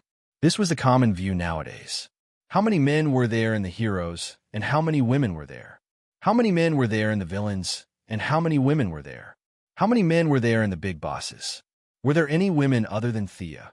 Women were looked down upon in this world, or rather protected. They were basically there as assistants.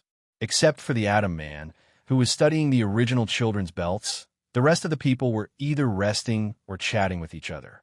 For example, Olivier and Laurel, who had been lovers in the past, had all kinds of disputes. Now that they were in the same room, Sia felt that the relationship between the two of them was awkward. However, the two of them were chatting and laughing, and their conversation was quite good. Superman and the Flash also talked about the evil Kryptonians and the evil Ultralisks. Batman soon came out. He had not looked too good. He took the original children away and interrogated them separately. When he returned to the hall, he took off his mask, put his hands on the table, and organized his words. Bruce Wayne in that world was shot when he was young. Now the person who rules Gotham is a guy called Night Owl, a member of the Wayne family that does not exist in this world. He is my brother, Thomas Wayne Jr. Night Owl's assistant is also Nightwing, the evil gang member Richard Grayson. In addition, a Kryptonian also landed there. His code name is Super Overlord, which should correspond to Superman, the Flash's Johnny Quick, the Green Lantern's Divine Ring, Diana's Super Queen, Neptune's Ocean Overlord, and Firestorm's Deathstorm. Chapter 950. Batman told her what he had learned. There seems to be another Luthor in that world, but he's not like them. He's even more evil and can use magic. Thea did not say anything. She felt that evil Luthor's magic was taught by evil Thea. As the vengeful spirit of God's predecessor, magic was really just a minor skill. "Everyone, the enemy has bared their fangs at us. If we don't strike first, doomsday will be waiting for us. Also, if the battlefield is on that Earth, we have less to worry about." Seeing that no one said anything, Thea had no choice but to take the lead. Starting a war would definitely affect her reputation, But she did not care about that. The enemy was already coming for them. They were not so pedantic and agreed to fight. However, none of them had any experience in fighting across dimensions, so they could only look at Thea. Like I said, the new gods in that dimension have another name, but let's call it Earth 3. She confirmed the target first. It's sealed by a powerful barrier. I can't get in. Diana, Superman, the Flash, and all the other superpower heroes can't get in. The evil superpowered villains can't get out without special means. That's why they sent Butler Pennyworth as the vanguard. Batman nodded, indicating that he was aware of this information. However, his mind was sharp, and he quickly realized a problem. Who sealed it? We call him the Anti-Watcher. Actually, you should have seen him before.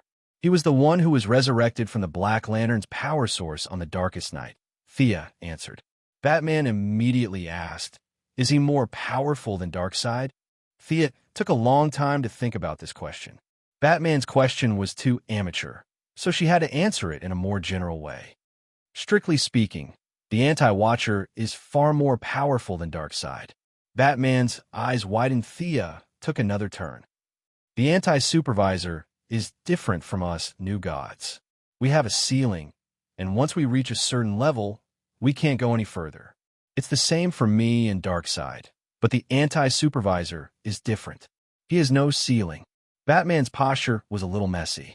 How was he supposed to fight like this? However, he was very patient. He hugged his elbows and continued to listen. Thea frowned. That's like asking me whether an atomic bomb or an atomic bomb can kill. Darkseid and anti-surveillance are completely different.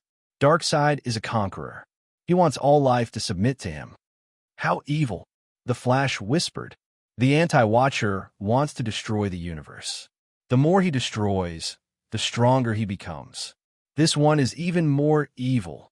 The Flash exclaimed again. Thea glared at him, and the guy finally shut up. You mean to say that this counter-supervisor is currently very weak? You want to kill him when he's weak. Am I right? Batman thought that he knew her very well. She must have her own reasons for putting so much effort into this. Thea denied. The Anti-Supervisor is not a threat to me. I can say that he's not much of a threat. If I just sit back and do nothing, we have no conflict of interest. Destroying the multiverse is a mission engraved in his soul. He's like a program, tirelessly destroying one universe after another. Every time he destroys a universe, he absorbs all the power of that universe. That's the source of his power. When all the universes are destroyed, he will enter a new form. Maybe it's a reboot or something else. Anyway, I haven't seen it before. When he destroys the universe, I can hide outside the universe. I have this ability. I can take my family, friends, and everyone with me. But are you willing to do that? Are you going to sit back and watch the universe be destroyed while you run away? No one was willing to run away in the face of danger. Compared to his evil counterparts, the Anti-Supervisor was more of a threat. The heroes were full of sacrifice and had high moral values. Thea, who had broken moral values, was also the advocate. In the end, all of them approved the plan to invade Earth 3. Since the Anti-Supervisor only had a sliver of HP left, now was the best time to kill him. Even Batman thought that they could fight. But this was not a street fight. One Earth was going to attack another Earth, and countless preparations needed to be done. First, they needed to get first-hand information. Interrogation alone was definitely not enough. The main alliance needed someone to be the front line. Even the superhumans could not get through, and half of them would be eliminated. This mission, Batman was about to volunteer when he was interrupted by Nightwing. Bruce, Gotham still needs you. Let me go. As a heroine, Laurel was unwilling to pass on her responsibility. Green Arrow also volunteered to help. Even the Atom Man said that since the original children could come, it was only natural for him to go. He was very suitable for gathering information in his atomic form. The 5 superheroes talked about each other's strengths and weaknesses. They all wanted to take on this dangerous mission. They first eliminated Batman for the same reason. He was a tall tree that attracted too much attention, and it was good for him to be a behind-the-scenes commander. He could forget about charging into battle. After all, He was old and had not fully recovered from his injuries from the battle with Darkseid. Green Arrow was the second to be eliminated. She was already considered an enhanced person.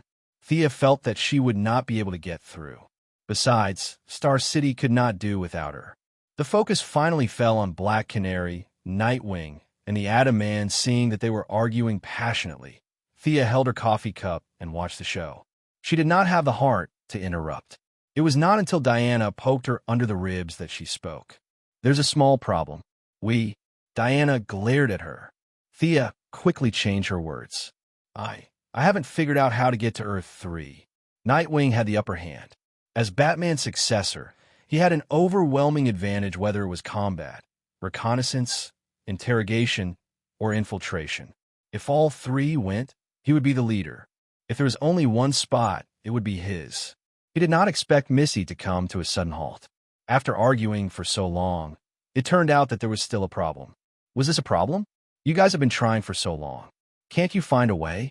Sia smiled at Nightwing, who had an ugly expression on his face as he forced himself to swallow a mouthful of blood. She felt helpless as well. The mother box had already been sealed off on Earth 3. Even all interdimensional teleportation methods had been sealed off. Even her Anka amulet could not.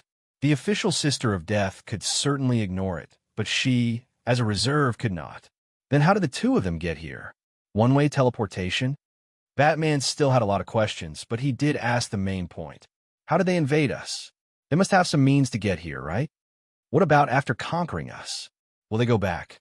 Batman turned into a million whys and threw a bunch of questions at Thea. Chapter 9:51. Thea could only answer them one by one. First of all, the two of them should have come here before the blockade. The Anti-Watcher was seriously injured at that time. He was in the interdimensional blockade. In terms of time, it was only a moment, but in that plane, the abnormal weather may last for several days. So, there will be a gap in his blockade. At that time, ordinary people can come here. In order to send our companions over, we have to break the blockade without alerting them. So, I'm stuck at this step. As for how they came here, I don't think it's important. After all, we're going to fight our way over. Why should we care what they do? Batman looked at her for a long time with a stern face. I think you better tell us. The hidden danger needs to be eliminated in time. You were the one who shouted that there should be no secrets in the couplet and forced me to reveal my identity. I remember it very clearly. Tell me your secret out loud. Superman thought that they should take precautions in advance. At the same time, Diana thought for a while and felt that they should make it clear. The Valkyrie meant that one person's wisdom was shorter than others. Perhaps there were details that she did not consider. Everyone should think of a solution together. Thea scratched her head. It's very troublesome. It will take a lot of time. I need to find two people. Batman said, go ahead. I have a lot of time now. The young lady teleported away and returned to the Hall of Justice in less than half an hour. There was a man and a woman beside her. She first introduced the blonde man beside her. Well, many of you may know this gentleman. He is the Deputy Commander of the Sky's Eye Society, Mr. Steve Trevor. The item we will discuss later is currently in the hands of the Sky's Eye Society. Then she pointed to the woman on the other side. Barry has seen this lady before. She is Ms. Pandora. She has lived alone on Earth for thousands of years. She is a living legend. After that, she signaled Steve to open the box he carried with him. Superheroes had a good reputation. Steve was not worried about the safety here. He opened the metal box he carried with him. Wearing heavy gloves, he took out a dazzling golden skull. Damn it, you didn't tell me. This is what he brought with him. Pandora, who was still a little nervous, quickly pulled out two guns. It seemed that she was ready to fight another non-existent enemy. Thea comforted her and told her that it was safe here. There were no 7 deadly sins or the old wizard. Those were all her obsessions. Steve was also shocked by her. He thought that the woman was going to rob him. He stood in front of the golden skull, but his body did not touch it directly. Everyone in the Righteous Alliance was on their guard. However, they were different from the brats of the young Titans. They had long since passed the age of rashness. All of them were staring at Pandora. This story is a bit long, so I'll keep it short. She pointed at the golden skull, ignoring Batman's probing gaze. Thousands of years ago, this thing fell onto Earth. According to my analysis, its function is to act as a coordinate. There should be something similar on Earth 3. They work together to open a channel. What did you say? Before anyone from the Righteous Alliance could react, Pandora exploded. She pointed at the golden skeleton in disbelief. This thing is a coordinate? Pandora's mental state was much stronger than it was at the same time in the original space-time. At least, she was no longer entangled in the guilt of releasing the 7 deadly sins.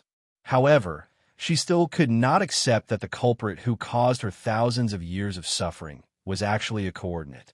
Thea also felt that it was ridiculous, but it was the truth. Those guys on Earth 3 were also stupid. Couldn't they have been more low-key when it came to teleporting coordinates?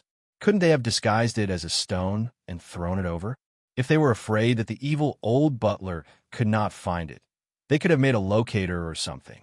If they could teleport across dimensions, how could they not be able to locate it?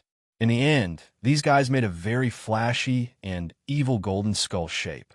Later on, perhaps because they were too eager and used too much force, they threw it to this side of Earth thousands of years ago. It was seen by the old muddle-headed Shazan, causing Pandora to be the scapegoat of the world. Now, Pandora was sullen in her heart. When she understood the truth of the matter, she was about to vomit. However, serious illness required serious medicine. She still had to make it clear. This thing is just a coordinate. It has no other purpose. I can guarantee that everything that the wizard Shazan said was his subjective imagination.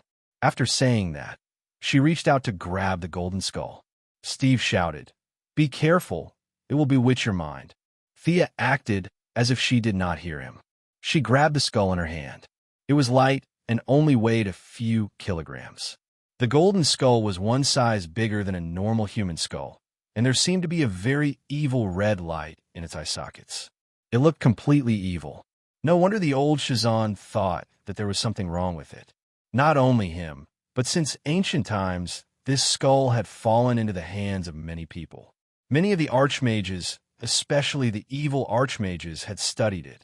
They all felt that there was a secret in it, but unfortunately, they did not find anything. Such a piece of technological equipment had been studied by a group of evil archmages. Naturally, it was contaminated with a lot of magic. After a long time, it had a bewitching effect on ordinary people. Thea wiped away the magic residue on it.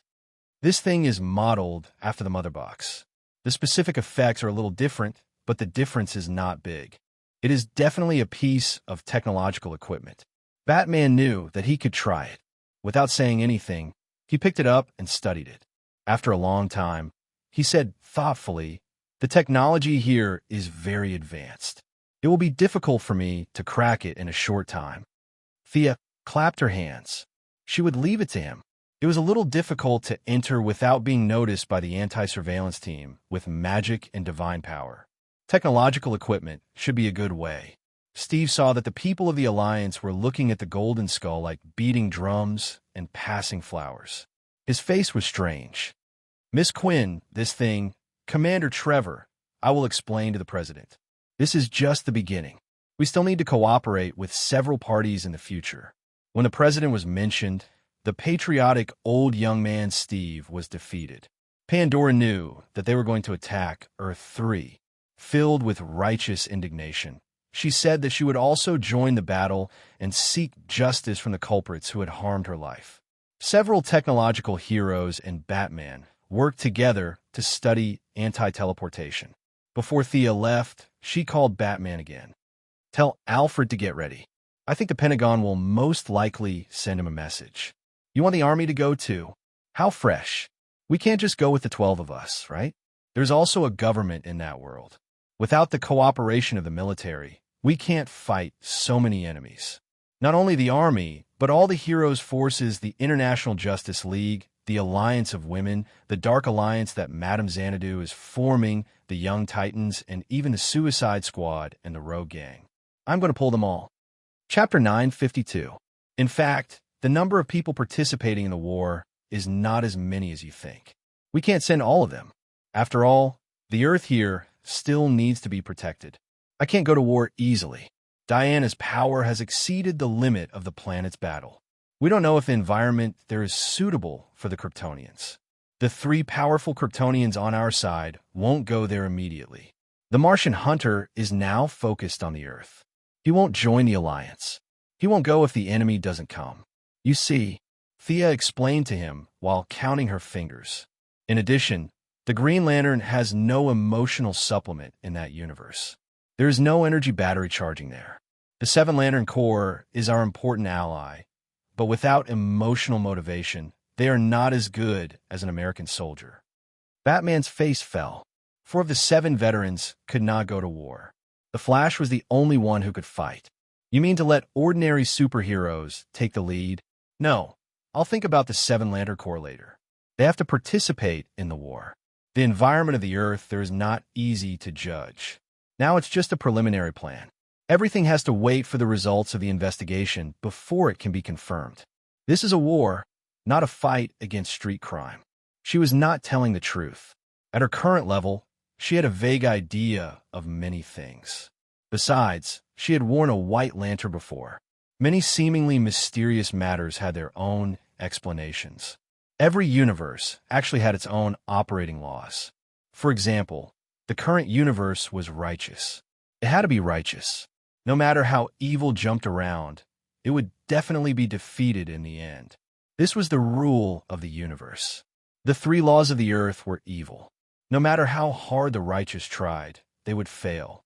If there was a large-scale invasion, Thea would have to spend a lot of effort to suppress the will of the world there. This was the main reason why she could not participate in the war in time. However, there was no need to say such things that would affect the world. Leaving Batman to ponder, she returned to the White House. The work of persuading her mother was unusually smooth.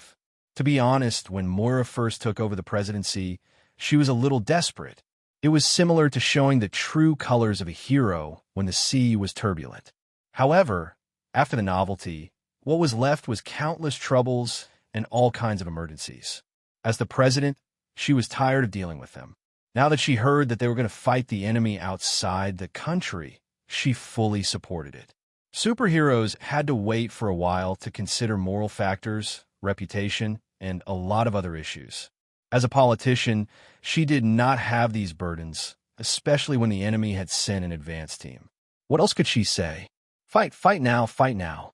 After communicating with a few important members of Congress, the results were very gratifying.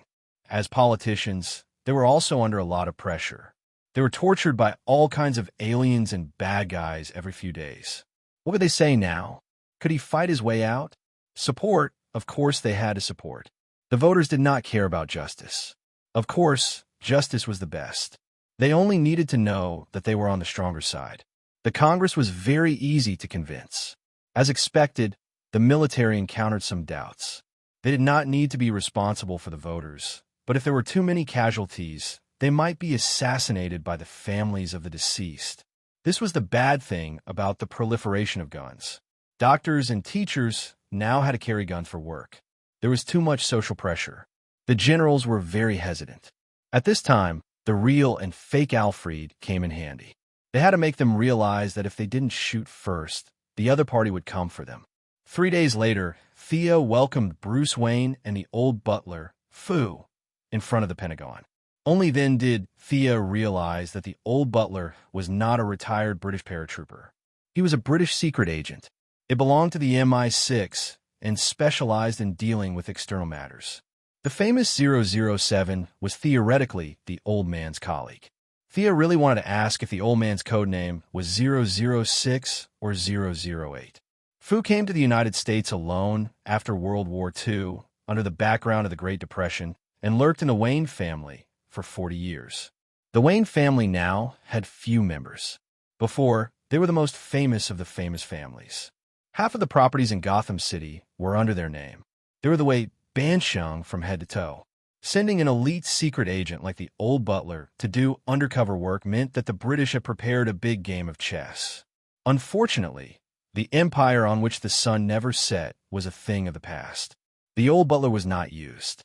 After that, because of his connection with the young Bruce, the two of them were like father and son until today. My identity won't cause any misunderstandings, right? Before entering the door, the old butler asked in a low voice. Thea assured the old man that there would be no problem. The relationship between the two countries had changed long ago. You can retire in the Wayne family. The old butler, Fu, was overthinking. The generals did not care at all whether he was a British secret agent or not. Of course, it was also because he was too old. Such an old man. And with Thea in Bruce's face, they could not search him and force him to answer. The military was more pressured than the White House and Congress. If they could not protect the citizens, what was the point of having them? However, in the face of all kinds of sudden disasters, it was useless no matter who was the leader.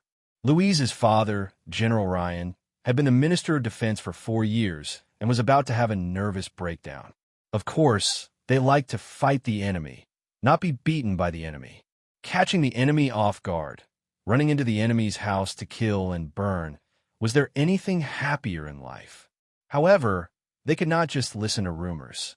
They had to weigh the pros and cons and confirm the authenticity of the information.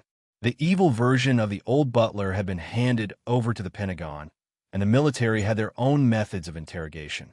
Now that they saw the kind version of the old butler, the generals could not help but be amazed. It was not that they did not know about the parallel universe, but they had always felt that it was very far away. Now, they finally saw a living person, a bad person who came from the parallel universe and was ready to invade Earth, and a good person who had always been obedient. The two Alfreds had completely different personalities and temperaments, but they were both very capable. There was no doubt about that. After all, they were the top agents of their time, so Alfred could not be too bad. The generals had a rough idea. If the enemy wanted to invade Earth, then they had to fight. It was better to fight early than late. However, they were just support, and the decisive power was still on the side of the heroes. The reconnaissance of the advanced troops was very important. Batman continued to study the reverse channel. It was not difficult to open it, but the difficult part was to open it without attracting the enemy's attention. Nightwing's job was to hide and investigate, not to invade. Batman's progress was not that great. Later on, after a discussion with the elders, they added Luthor to the team. His intelligence was not to be underestimated. When he heard that they were going to invade another Earth, Baldy Luthor was very interested and came to help with the rations. Superman emphasized that this was not an invasion, but a battle to defend their home against evil. Luthor scoffed, but he did not argue with the Righteous Alliance. They could call it whatever they wanted. With the addition of Luthor, Batman, and Mr. Excellent, the three most intelligent scientists on Earth worked together to decipher the Golden Skull at a much faster speed. Chapter 9:53. The anti-decryption work was carried out simultaneously with the mobilization of the military. Thea went to the universe alone to find help. Her sharp bugs could not be sent out to fight alongside the Earthlings. The bugs did not look righteous. Her goal was still the 7 Lantern Corps that Batman mentioned. Black and White Lantern Corps were actually their troubles. She had helped them a lot, and they had to contribute to the dimensional war. However, the Lantern Corps could not use the Lantern Ring in the parallel universe. After a few discussions, the 4 advisors of the underworld helped her solve this problem. The Lantern Ring was filled with countless emotions. It could replace the main energy source and provide energy remotely. It could purify the ring and provide ammunition support. Thea felt that this was a good idea. The 7 Lantern Corps had enough mid-range and low-range combat power, but they were completely lacking in high-end combat power. It would be difficult for her to deal with the anti-supervisor and the evil Sia by herself, so she had to find a helper. After searching the multiverse for 2 days, she found the Spirit. She went straight to the point and asked to destroy the eclipse. The Spirit looked at her for a long time before saying, "Okay." Thea almost fell. "Okay, I'm here to ask you to be my fighter. Why are you acting dumb?" Now that she had the confidence, she would not be able to win if they really fought, but the gap was not as big as before. "Are you willing to be my host? I can increase your power infinitely." The Spirit was silent for a long time before suddenly saying this. Thea was stunned. She actually thought about it. She had to admit that this was a very tempting offer. The Spirit was limited by the strength of its host. The stronger the host, the more power it could unleash. If it chose Thea, who was half a level lower than it, as a host, it would be invincible. That would be practically invincible in the world. Their strengths were not added together, but multiplied together. By then, Darkseid and the Eclipse would not be a match at all. Thea's eyes were full of splendor. If she could merge with the spirit, she would not be afraid of Lucifer, the son of God. Unfortunately, the power did not belong to her. It belonged to God. Thea didn't have much ambition. She wouldn't stand on the road and shout, "Heaven doesn't cover my eyes, earth doesn't bury my heart." She just wanted to be herself. The road ahead was vast, but it was not a dead end. There was no need to walk the path of God. She sighed, her eyes full of regret. "I'm sorry, I just want to be myself." Let's talk about the heavenly eclipse. Ghost was still expressionless. He seemed to know that she would refuse, so he quickly changed the topic to Tion Sure. "How are you going to deal with him?"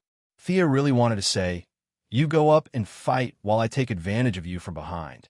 However, she also knew that this was not appropriate. The spirit boss just didn't want to talk nonsense. She wasn't stupid. She had done a lot of homework in advance, but she still wanted to know what kind of existence the heavenly eclipse was. Does he have any weaknesses? Tion Sure is the vengeful spirit of God. He is my predecessor. In his current state, he cannot use his full strength. Seeing that Ghost was about to reveal something, Missy immediately asked, "Why?" "His true body is still sealed in the heart of darkness." "Who sealed it?" "God." Thea was instantly speechless. However, she also cursed in her heart. The boss was very powerful, but his sealing skills were probably not up to standard. The seal was so weak. How could this guy escape? Ghost continued, "The heavenly eclipse will invade the negative emotions of life. You have to be prepared." Thea expressed that this was not a problem. Heroes were all strong-willed. They ate, slept, and fought against negative emotions every day. If the heavenly eclipse only had this ability, it would not be far from death. Is the heart of darkness still there? Can we reseal it? Missy was too lazy to gnaw on a hard bone. This was not a game. There was no drop from the first kill. It was dangerous and tiring. She really did not want to fight. If they could reseal it, it would be much easier. However, she also knew that it was not that easy. Sure enough, Ghost spoke again. "The heart of darkness is the heavenly eclipse. There already won." Thea frowned. Did this guy mean that the seal would not work? The heavenly eclipse was sealed in the stone by Boss God. He could not escape, so he used a stupid method to turn the stone into a part of himself. She had to admit that this guy was very smart. What is the heart of darkness made of? Is there more in the universe? She continued to ask, "How big of a deal is it? If it corrodes the small stone, we will find a bigger stone to seal it in. We will seal both the heavenly eclipse and the small stone together. If he continues to corrode, we'll just have to find an even bigger rock. We will have enough stones. Let's see who can outlast the other." Ghost's eyes were filled with uncertainty. The heart of darkness is a supreme creation. It will not be left in this world. I advise you to give up on this plan. As long as it is separated from the host and no life forms come into contact with it, it will be fine. Thea had reservations about his words. If it was really a special stone, how could it be corroded from the inside by the heavenly eclipse? Putting herself in his shoes, God was so busy. He probably did not care about the heavenly eclipse. He casually took a stone and sealed it. Done. Done. Ghost's plan was not a plan at all. Just separate the heavenly eclipse from the host and bury the heart of darkness in a hole. That was it. Whoever picked up the heart of darkness in the future would be unlucky. All the heroes gathered again and summoned great god Sia again. They formed a team and started fighting again. Fight every century until the end of the world. It had to be said that this cycle was too boring. She asked Ghost a few more questions, but he did not provide much information. However, Thea could tell that this guy had been fighting the heavenly eclipse for countless years. He won more than he lost. Ghost was very confident in the battle between the previous and the current. Thea felt that he had too few opponents of the same level. He had nothing better to do. After 100 years, he would turn a blind eye and let the heavenly eclipse possess him. After that, he would have his fun. She was relieved to leave the heavenly eclipse to Ghost. However, she estimated that the anti-supervisor would appear at the critical moment, so she had to find a helper. Parallel universe. According to the non-famous division, this should be Earth 10, which could also be called Earth X. Because Karl Air landed in Czechoslovakia, Germany won World War II, and history changed beyond recognition. However, in the mother box of the new gods, this was not the division. They had their own way of naming. Countless apocalypse demons descended on this universe. Because they were afraid of a certain big boss from Earth, they went around Earth and went far away. Pooh! The Great Plains wolf killed the resistance with an axe. He wiped the blood splattered on his face and enjoyed the enemy's hateful gaze. This was not because he was despicable.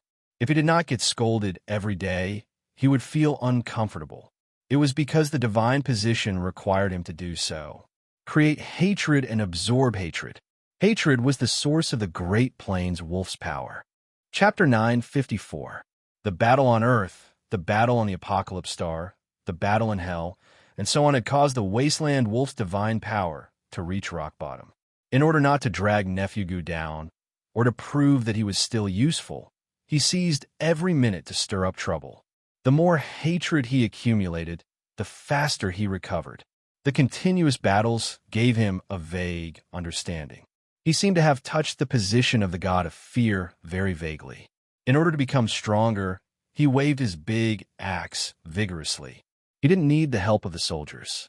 He killed the people who resisted with his axe, leaving corpses everywhere and blood flowing like a river. He wiped the blood off his face. The bloody slaughter was very satisfying. It cleared his mind and restored his confidence. Apart from those cheats, he was still the wasteland wolf who dominated the world. He bent his knees slightly and held his axe with one hand. He clenched his other hand into a fist and punched his chest. He howled to vent his frustrations. Cough, cough. Halfway through his shout, he saw a portal open beside him.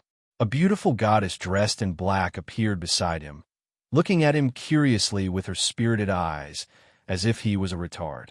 The wasteland wolf felt his breath catch in his throat. He almost vomited blood. He wanted to turn around and curse, or even fight, but he didn't dare. He could only stay on guard with an ugly expression. By the way, are you practicing martial arts here? Thea looked at the corpses on the ground that the wasteland wolf chopped up like melons. These creatures were hairy and looked like spiders on Earth. However, they had 4 legs, long fangs, and hairy legs. They had nothing to do with beauty. She pursed her lips. With such ugly looks, the heroes on Earth probably wouldn't come here to seek justice. This world still cared about appearances. I have something to discuss with Darkseid. Help me ask him out. She sounded like she was talking about something trivial. The wasteland wolf didn't dare to agree on his boss's behalf, but he couldn't refuse. He could only say that he could pass the message.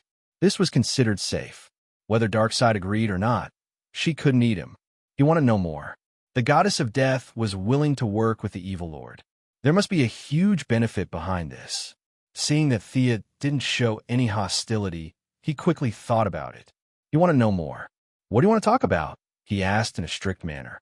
The anti-life equation. Thea's words were shocking. As the oldest new deity, the wasteland wolf's strength was a bit weak, but his knowledge was not ordinary.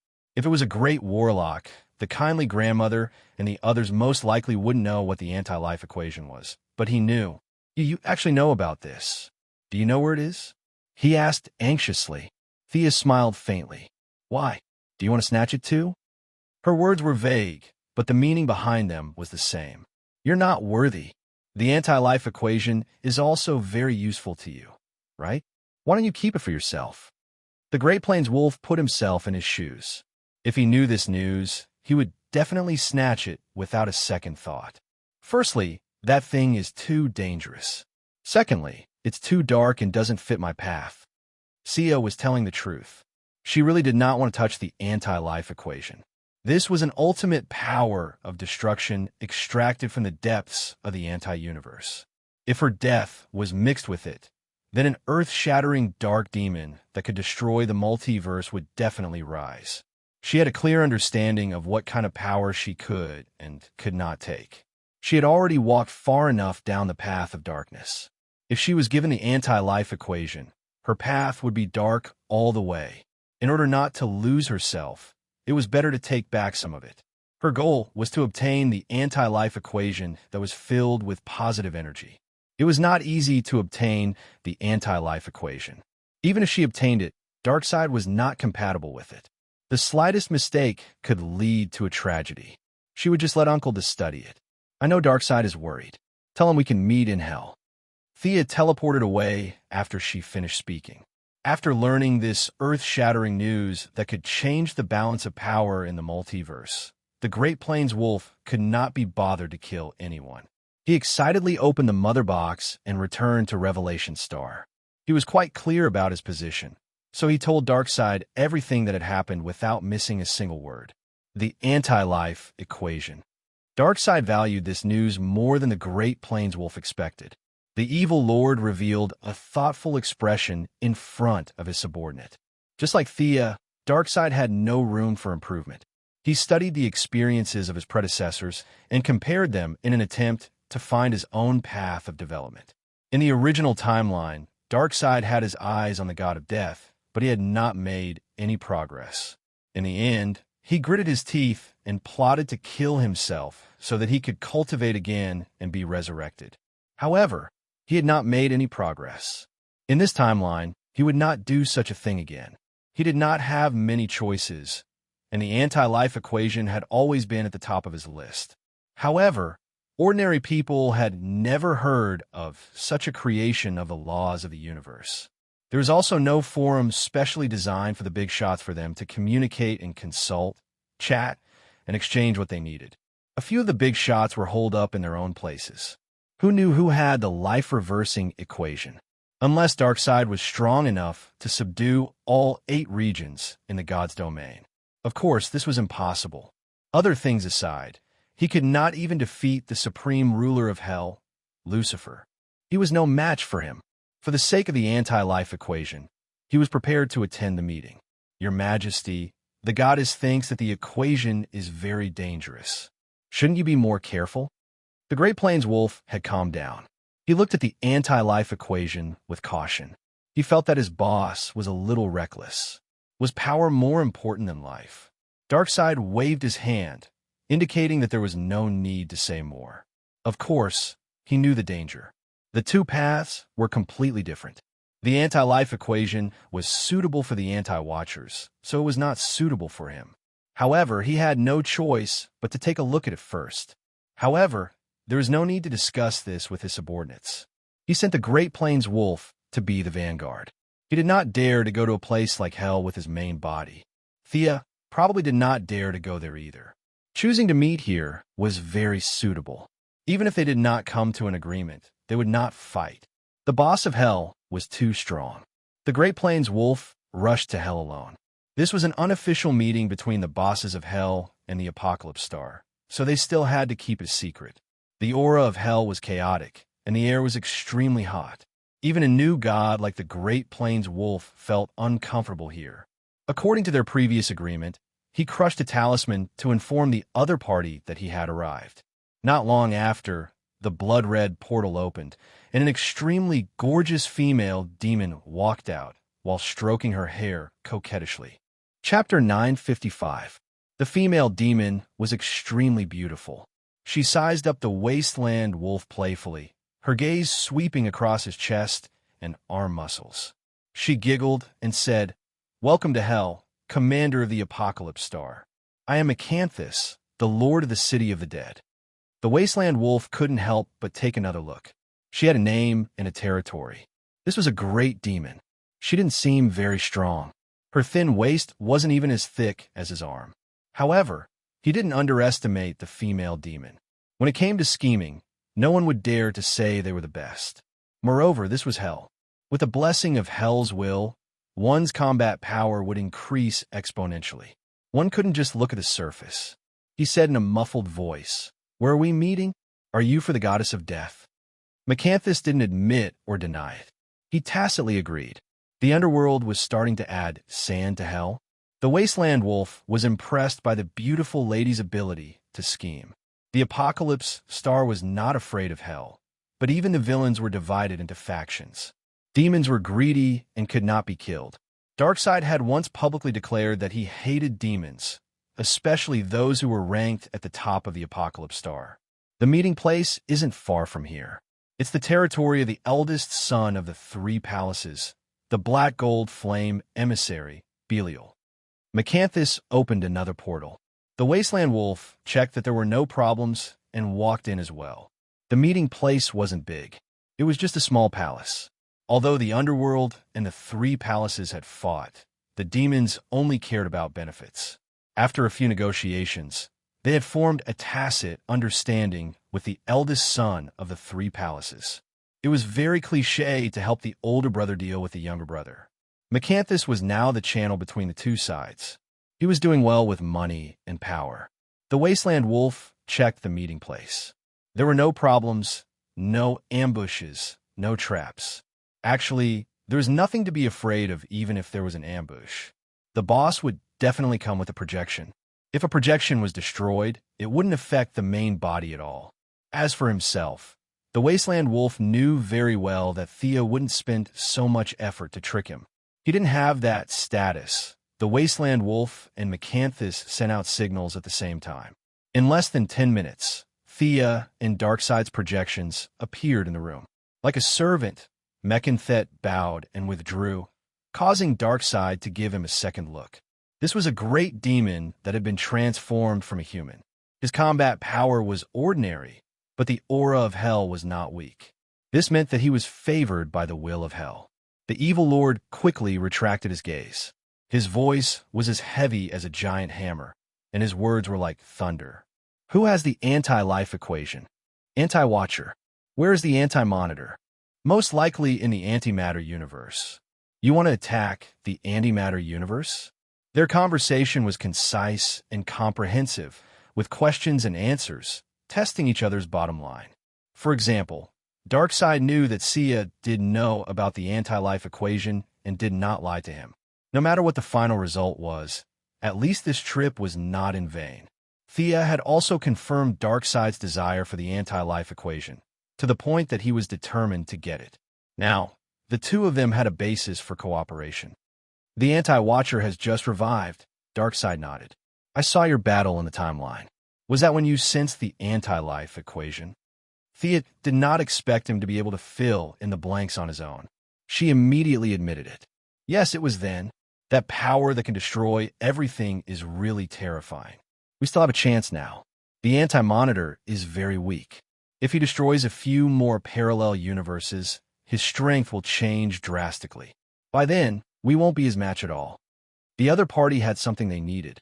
Before he recovered his strength, they could kill him together and happily split the spoils. This was something that Darkseid did not feel pressured at all. However, he wanted to know what role Thea played in this matter. What could she gain by putting in so much effort? Would she be prepared to benefit from the fight between the Snipe and the Clam? What can you gain from this? Not only did he want to know, but he also asked. Thea's expression was calm. She reached out and snapped her fingers. There was a flash of light, and the image of a woman appeared. Who was this? Darkseid took a closer look and realized that this was Thea's counterpart. He despised her in his heart. She was a new god that had ascended from the material world. She actually had a counterpart. He did not have such trouble. There was only one Darkseid in the entire universe. But Darkseid's eyes could look directly at the source of matter. That was the Omega effect. He used a little of the Omega effect to trace the source and immediately found something strange. The woman in the image was very powerful. She was so strong that he felt a little uneasy. Could he beat her? Was the counterpart of the goddess of death this powerful? This was too illogical. Was she the daughter of the creator? Darkseid thought too much when he thought about how Thea had reached her current level in just a few years.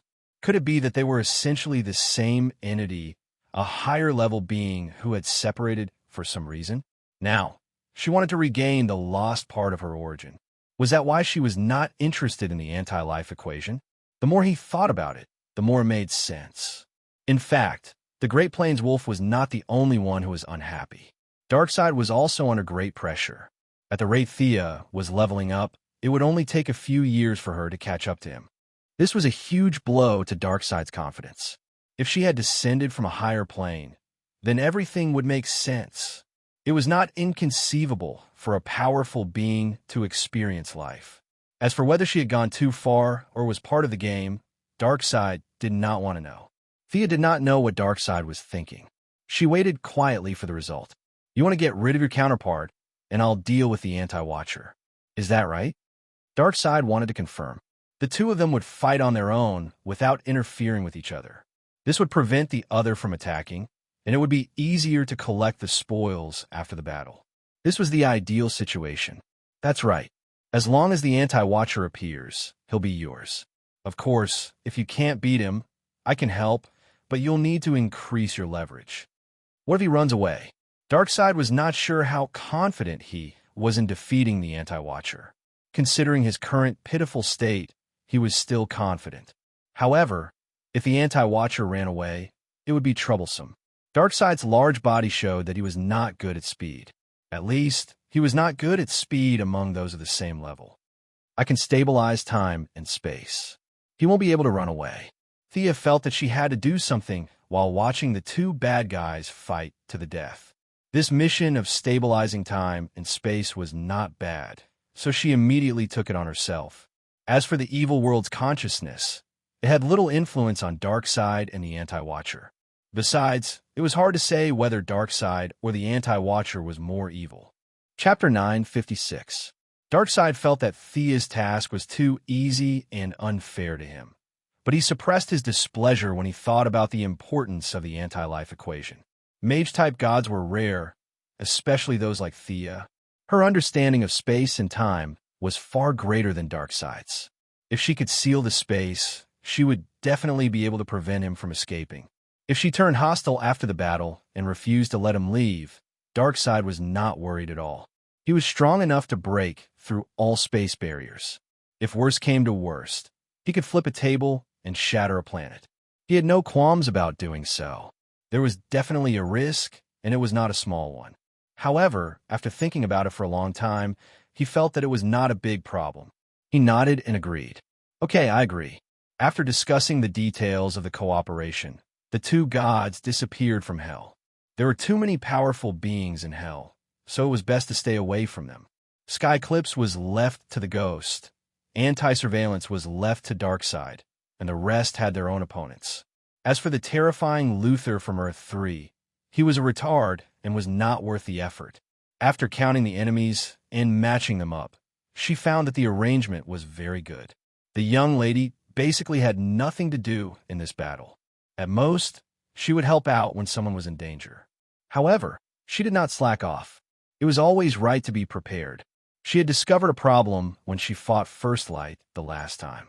Her instant death attack lacked a surprise attack. Unlike the Black Death Emperor, who could easily wipe out a large number of enemies, she needed to prepare a few seconds in advance. This problem was not obvious when dealing with low-level enemies, but it was very frustrating when dealing with enemies of the same level. They were not blind, so they could always dodge. No matter how powerful an instant death attack was, it was useless if it could not hit the enemy. She needed a way to kill the enemy without drawing her sword. Improving one's level was the most effective way, but unfortunately, she did not have the time. Her foundation was already weak, and she lacked further enlightenment. This path was useless. Her mind wandered, and she quickly came up with a solution that was not a solution. After returning to Hell, she mobilized a large amount of human and material resources to create a scabbard in the place where the aura of death was the thickest. She had originally planned to make a scabbard where she could place the night sky sword to absorb the aura of death. Then, she could take it out and kill the enemy with one strike. Unfortunately, it did not match her style. Her long sleeves were fluttering in the wind, and she was carrying a sword sheath on her back. It was very eye-catching and beautiful. Now that she was carrying a cloak and a long robe, it was neither fish nor fowl.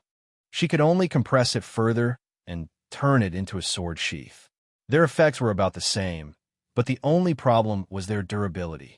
The death energy provided by the sword sheath might be able to launch 3 sure kill attacks, but the scabbard could only provide 2. However, she reckoned that this should be enough. If she couldn't kill an enemy with 2 strikes, she wouldn't be able to kill him with 3 strikes either. The ghost didn't say what kind of material was suitable to seal the heavenly erosion. Thea found a few huge stones from the underworld that looked abnormally sturdy. They were also resistant to high pressure, corrosion, and magic. She kept them in her space as backup. Maybe one of them would come in handy. His daily research on the two-dimensional world was still fruitless. His spiritual feelers entered that world, and then what happened? Thea didn't know what to do either. She didn't have anyone to refer to, and it was a very painful thing to think about. In order not to affect Diana's future development, she did not tell her lover and could only think about it on her own. In the end, she couldn't figure it out. She decided to find someone to ask. Lucifer was impossible. This son of God was a god in his own world. He wouldn't come out even if the universe exploded. Big Brother Fate was strong enough, but this guy was always hiding from her. The remaining Watchers and Anti-Watchers seemed to be immeasurably powerful, but they were actually a bunch of high-level puppets. Thea didn't care about them at all. The Anti-Watchers aside, the Watchers seemed to be able to destroy the universe and record everything that happened in it. However, they were inseparable from the universe and were one. As long as the universe existed, the individual Watcher would exist. When the universe perished, so would the Watcher. When the universe evolved into the age of science and technology, the Watcher would be full of sci-fi vibes. If the universe evolved to the extreme of cold weapons, the Watcher would be an armored giant. Thea even felt that they didn't have the concept of self. They were completely different from her and Darkseid, who had their own emotions. They were like living programs. She would rather die than walk down this path. After eliminating those who had the ability to create the universe but ignored her, she only had one person left in her mind that she could ask. This person didn't live far away, but she hadn't made up her mind to contact him. It wasn't heaven or hell, and it wasn't some strange place. The person she was looking for was on Earth, in the metropolis. This place was only one stop away from the Daily Planet. It was the first choice for the city's poor. The security was good, and the rent was cheap. Other than the fact that the population was a little mixed, there was basically nothing wrong with it. When Superman first came to the metropolis, he lived here for a long time. The rent wasn't expensive, and it was close to the newspaper office. He only moved out after he got married to Louise, a fair, rich, and beautiful woman. Thea wasn't looking for him today, nor was she looking for something he left behind. She was looking for Superman's former neighbor, an old woman. When she found her, the old woman was drying clothes on the rooftop. Her hair was white, and her face was full of wrinkles. She wore a green t-shirt that was a little loose and didn't fit her body well. When the old woman turned around and saw Thea, she was shocked. Even if she didn't dress up, Thea's clothes were still of the best quality. Although this area wasn't considered a slum, no one would wear such expensive clothes. Do you need something from me? The old woman said hesitantly. Thea looked at her from head to toe and seemed to be relieved. I know you, the princess of the 5th dimension. Don't you have any power now? After her biggest secret was exposed, the old woman was shocked at first. Then, she became calm as if she had accepted her fate. She chuckled as if she was mocking herself. She wiped her hands with a towel. Since the other party knew her true identity, she was not afraid. She continued to hang the clothes, as usual, and was busy for half an hour. Thea didn't say anything. Her eyes were constantly